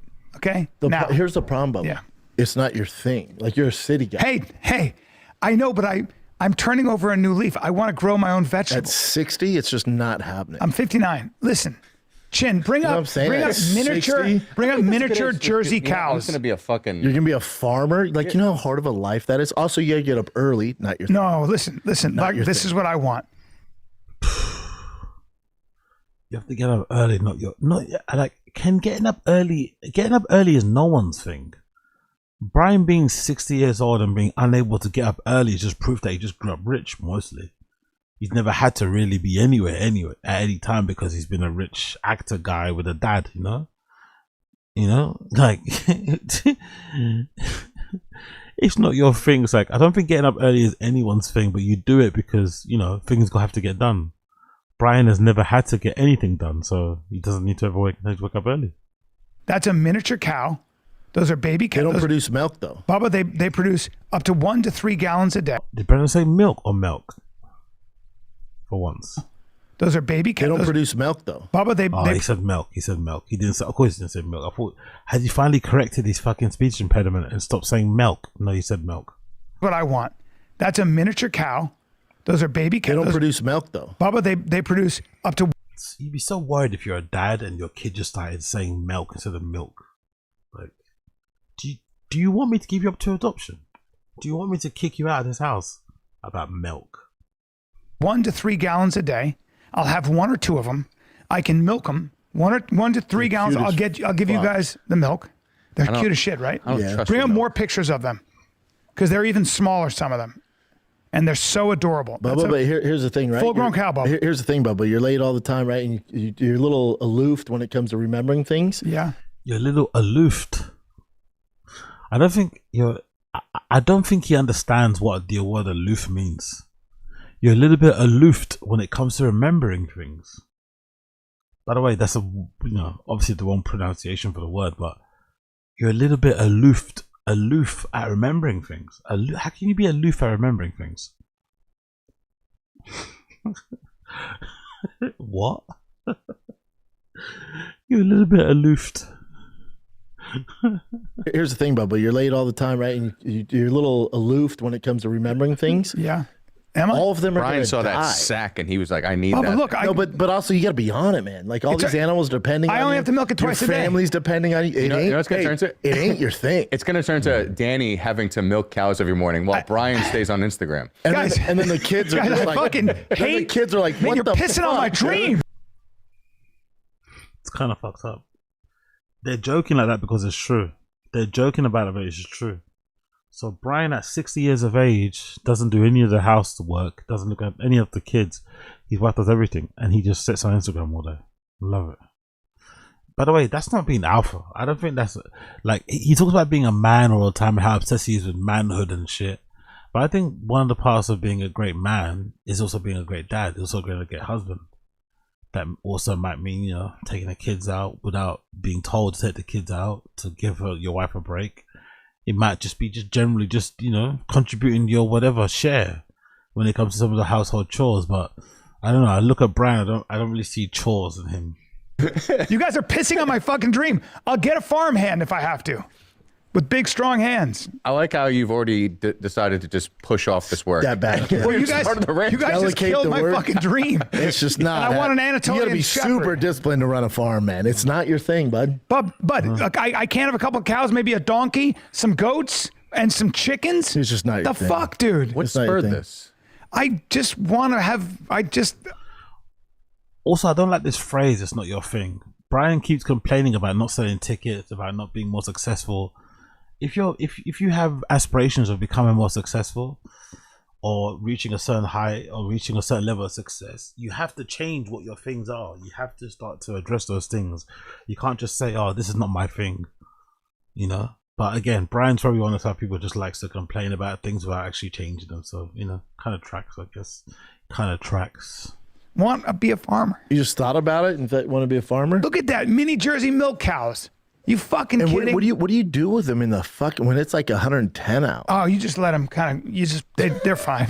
You got to do your research, man. I got to be up on my cowology. I don't know either. I'm not a But cowologist. I would say June 1st, the official start of summer. Today's official start of summer. Anyway, you get the point. Next clip here. Brendan says he got paid $20K to film a commercial, and again, this goes against some of you tin cup writers in the chat. Big up Casual and a few others. This goes against again some of the narratives that have been existing out there with some of you tin cup enthusiasts. If this is true, I don't know if this is true, but if this is true, that Brendan for that commercial that he recently did, right? Remember he went to LA to film some commercial. If this is true that he went to LA to film a commercial and he got paid 12 grand or 20 grand, this is proof to me again that there's no chance in hell that Brendan's ever going to be in a position where he will have to shake his tin cup or get a regular job. It's not happening. Because despite his dwindling fame and whatever else it may be, he's still at the level of celebrity where he can command $20K payment for a fucking commercial. Crazy. Crazy. You watch Kevin right now, he'll crush a room. 100%. Crush a room. Yeah. He's Dude, never not been amazing. I was watching the Dodgers game. There's commercials. There was 4 different Kevin Hart commercials. I'm like, this dude is just like, how does he have the energy? Give me the money. Well, the energy. I mean, I'd have energy if I was getting that pay. Again, I love when he downplays stuff like that. I'd have that energy too if I was getting downplayed. No, you wouldn't. You could not work as hard as Kevin Hart. I'm sorry. Brendan just thinks everything's about money. We've seen what you've done when you had a lot of money. You weren't that hard working. Stop lying. And you're also not that talented anyway. Oh, I'd have that energy too if I was getting paid what Kevin Hart was getting paid. No, you wouldn't. Going to this place, do these signings, going there, do that podcast appearance, doing this, being funny here, going to that show.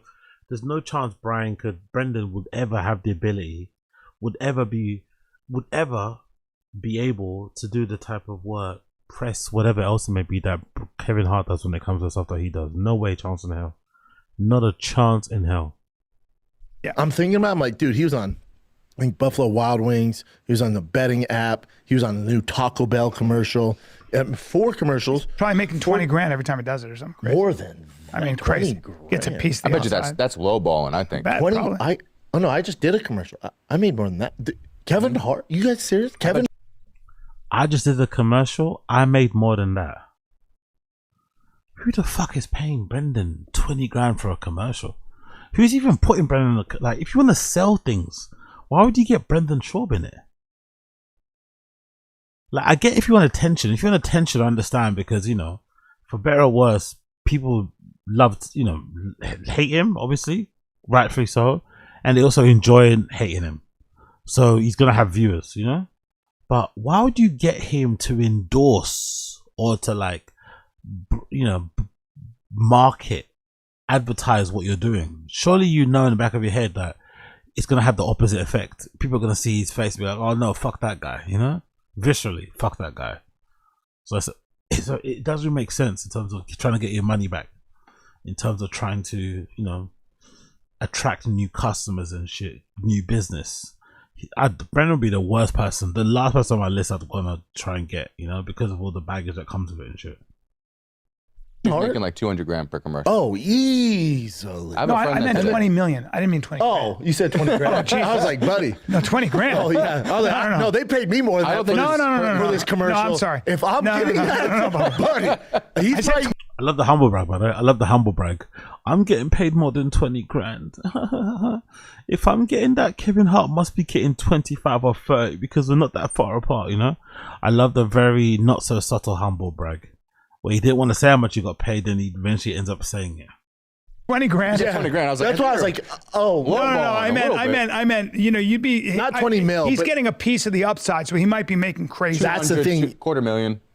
Yeah, well, he's got such market share. People love him, and when he gets behind something, he also I was doing negotiations with his company, and they're like, yeah, we also work with Kevin Hart. I'm like, oh, that's cool, man. Yeah, and he owns some of the company. I'm like, oh, yeah. I was doing negotiations with his company. Oh, you heard someone say this, by the way. I was doing negotiations with this company that's also working with Kevin Hart. Like, what? Again, these humble brag things are really obvious. An attempt to try and put himself in the same conversation with these guys to make it look like he's successful. It's like, no one believes you, bro. No one believes you. He gets a real equity stake. Yeah. Well, that you get to a certain level where it's like, cool, pay me my money, but I need equity. Yeah. That's the big boy moves. He's making messy moves. Is that what is he trying to say? That's why Rain dropped him.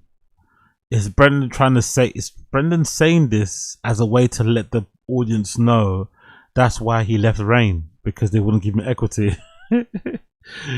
Because Brendan's that level of delusional. He's that level of narcissistic. He's that level of just having no social awareness, where he would legitimately, I could see him trying to get Rain energy drink to give him equity of the company. I could definitely see that. Or whoever's owns Rain. I don't know if it's Coca-Cola or whatever. I could definitely see him doing that. I could definitely see him being like, you know what? I'm Brendan fucking Shaw. Give me equity, bitch. And it's like, how about we don't? Yeah. But the soccer team that he gets. Yeah, the big dogs, that's what they're doing now. It's like, yeah, I need a monthly fee to post or whatever, but that's separate. Pay me equity. Like I want some of the company. And they pay it. That's what the big boys are doing. So yeah, Brendan wants to be one of the big boys. Brendan wants to be one of the big boys, as you can tell, and he's clearly mentioning these names in the same sentences as him, talking about agencies and all this malarkey because he hopes, so might be there to say something. Big up everybody tuning in. Yeah, BB Beast of a business buffoon hasn't had rain lately. They dropped him? Yeah, they have. Was there a clip? Did I post a clip on? Oh, I didn't post a clip. Maybe I got to make the clip. I didn't post on the YouTube, but there might be a clip on the Friday. Okay, let me find it. But they're saying that he's like, so he got dropped from Rain, or the contract wasn't renewed.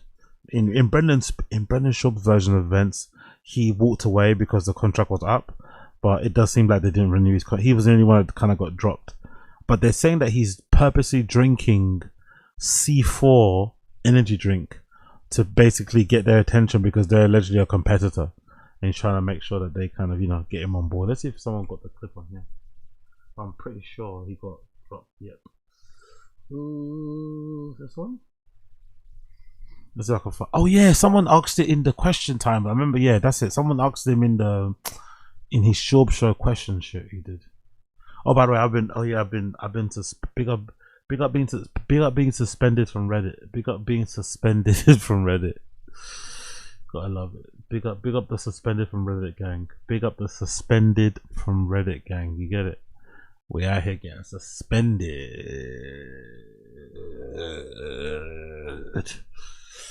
What's this? Air Auto Guided Productions.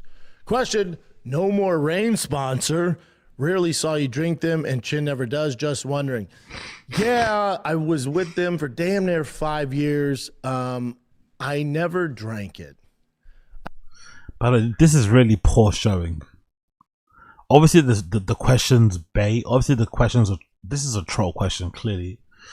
But you don't do this. And even someone like myself, who's kind of, I guess, somewhat staunchly independent and likes to say what I want to say and doesn't ever want to be, told I can't say something based on a sponsor. Although I don't have any. Don't get me wrong. I'm just saying, right? Even a guy like myself who kind of takes pride in being able to say what the fuck I want to say. Even I know. Even if your agreement ends with that brand or whatever, just as a form of professional courtesy, you don't do what Brendan's about to do. You don't shit a previous sponsor, even if it ends on a sour note. You don't shit them. You don't shit on them publicly like this because you don't want it to affect your ability to get other deals. Because other companies might see this and be like, you know what? Why would we get in the business with a guy who's just going to publicly call us out, even if our justification for letting them go, even if our reason for letting them go is justified, This is really poor show from Brendan here. But he's probably pissed off remembering that they didn't sign him. I would if it was the only thing we had. It's not great for you. It's just not. We all know this. Jesus Christ. So my thing is, we all know this. It's tough for me. I got kids, and I'm coaching teams. So he was okay taking in money while he had kids, but now he's still got kids. He doesn't want to. Like, what? You had kids before you took the deal. You had kids while you had the deal, and you still got those kids. So now he's trying to make it seem like, oh yeah, I didn't want to re-sign with them because I've got kids, and I don't want them to think that drinking energy drinks is good for you. But you have whatever. People are like, dude, that rain stuff. And it's like, yeah. They were great though, man. They were great. My contract was up in April, and we just decided to part ways. It was mutual. Forever grateful for them, especially my boy Braden there. They were great. It's always mutual, isn't it? It's always mutual with him. I think that's always a lie. He's always mutual. No, it wasn't. You don't just leave those kind of sponsors, especially when you're independent. Those type of sponsors are going to keep the lights on. The fact that he got dropped by them, I think, is a big indication that he just wasn't bringing enough value. Simple as that. He wasn't bringing enough value. The metrics just didn't make any sense.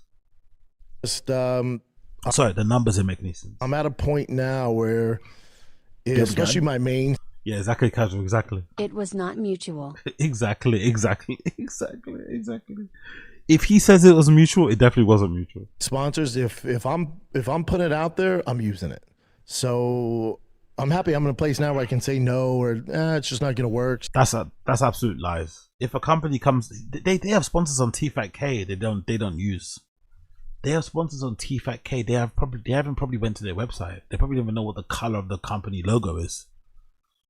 So, yeah, they were great. It was a fun run, but it has to be something I actually use. There are energy drinks I use. I'm not gonna say what it is now, because we'll see what happens down the road. But yeah, it is what it is. That's how it goes, man. A lot of sponsor stuff. Like, you have some that are family. I have sponsors that are straight up family that I've been with forever, and I talk to them all the time. Then you have others where, especially I was with the Rain for so long. They had a bunch of overturn there. I was close with some of them. The new guys I wasn't, so I didn't really have a relationship with them. Again, this guy is so lucky.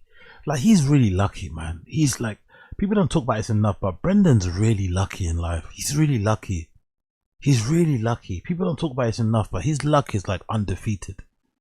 So more lucky than not, he probably only got this Rain deal because whoever was working in the marketing department, the stuff that I used to do basically, right? The role that I had in previous companies where you're the influencer marketing person, you're the community management person, you're the social media person, you know whatever I mean.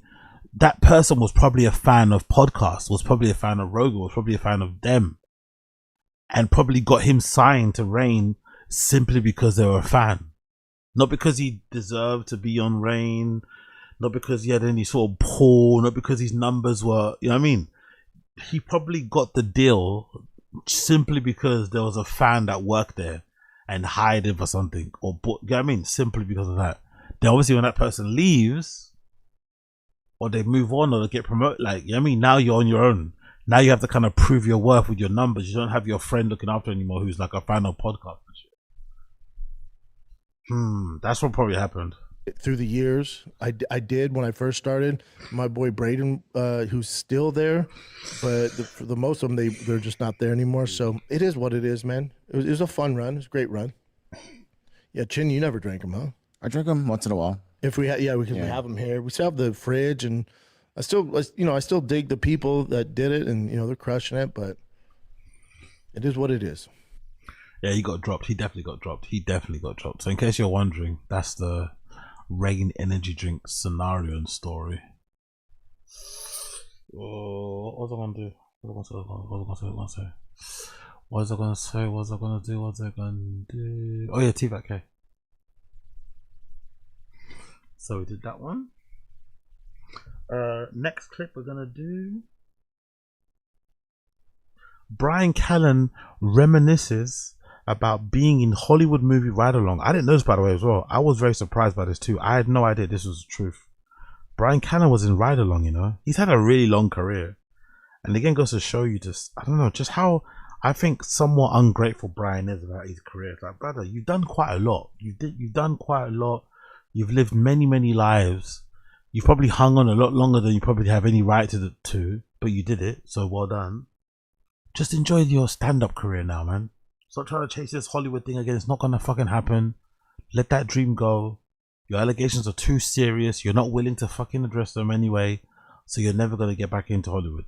And you would never, he really struggled to get to Hollywood anyway. Even his peak, even when Brian was at his peak fame, when T-Back K was fucking popping, when everyone loved Rogan still at that time, he wasn't getting as many gigs. So to expect suddenly now to like get inundated with them when you're like colder than the fucking ice cube is dumb. But this is Brian reminiscing about being in a movie Ride Along. No, he's the main character. Remember I remember you were with me at the premiere of Ride Along, and Michael K. Williams. Michael K. Williams. Man, I hugged that guy. I saw him at the Ride Along thing, and I was like, I think you're so incredible. Oh, that's right. You were in Ride Along? Remember? We were getting on the elevator. Yeah, he was great. Me and Brennan saw him, and I was like, I just hugged that dude. I was like, you're so. You were amazing. in Ride Along? Huh? You were in Ride Along? Yeah. What'd you do in that?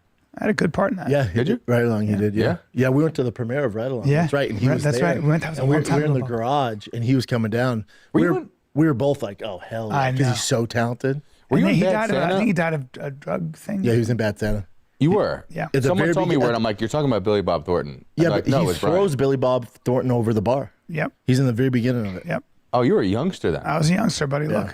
Look at that. Me and John Leguizamo, and Tim Story, who's the great director. Let me improvise. There's Brian and Kevin Hart. I don't mean to be rude, but when was your hairline good? Nick, right there. That's a good hairline. That's my boy right there. That's not great. Kevin. Yeah, it's not great. No, it was good. It was good. It was handsome. Actually, your hair hasn't moved that much. I never had great hair, buddy. All right. Yeah, it's kind of stayed the same since. A little thicker there. Little comb over. Jesus Christ! Look at Brian's face. Look at Brian's face reminiscing on him being in Ride Along and being at the premiere of Ride Along alongside fucking Kevin Hart. How depressing is that? How the mighty have fallen.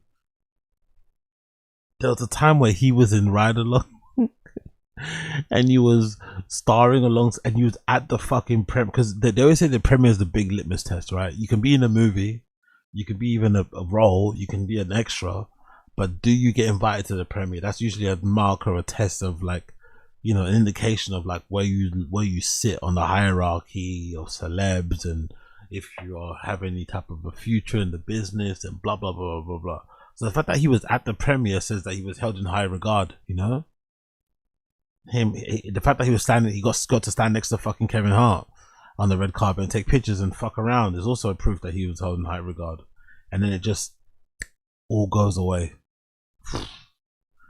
Of course, it's mostly to do with him. Of course, it's mostly to do with him. But I do find it funny. I do find it funny. We're in that middle picture. Man. Yeah, it happens. Those were the days, buddy. Those were the days. Look at his face. Look at his face. The reminiscing. Painful, bro. Painful. Those are the days. Now look at you. Now look at you guys. Those are the days. He's so pissed. He's so fucking pissed. Anyways, let's move on.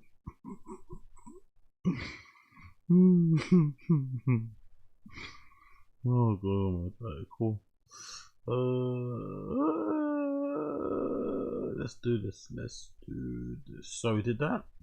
What we're going to do here? We did that. Next one we're gonna do is the T-Fat-K crew can't understand how people say Kevin Hart is bad at comedy. This is another one of those clips that I like the most because it's another proof that these guys have no objectivity. When it comes to someone's rich, when it comes to somebody being rich, they have zero objectivity. They're unable to understand anything. Any criticism of somebody that's got some level of wealth or richness, they don't get it. How could you not like him? He's rich. It's like, okay. So this is them not understanding how some people don't find Kevin Hart funny. Yeah, he's someone that people don't realize. He dropped in one night when I was at New York Comedy Club, and then one night at the Cellar. He fucking when people say he's bad at stand up, I'm like, you might have watched some of his specials and think that, but when he gets in a room, he fucking lights the room up. Who's this? Some people might watch him and think he's bad at stand up, but you don't understand. No, we do. Some of us have watched him perform stand up on Netflix. Maybe seen him perform stand-up live and come away thinking, hey, you're terrible. Like, for better or worse, most of us only get one chance to make a first impression. If that first impression you make is terrible, I don't care if you do many good things later down the line, I'm less inclined to ever listen to him again because I had the bad experience that I had. But these guys are unable to be objective in that way. You know, there is no such thing as a bad performance at Kevin Hart level because he's Kevin Hart. So that's not true. If anything, that should be the norm, you know, in terms of like, hey, you get hit on the head, the review wasn't too good, and now all of a sudden here you are, you know, a little bit frazzed. But I don't know. It's Kevin Hart, I guess, isn't it? He's got money. Kevin Hart. He's the best. He's the whenever I hear best. people be like, "Oh, Kevin Hart sucks," I'm like, he's the best. Watch him. Well, no, he's become so mainstream that's usually how it goes. Once you reach a certain level, it's like, oh, dude, he sucks. Like, does he? No, because dude. he's playing out Soldier Field this weekend. Thank you. What does that mean, though? Just because you're playing at a big venue and you're selling loads of tickets, does that mean you're still funny? Does that mean so people can't say they don't find you funny? If someone's critique is that they don't find you funny or they don't find it or the whatever, their critique is useless or they don't have an opinion to say that because what? Because you sell a whole lot of tickets. Doesn't make any sense. It's like, what? He's doing something. He's fucking But once you get always to that hilarious. level, it's like it became trendy to hate on Drake. Like, okay, I know the guy who has all the hits. There are some people though. So hold on, the only way you can hate on Drake is because he has all the hits. Nobody can have any legitimate hate for Drake because there is none because he's really popular and successful. It's like, okay, whatever you say, buddy, whatever you say.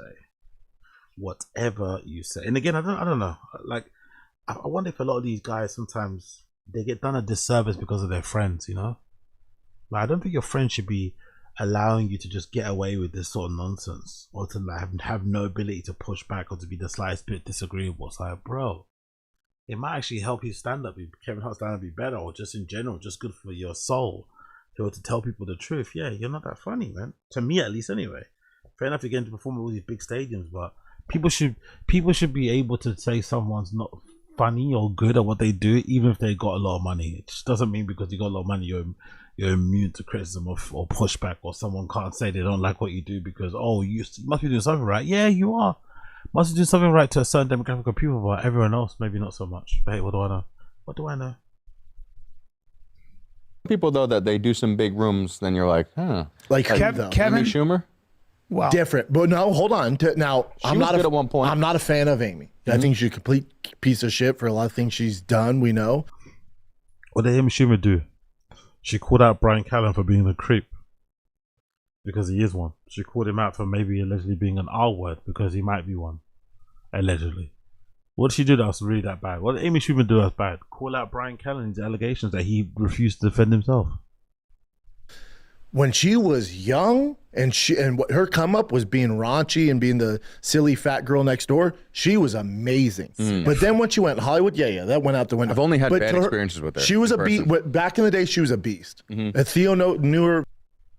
I love it if like one of these women like Chelsea Handler or fucking Amy Schumer saw some of these things that he says. I love it. Obviously, he's too small and irrelevant and whatever, but it'd be really hilarious to see like the women that he's gone off on lately, like the Chelsea Handlers and Amy Schumer, actually see these clips and go off on him. I would love to see what his reaction would be. Obviously, he'd probably love it in a way because it'll bring more eyes to the show, but I'd love to see him react and try and spin it or try and counter, or you know what I mean, without mentioning that they're whores or something. I'd love that. Brendan Schaub is a sociopath.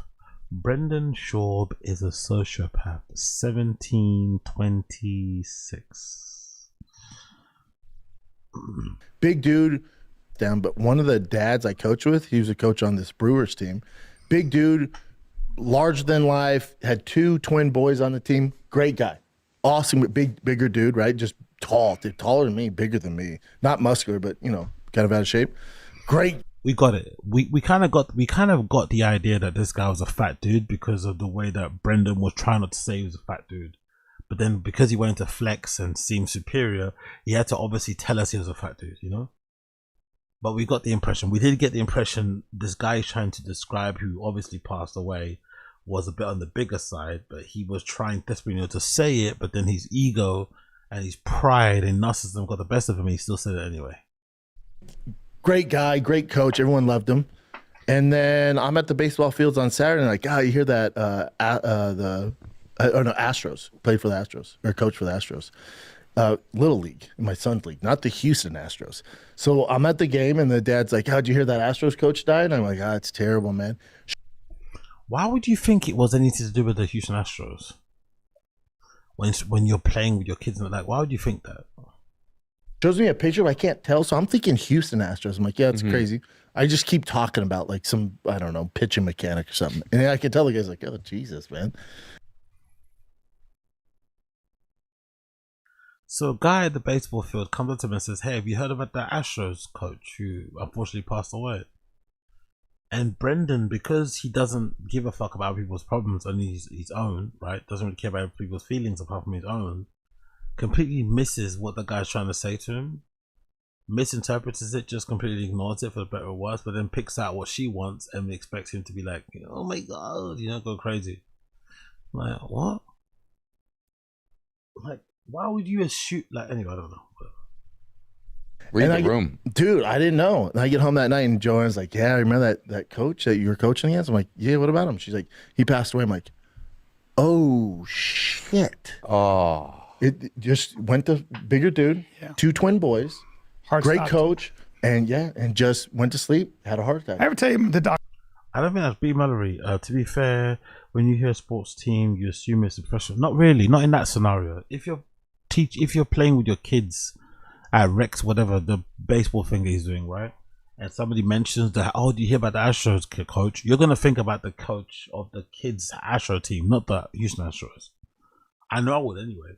Especially in that kind of scenario where the kids are playing football. Like, what? Or whatever they're playing. So the fact that he didn't know and just completely ignored it and kept talking about what you talk about is proof that he's a sociopath. Doctor gave me that. That's fucking nuts, dude. I ever tell you the doctor? We were just with him. Yeah. So my doctor hit me with a sonogram on my chest, right? And I go, what are you doing? He goes, well, your markers are fantastic, but you'll probably lose friends between the age of 45 and 65 because you have I have to check to see if you have a widowmaker. Like I have to check if there's an aneurysm in your arterial branch. Shit you can't. Sometimes you have that. If you don't get checked for it, or you have a blockage, and it breaks, and then you have a. Especially he was a bigger dude, and like all I could think about, I couldn't sleep. Think about his little boys, of course, twin boys who are Bossy's age. They're both 6. That's horrible. And your dad's just. Oh my went God. to bed. You Love you, Dad. one day and you don't have dad next morning, Dad's Honestly, gone. dude, I can't handle that. Oh, buddy. I can't handle it. Oh, buddy. That's all I could think about. All night. Imagine that, dude. I can't imagine it. 6. And your dad's your coach. It'd be like me passing away. Like dad's a coach. It'll be like me passing away. How do you make someone's tragic death, a coach's untimely death, all about yourself? The Brendan Shaw way. How do you make some random coach's death all about yourself? It would be just like me if I died. I can't imagine it. 6. And your dad's your coach. It'd be like me passing away. Like dad's a coach, practice. Dad's a coach, practice, amazing, rich, successful, big dick, famous, Next day, dad's gone. Fucking mind blowing to me. Makes you want to do a blood work panel right now. Crazy. Yeah. Oh, love it. Exactly. Big up casual. Exactly. He said big dude 20 times. Exactly. He didn't want to say it, and all of a sudden now he's made that known. That'd be the biggest thing. Or he was fat. That's why he's died. I'm never gonna be fat, so I'm never gonna die. All right, buddy. All right. Whatever you say, buddy. Brendan Schaub saying the results of the enhanced game are a good thing Brendan Schaub saying the results of the enhanced game. So basically, if you know anything, the enhanced games happened a couple of weeks ago, maybe last weekend, where essentially they had a bunch of sports that were done by athletes who were clearly using, who were basically they were encouraged to use, right? The whole point of this enhanced game to see how far people could push themselves in terms of steroids and whatever else it may be, and if that would lead to a world record being broken or something. And I think what those games proved was that the higher echelon people, they're higher echelon or they're higher level because they're at higher level, not because of steroids, which in my opinion flies against the things that Brendan said over the years. Brendan, every time there's been somebody that's been killing it in UFC, who's gone viral, who's maybe got a good run of whatever, he would always make the suggestion or hint that the person might be on the juice, that the person might be on some gear. He would never overtly say it, but he always made it very clear that this person couldn't do that, clearly, this, that, whatever wrong with them or whatever else it may be. So I do find this take that he had here about the enhanced games very funny, because I definitely can remember times where he said the only reason, he's kind of made it seem like the only reason why someone's successful because they've taken steroids. Well, I think even he said it about his own career. I'm pretty sure he mentioned it about his own UFC career, that if he would have probably become a champion if he did some of the nefarious things behind the scenes without any USADA shit. You see that enhanced games? Have you seen results? The guys that are all natural beat the guys on steroids. Is that right? Do you know? I think this is overall a good message, because so many people out there, it's just they don't know, but they assume like these players you see that have tested hot for PEDs, like, oh, that's the only reason they're good. It's like, no, at that level, PD, like you're talking about the 1%, 0.1% is a huge difference, especially MLB or NFL. It's a huge difference. So for them, it might make a little difference.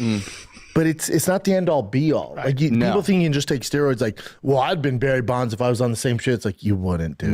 You wouldn't. No. But also, we should probably say that a lot of pro athletes in the Olympics and things have probably also figured out a way to be enhanced without getting. Yeah, they're enhanced. That's why the enhanced games kind of ate shit, because people are like, wait, I'm just watching a dialed down version of the best guys do it. Yes, like, well, this is an important thing for that is the fact that besides Thor Bjornsson, almost nobody in it was a top level competitor that they put. So it's not like Thor, Olympians are like, my boy, I'm gonna just jump on some gear. My boy Hooper.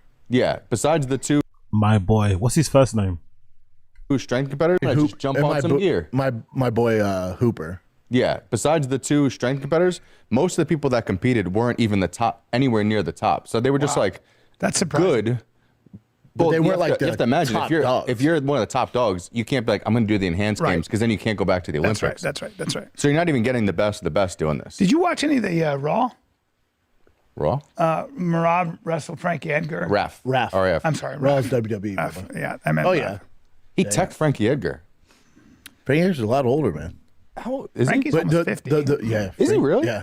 I don't know if he's 50, but did you see the most impressive one was Colby Covington versus Chris Weidman? Yeah.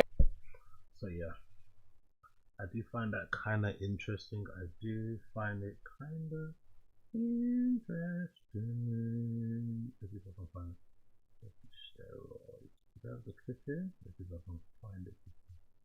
I don't. But I remember him saying stuff like about steroids and acting as if like that's why he got successful. Steroids.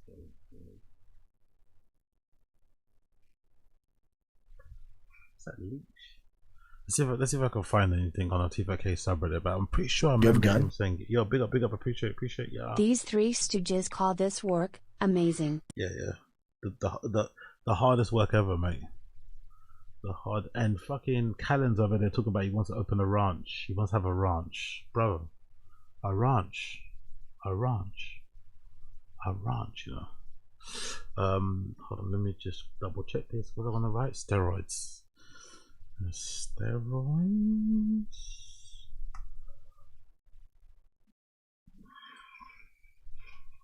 Christ.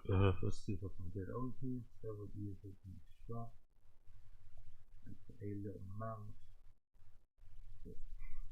This.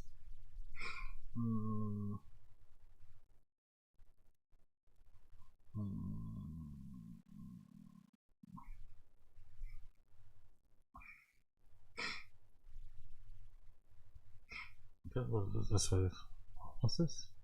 Rogan says it's okay to shit at him because of steroids. But is that tough for you? Like when you get shit on by one side specifically, and then the other side is like, "Yo, you're pretty cool." How hard is it for you to just stay even? It's okay. Like I would shit on me, for sure. Wait, really? If I didn't know me, yeah. For what exactly? Some other comic, I would make fun of me totally. What would you say? Oh, I'd say terrible things about steroid use and insecurities of being short. I have a lot of great jokes about me. Really? It'd be a lot of fun. So you don't even when people make fun of you, do you care? Well, you can care, but it's not going to change the way they think. Like it's not good if you hear it. Like if someone said it to my face, I'd be like, "That's mean." Yeah. Like, why are you being mean to me, man? I don't even know you. Yeah. People will say mean things to you just to try to get a reaction out of you, but those people are usually way more dangerous. Okay, little rascal hat. I love the little rascal hat. I'm not gonna lie. Big up Bill Burr. The little rascal hat is perfect. What's he said about steroids over the years? You know, he lived the Ozzy Osbourne life. Ozzy Osbourne, you're kind of like, yeah, that makes sense. He's a little older, lived a rough life. Hulk Hogan surprised me. Yeah, Malcolm man. Jamal And Warner. all the surgeries, but you know, he also did all the steroids for 13 years or more. And I think that probably back then when they were doing all that stuff, that puts a strain on your heart. Yeah. Right? Maybe. Big dogs. Oh, BJ on steroid advice. Let's see what BJ has to say about For steroid me, advice. about my own steroid use. I'm going to be totally open about it if you want to hear about it. I'm not going to waste an hour talking about something that nobody gives a fuck about. But if you want to know, I'll tell you. And I'll start off by just saying this. Currently, I'm in week 3 of taking 100 milligrams of nandrolone phenylpropionate a day, and that's it. Now, I have not done nandrolone since I was in college. That was part of the first cycle that I ever took, which I can get into what I've taken before in the periods where I was natural. If you're interested, comment below. You know, if you're interested in hearing more about that, and I can make that a weekly segment. Because again, there's so much information out there, but I try to always pair it with what my experience is. And if I haven't directly experienced something, I'm not going to talk about it as if I had. But nandrolone is something, after I first took it, I thought I'd never take it again because I had side effects from it that I wanted to avoid. But turns out, as I look more into it, it's like, oh, that's probably side effects like prolactin increasing when you combine it with... Prolactin? I don't know, man. If a steroid starts to make if a steroid starts to make me prolactate, I'ma stop that bit. There's no amount of gains that would make that okay. Big up BGO, man. Absolute nutcase. Big up BGO. Nutcase in the most respectful way possible. Man. This guy's a loon. From it that I wanted to avoid, but turns out as I look more into it, it's like, oh, that's probably side effects like prolactin increasing when you combine it with testosterone. Getting acne, probably not, attributable to nandrolone in the stack I was taking initially. So my experience so far on nandrolone alone, 700 milligrams a week, has been nothing but positive. It's a milder androgen than testosterone. It's more hair safe than testosterone. And, so far I've been experiencing no side effects in general. Big up BGR, man. Big up BGR. Haters will say, crazy podcast. Part of the Thick Boy Nation, Thick Boy crew. Steroids, okay. Schultz hammers Shorba back. Bean cheese. Big up Jack Donny Jr. Appreciate. Big up Jack Donny Jr. Appreciate, brother. 5 gifted membership bomber. You're a legend. Big up Jack Donny Jr. Appreciate you. Thank you so much, bro. Thank you. Let me get some of these. Dude, everything they eat, bean cheese. Like. You're a legend. Appreciate you. Big up Jack Donny Jr. Appreciate you, brother.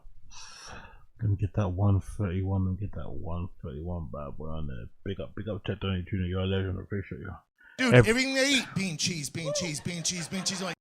Everyone that gets a membership from Jack Donny Jr., make sure you say thank you in the stream chat. Make sure you thank the person. Thank Jack Donny Jr. for giving you that membership. Acknowledge them. Dude, everything they eat, bean cheese. Like.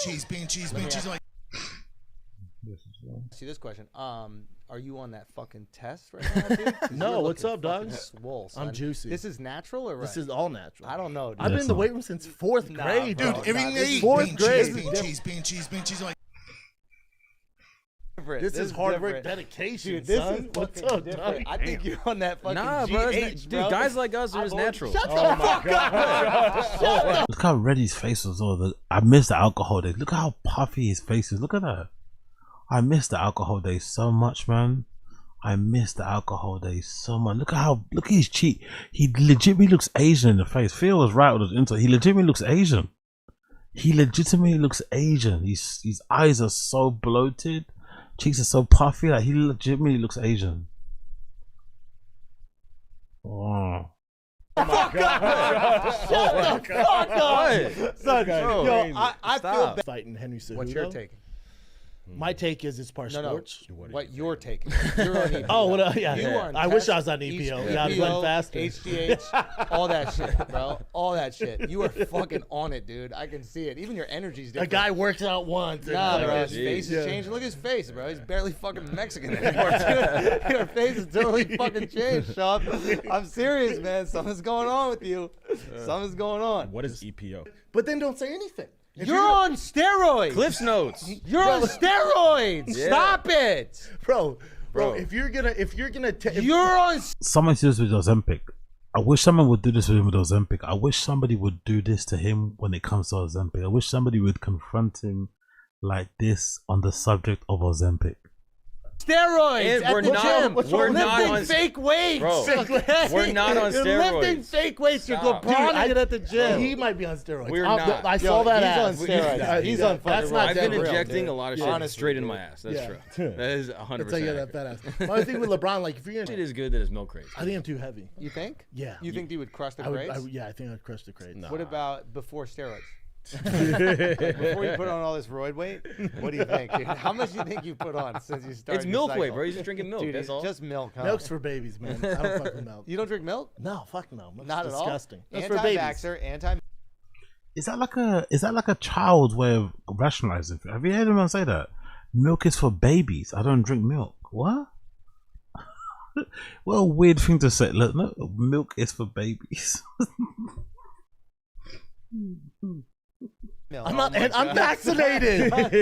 You're a vaccinated anti-vaxxer, bro. You're a wild boy. You're a wild boy, dude. You're a wild boy. No comment, dog. Dude. Bro, Tell me about the cycle, bro.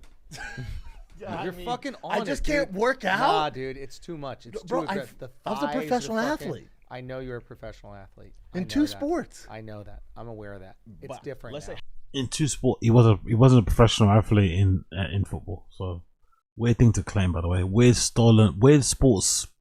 professional sports stolen valor. Hypothetical. Hypothetically, if you were to be were on on something, Like if what I was, cycle do? I would like do test and then I would do primo like every day. What's primo? What's primo? Primo is parabolin, I think. I can't even say it. That's how you know I'm not on it. I don't know. I have a friend who does all that shit. I don't know. You've taken Moderna and you called it Moderna. Oh, I'm sorry. I'm just saying you It's can pretty mispronounce some close. shit that you know how to do and you know how to take. Well, I I'm had just to saying, take it, I'm just saying. I believe if I was to go to someone outside of the muscle doc, shouts to the muscle doc, Jordan. You know Who's the muscle doc? Oh, dude, Jordan. He's Shallows, definitely bro. on TRT. Dude, I don't know what that guy's on, but he's a savage. Yeah. There you go. Okay, but if I was to go to somebody and learn about what I should take, I would come to you. Really? I would come to you. I feel like you would know. Well, why even don't you if talk about didn't your do it. performance-enhancing drugs? What I take? Your own stuff. Finasteride? That also Blue Chew. Oh yeah. Interesting. Cool. A couple more clips to go before I've got a bounce. Let's see what else we got here. Brendan Shaw makes a strange point. He's not happy the UFC matched Paddy Pimblett against Benoit Saint-Denis. He would have preferred it if they matched him against Ilia Topuria. So yeah, strange. They were talking a little bit about the White House card and just cards in general. And Brendan made it very clear that he's dissatisfied that the UFC have given Paddy Pimblett such a tough fight against Benoit Saint-Denis. He feels like they should be protecting him more if he hasn't been protected enough already. And he should be fighting people that he could maybe has more of a chance of beating, because that would lead to a better outcome for the UFC because he'd be champion, all this sort of nonsense. But yeah, very weird take, very strange take from Brendan when it comes to the UFC. A very casual take, if dare I say it.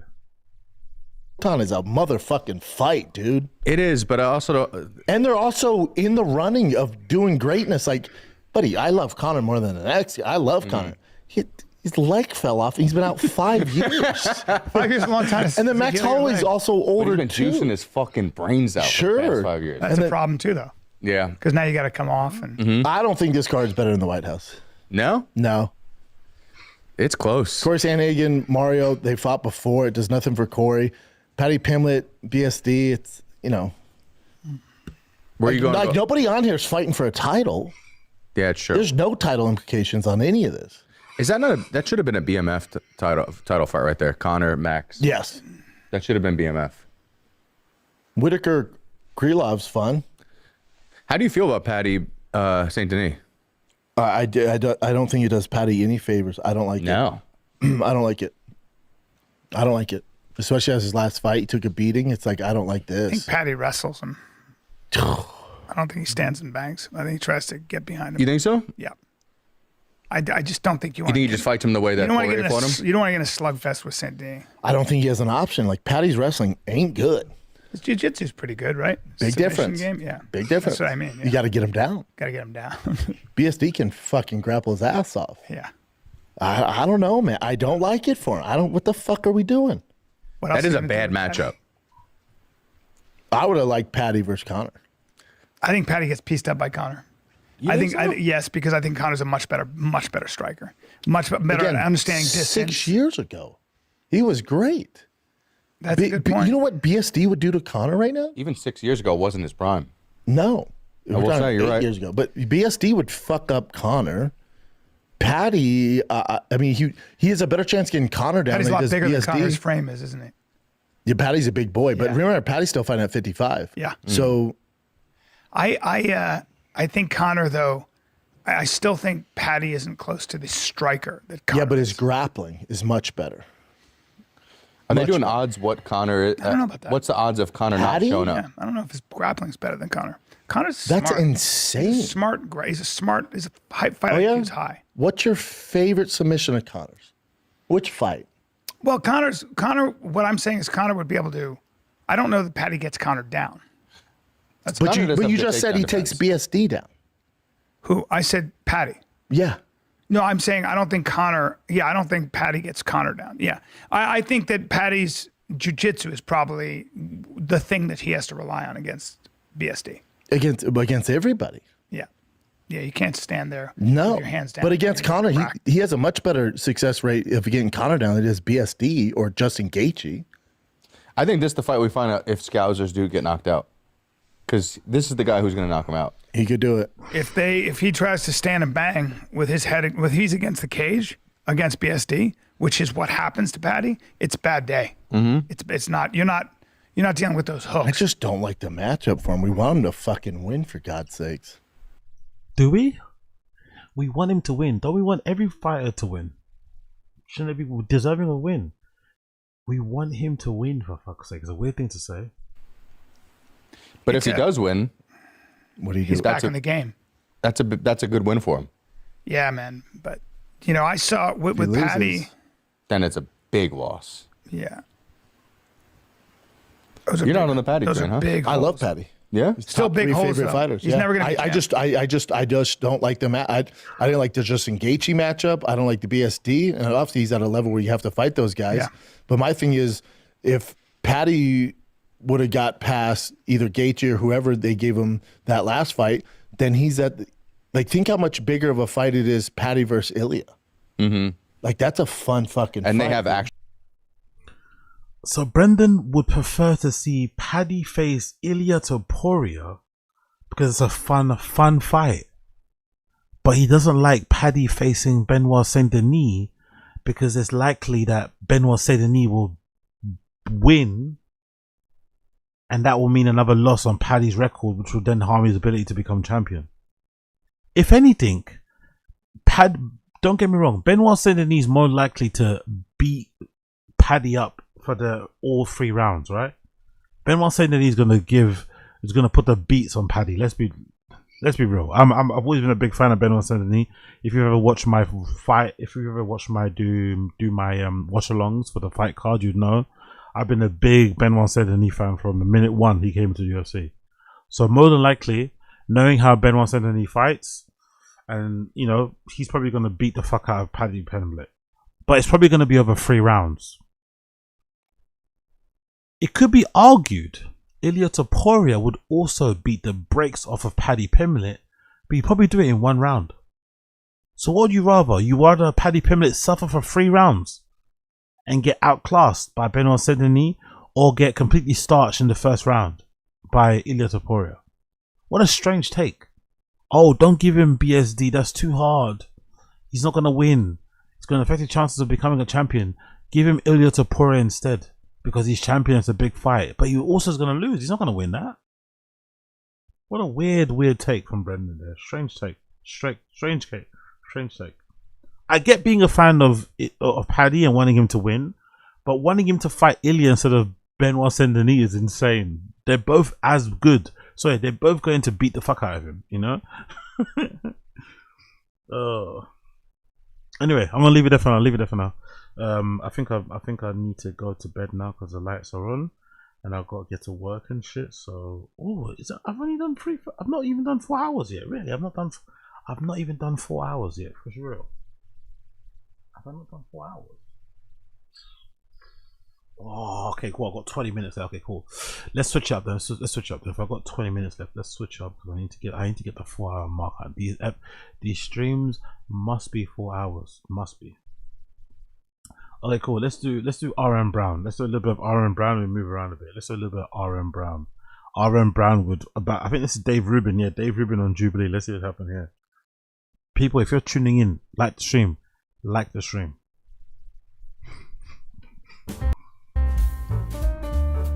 Clap your hands to the beat. Everybody move your feet. What? We're recording. We're recording? Oh, don't publish that. I don't want anybody to steal those lyrics. Hey, everybody. Hey, everybody. And Hi.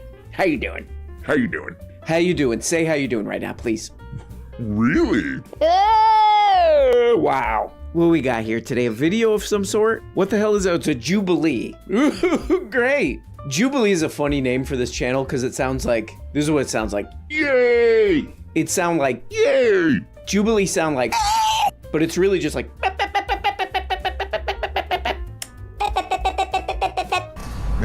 My final surrounded claim is that the modern left cares more about ideology than reality. Oh my God. All right, if you would like to debate this prompt, get to the Who chair. is that guy? In 3, 2, 1. Okay, this is a fascinating one. Dave Rubin.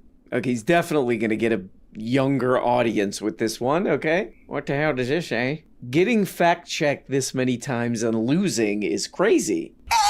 Okay, he's definitely winning in the comments. Rubin got cooked by the fact-checker the most. Come on, there's got to be. Give that guy a break. There's got to be a positive one in here. So this has taught me that Dave Rubin is actually... This is not going to end well, is it? This is not going to end well. Dave Rubin on Jubilee is not going to end well. Dave Rubin on Jubilee is not going to end well. Dave Rubin on Jubilee is not going to end well. Even dumber than I thought he was. And that was already a low bar. Okay, so you're saying he did better. Wait, no, he's saying he did worse. Say the ideology is just loving Trump no matter what. Is Rubin that dumb? What is the ideology? I just told you, the ideology is loving Trump no matter what, even though he hasn't followed through on the promises that he made to you guys early on. What is that ideology? Trump ran on, right? Yeah. He ran on an America First campaign. Okay, man, I'll be honest. This is a bit of a, but there are some funny parts in this because, this is this guy, Dave Rubin, man. This guy, Dave Rubin, man. He's an internet guy. He's an internetsman. He's a clicksmith. Internetsman, he's a clicksmith, is crazy. And what's funny about this Jubilee thing is you can just tell he does not really care too much about any of this crap. And his little arguments to try to, I don't know, get people to watch his show or whatever, they're just kind of like all mushed together and he's kind of unable to really think about them anymore. This is a funny one because it's like, what is this stupid prompt or whatever? The modern left cares more about, what is it? Ideology than reality. It's already like, okay, it's a little boring already, but he's trying to set stuff up where he can, I don't know, do something with this. And this is funny because this girl's like, well, I think you guys actually, you guys kind of aren't looking at reality that much. And he's like, wait, that's not the topic here. The topic is to agree with what I say. Okay, well, what's that? I know you get your news from Grok is crazy. Getting your news from Grok is crazy. Oh no, Jubilee's fact checking his butt already. That's not good. Oh, the fact check saying he's lying. Oh, god damn it. Get that fact check out of here. Hold on, let me do something to that fact check real quick. Yeah, man, so many are calling this a Billy Madison video. If you guys don't know what that is, it's one where a guy do like, everyone is now dumber from having watched this. And God have mercy on your soul. Play that clip. Jamie, can we pull that? Jamie, is that AI? Was that AI? Everyone in this room is now dumber for having listened to it. This is the thing with this, man, is that like, I love my favorite newsman, Tim Pool. I love him so much. He's my most special boy. They won't do anything about it. His show is dumb and ridiculous, but it's also like funny. The problem with this guy is that he's dumb. Like everything he's doing is dumb, but it's also boring. Because what he's trying to do here is like, the person who sits in the middle, the person who's surrounded. Jubilee surrounded. They originally called this segment, they called it Jubilee. Let me ask you something, please. But they come up with these like little debate topics. And what he's trying to do here is like, okay, they'll give me some standard, what I consider to be like a left-wing political position. Then I'll have my prepared thing that I say. Your definition of progressivism. I'm going on what's on the paper. You're focusing right on your definition of progressivism because you don't want to admit that Trump has failed his voters. No. Trump has failed his That's voters. not true. That's not true. Oh, man. Oh, god damn it. This guy, he doesn't know what the hell he's doing, man. This guy, I do kind of almost feel sorry for him because he is like dumb. Because what he's trying to do is like, you say something. Like that's what he's saying here. Oh, it's on the card. The left cares more about ideology than reality. So I guess what he wants is like them to be like, no, here's an example of my view of the world. And then he says, I have a prepared answer. Like talking about that he is gender stuff. Okay. All right. The war's over. No, it's what do you mean? Very much. There's a ceasefire. There's not one Israeli in Gaza. The hostages are home. I quite like how he's doing it with a straight face, not gonna lie. I quite rate how he's saying that with a straight face. The war is over. Because I said so. I quite like how he's doing it with a straight face. That's what I admire most about him. He's doing it with a proper straight deadpan face. No, I guess, I don't know. I guess that's the thing that's moderately interesting about this guy is that he is just, no offense, but like amazingly incompetent. Like, I don't know what the hell he's doing, and I don't think he even knows what the hell he's doing anymore. Because it looks like what he's trying to do is like set a little trap for these young people he's debating.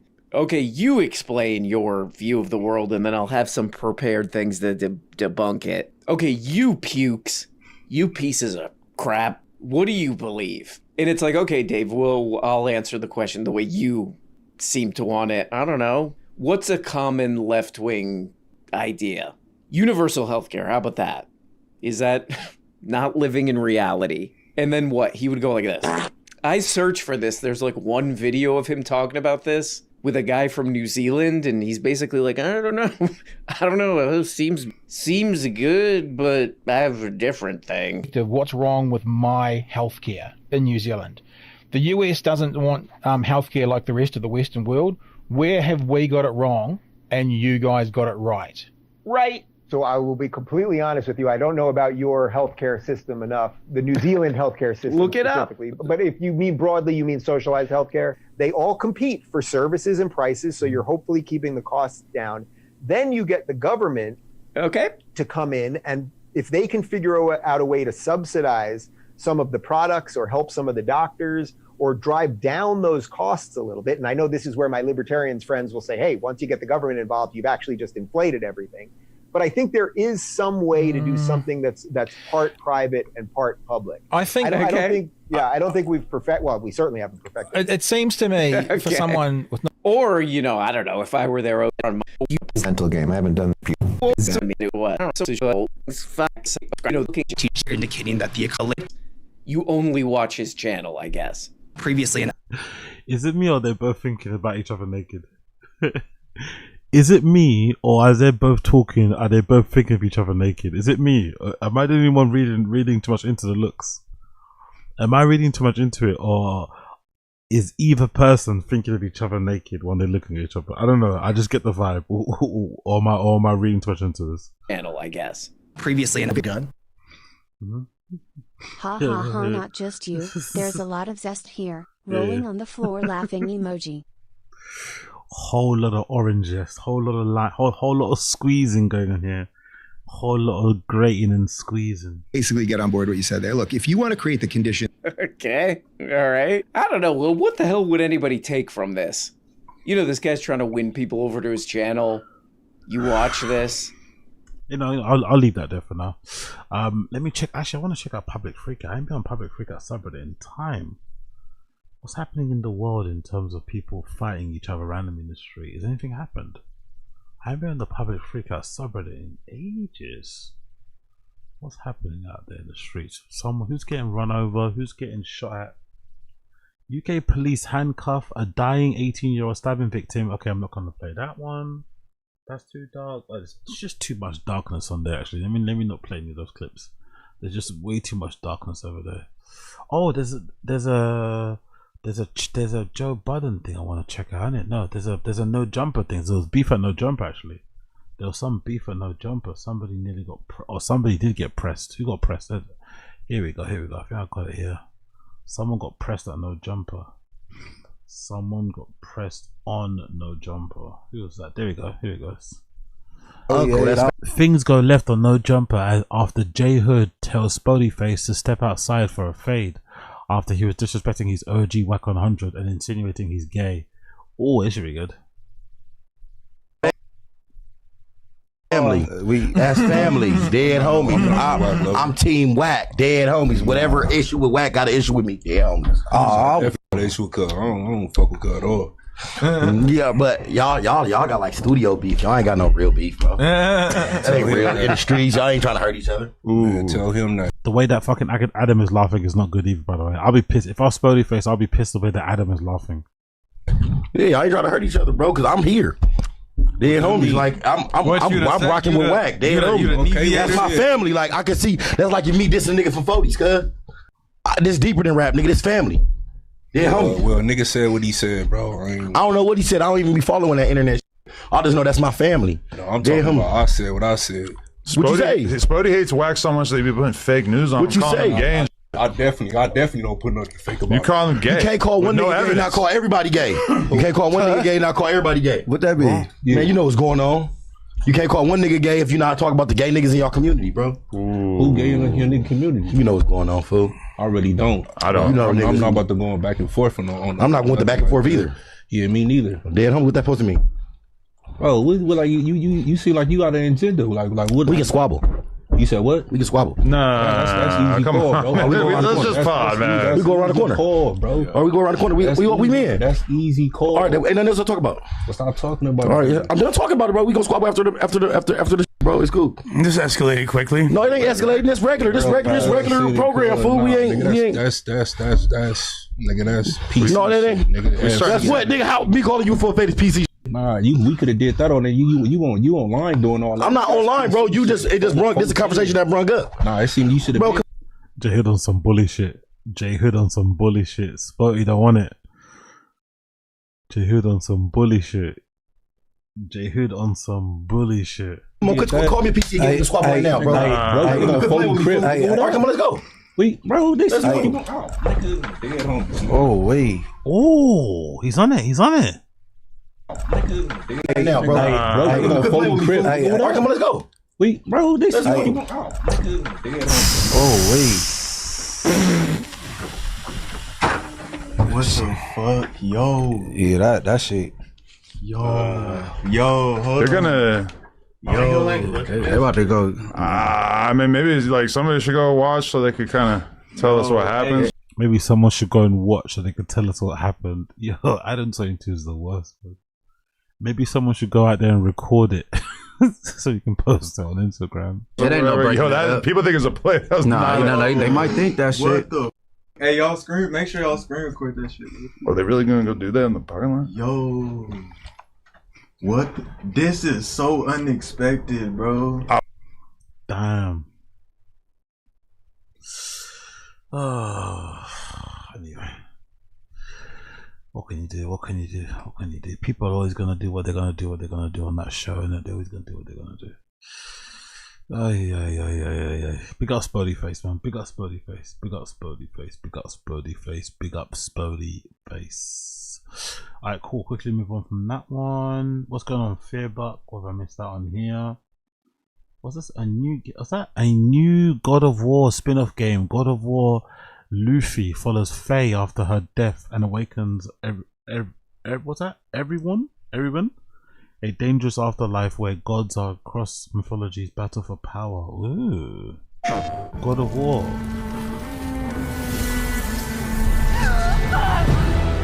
Afterlife of the gods. The gateway is closed. There is no escape. Does it look like this in game though? That's the thing. These type of games, they always look great with these like with these cutscenes.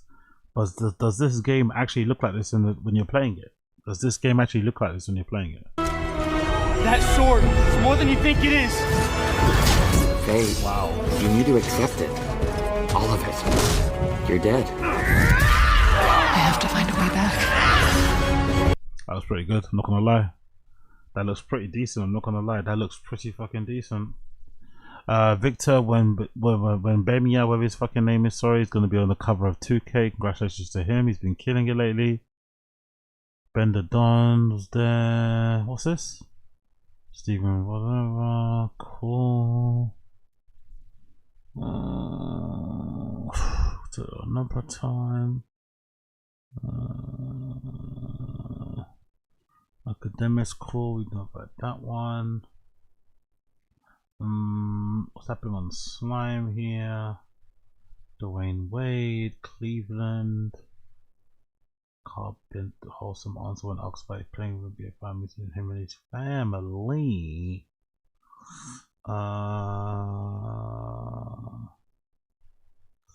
What?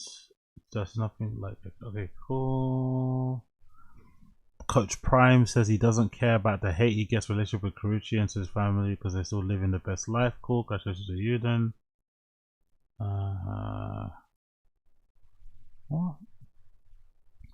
Giannis on the self-talk that made him elite. Anybody who watches you play basketball, you have this incredible mentality when you're on the court. What is your self-talk like when you're playing games? What do you tell yourself when you're out on that floor, man? Always positive self-talk, man. Your brain doesn't know when you're like joking. Even if I'm jokingly with you, I told you, I'm like, hey, I'm not a good passer. No, I'm joking. Your mind doesn't know that. Your brain only takes like, oh, I'm not a good passer. So always positive self-talk. Like things that I say to myself, I feel no pain. I got this. I'm a tough motherfucker. I had the conversation with Kobe once. I made a tweet, which usually I don't do. I said, Kobe, give me a challenge. And he said, Giannis, your challenge, win MVP. And then I used to carry around this jug of water. And in the cap, I used to write MVP. I see it every day, every day. The next year, I won MVP. Speak things to existence, man, because your brain listens to you. And once your brain listens to you, it does everything that it needs to do to make that happen. That's powerful right there. When you came to America and wanted to play basketball, did you have people that doubted you? Yeah, 1000%. I remember in draft night, people said I didn't belong there. I was too weak to play. I should go to the development league. I should go back to Europe. But doubt is good. Opinion is cheap. That's why everybody has one. That's why they say that nobody else's thoughts ever paid my bills. Exactly. Yeah. Exactly. Nobody's thought paid anybody. Yeah, big up. I like that self-talk. That's what I'm on right now. Angel Bonner was pissed when Dean DeGray and Steiny started exposing him for only apologizing to Ruby Rose after saying, okay, enough of that. Too much of that Adrian Broner conversation. What's happened here? Jester tries to pants himself in front of an entire crowd and turns himself into the biggest nuisance of the party. Blame Piney's testing and lets him know enough is enough. Okay. Oh, we done that one already. What's going on with Kayla? We spoke about that one too, haven't we? What's going on with my guy Killer? Craig Wayne reveals that he went into the family. Ted Lasso actor speaks on the origins of the iconic show. Where's all the funny clips at, man? YouTube squad beta couldn't stop trolling Idris Elba about his Sir title after learning about his knighthood while introducing him to a new video. Okay. Amy Poehler asks about his iconic Rihanna umbrella dance. Admitted he gets recognized for that performance more than any role. Cheryl made an appearance to Tony Hinchcliffe. Okay, we'll check that out. Okay, cool. Not that much really going on here. The internet's kind of dead today, isn't it? Not really a lot going on still. We shall address more things tomorrow. What's the video? Absolutely disgusted. Yeah, we'll approach more things tomorrow. Looks like there's not much going on the internet. The internet's kind of dead right now still. Let me quickly check my feed before I roll. Oh, the Maoloa thing, I've got to check that out as well. Maoloa, we'll do that tomorrow. Platboy Max. Oh!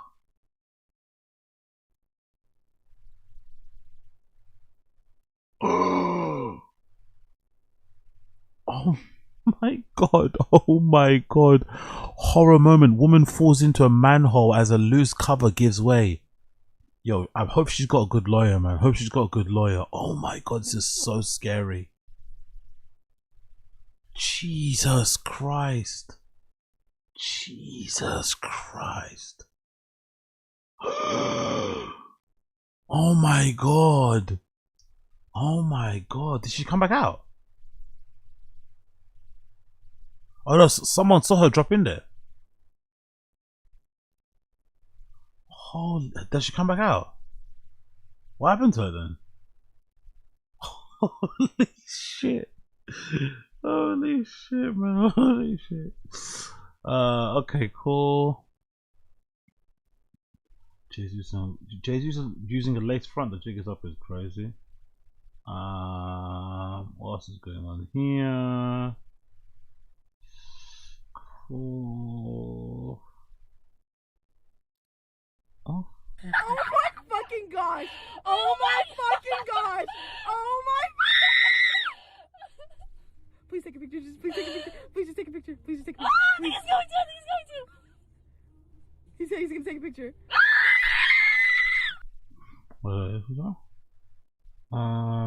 Okay, cool. Is that true? Havoc is reportedly has to join OnlyFans. Okay. That's great to hear, I guess. That's great to hear, I guess. Cool. Oh yeah, Have you heard of All This Purple Lane? And you got the Neon for a Kick. Have you heard of it? I've not played that. That's gonna get me blocked. But yeah, cool. Anyway, we'll leave it there. We'll leave it there. We'll leave it there. We'll leave it there. We'll leave it there. And I do believe in the power of, I guess, kindness and people seeing each other and connecting and. Actually, no. Let me check out. What am I doing? Let me check the T5K Reddit. What have I missed out on the Reddit? What have I missed out on the Reddit?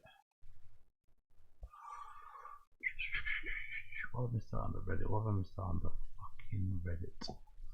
Let's see. What's new? What's new? What did I miss out? What did I miss out? Callum must be furious. Bobby Lee selling out, right? Yeah, that would nothing to do with him, though. To be fair, Callum's not selling out anytime soon. And it was fun. Jesus Christ! 5 years ago. Who would have guessed that? Who would have guessed that? Who would have guessed that?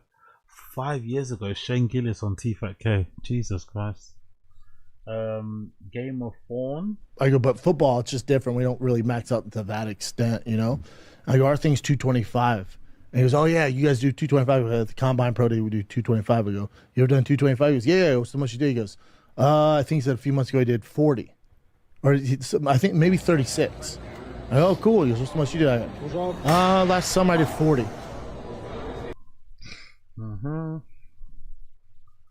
Cool.